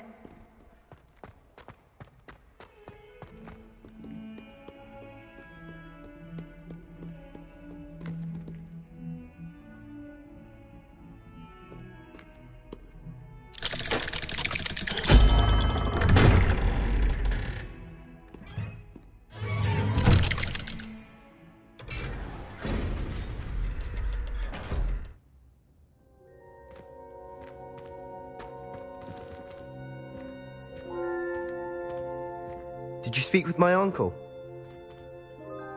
I wish I had better news about your uncle and Anne. Well, what did he say? I'm afraid he wants you nowhere near Feldcroft. Nor Anne. I had to stop that goblin from killing my sister. He had no right to banish me from my own twin. If he thinks banishing me means I'm going to give up on Anne, he's sorely mistaken. He also said he cannot excuse the use of dark magic in any form, and that if he hears of either of us using it, he'll go straight to Professor Black. Huh. That relic, dark magic or not, is the key to saving Anne. To reverse that curse. I will not lose Anne for good. I should send the crest to Anne. She'll know that we need to meet. I'm afraid I don't follow. Nothing, just a thought. Now I'm more determined than ever to learn what power that relic has. What did you mean you'd send Anne a crest so that she'd know to meet you? We just lost our parents, and we were packing up to go and live with Solomon. We couldn't take everything. She was carefully organising her prized possessions, a box of artifacts she'd collected to do with our family. Jewellery, cards, old photographs. She got to her favourite, a handmade crest, and without a second thought she handed it to me. This will keep you safe, she said. It holds no enchantment, but I've kept it with me since. That's how I can reach Anne.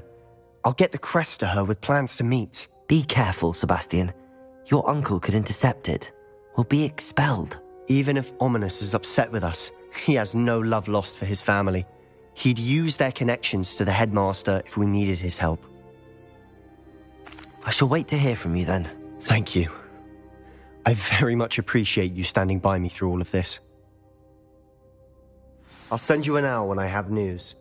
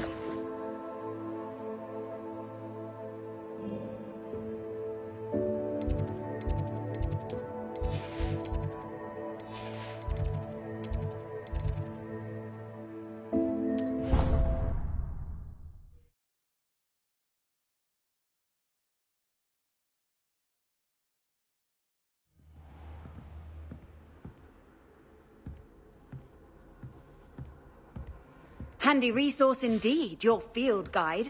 I'm most pleased to be included.